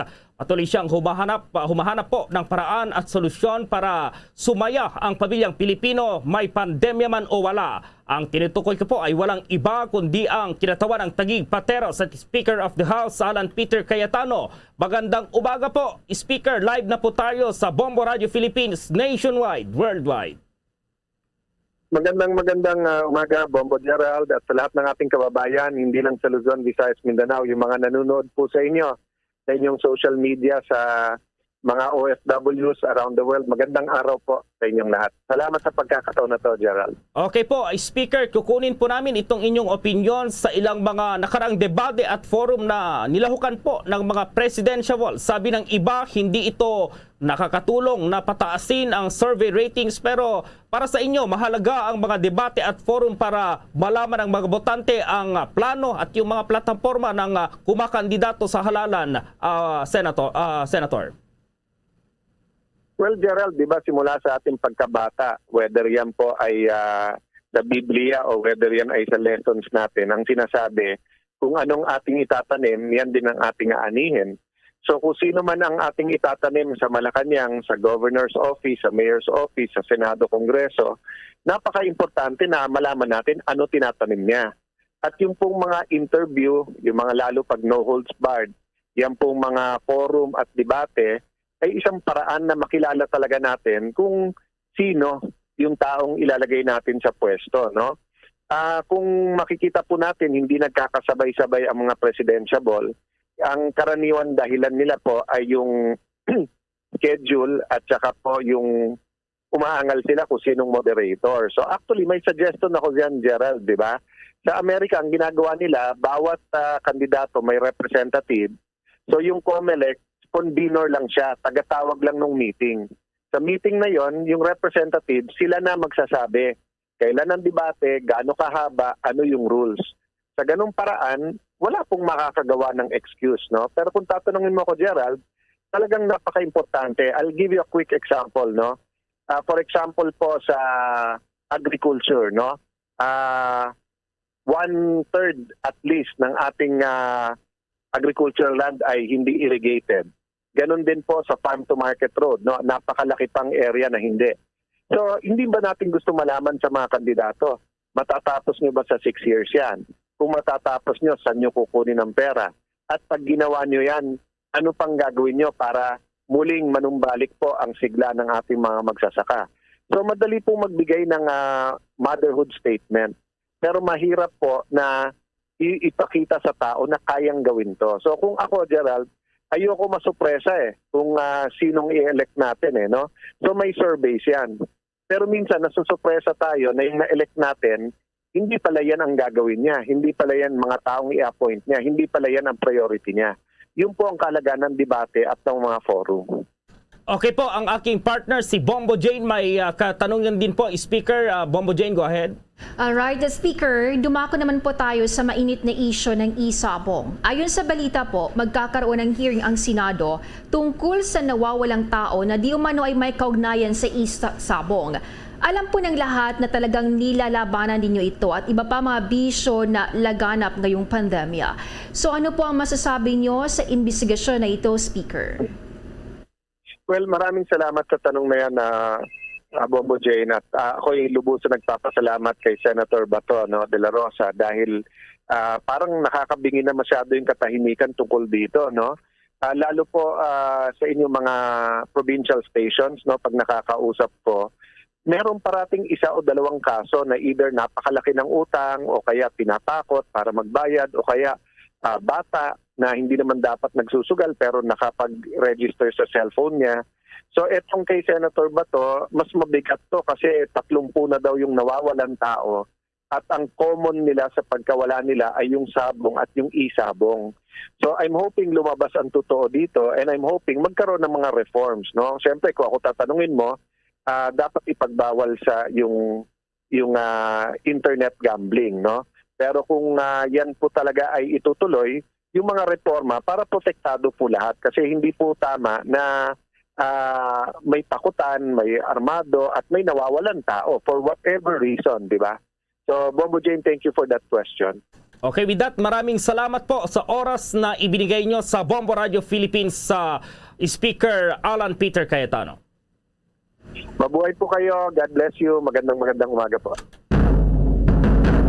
Samantala, itong mga EDSA organizers umapela sa mga political groups. Iwasan daw itong politikahan sa anibersaryo.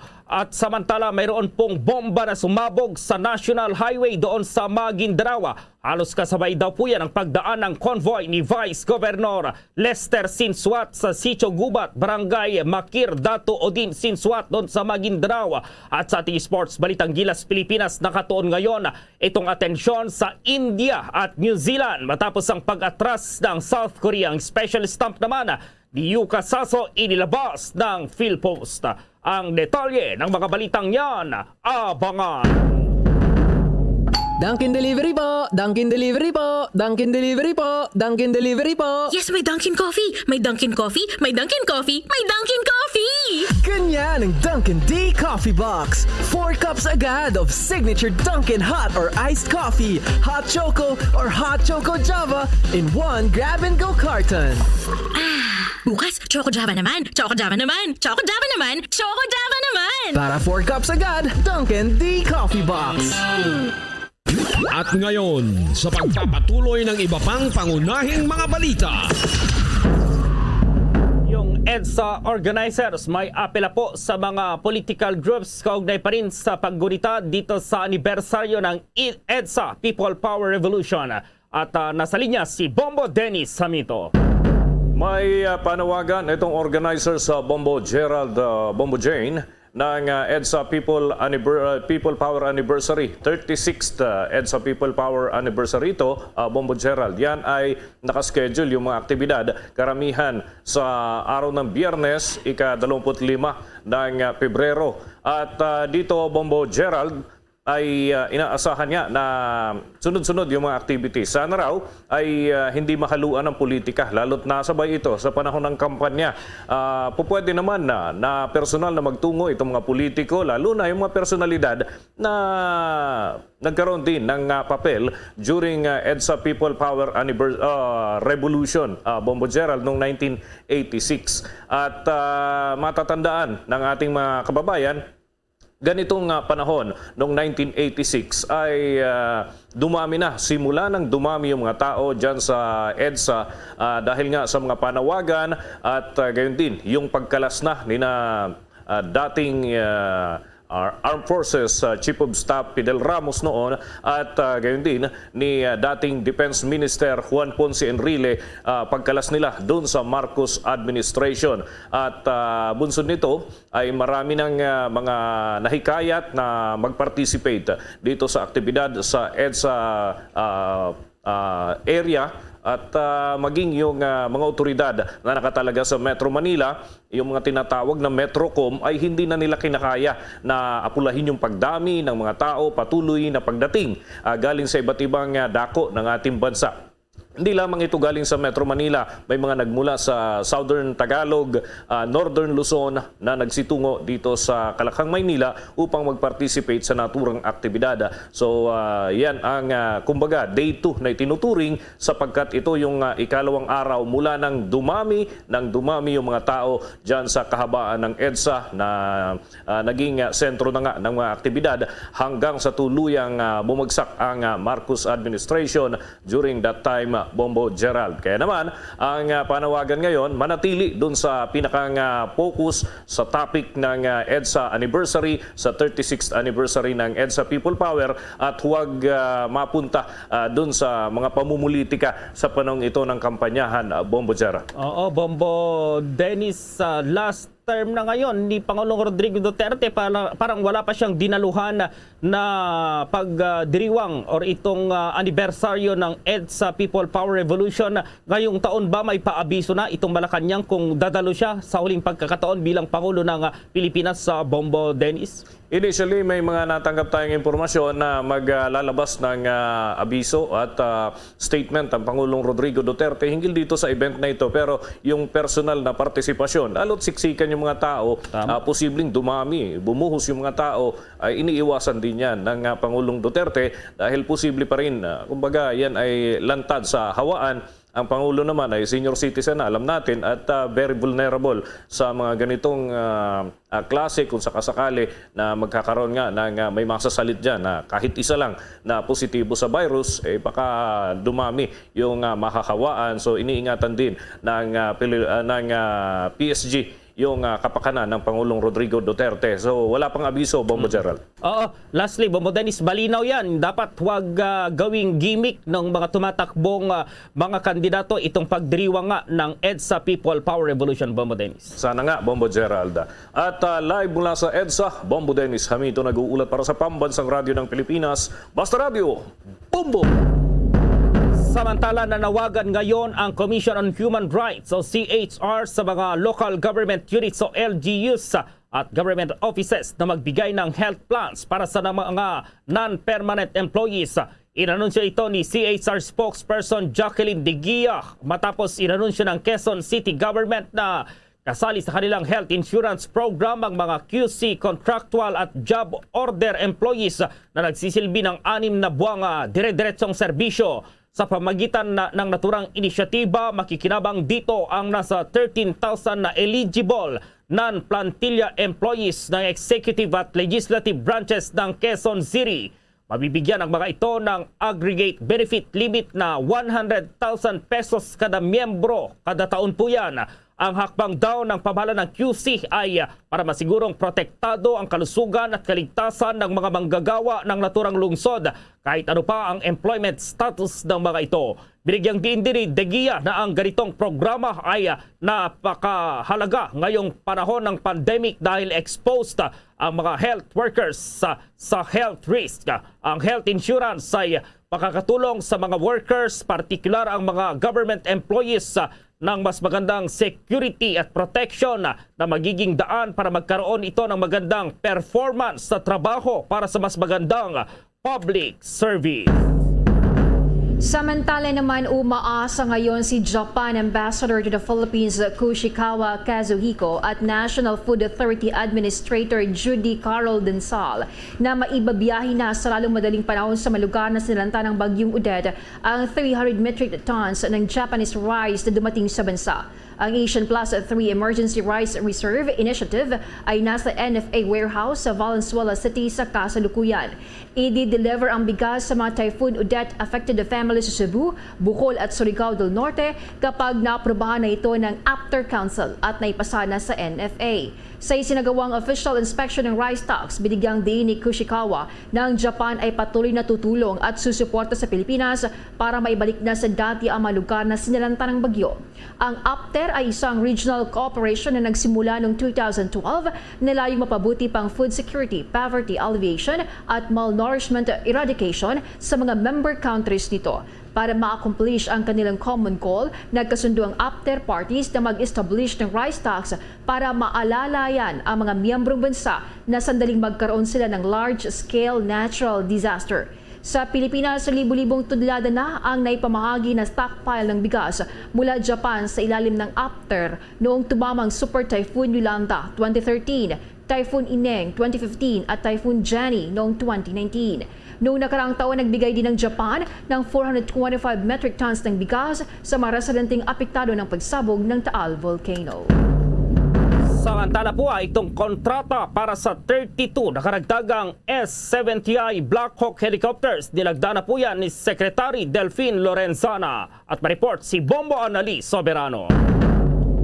Nilagdaan na ni Defense Secretary Delphine Lorenzana ang kontrata para sa pagbili ng Department of National Defense ng 32 karagdagang Sikorsky S-70I Black Hawk utility helicopters sa PZL Milik ng Poland. Bukod sa mga bagong helicopter, kasama sa $624 million na kontrata ang Integrated Logistics Support at Training Package para sa mga piloto at maintenance crew. Unang nakumpleto ng PZL Milik noong nakaraang taon ang delivery ng 16 na Black Hawk na unang binili ng DND. Umaasa si Lorenzana na masisimulan na sa lalong madaling panahon ang pag-deliver nitong bagong order ng mga Black Hawk helicopters. Sinabi ng kalihim, nasisiyahan ang Philippine Air Force sa kapabilidad ng Black Hawk helicopter. Kasama sa signing ceremony sa Camp Aguinaldo kahapon, si Jano Zakeki, ang Pangulo ng PZL Milik. Bombo Anali Montaño Soberano nag-uulat para sa Pambansang Radyo ng Pilipinas. Basta Radio, Bombo! Bombo Police Report. May sumabog daw na dito sa National Highway sa Maguindanao, halos kasabayan ng pagdaan ng isang Vice Governor. Nasa linya si Bombo Gary Fersas. Nandang na malakas na pagsabog ang lalawigan ng Maguindanao. Ayon kay Maguindanao Police Provincial Director Colonel Jibin Bungkayaw na sumabog ang bomba sa gilid ng National Highway halos kasabay ng pagdaan ng convoy ni Vice Governor Lister Sensuat sa Sitio Gubat, Barangay Maker, Dato din Sensuat, Maguindanao. Wala namang nasugatan sa pagsabog ng improvised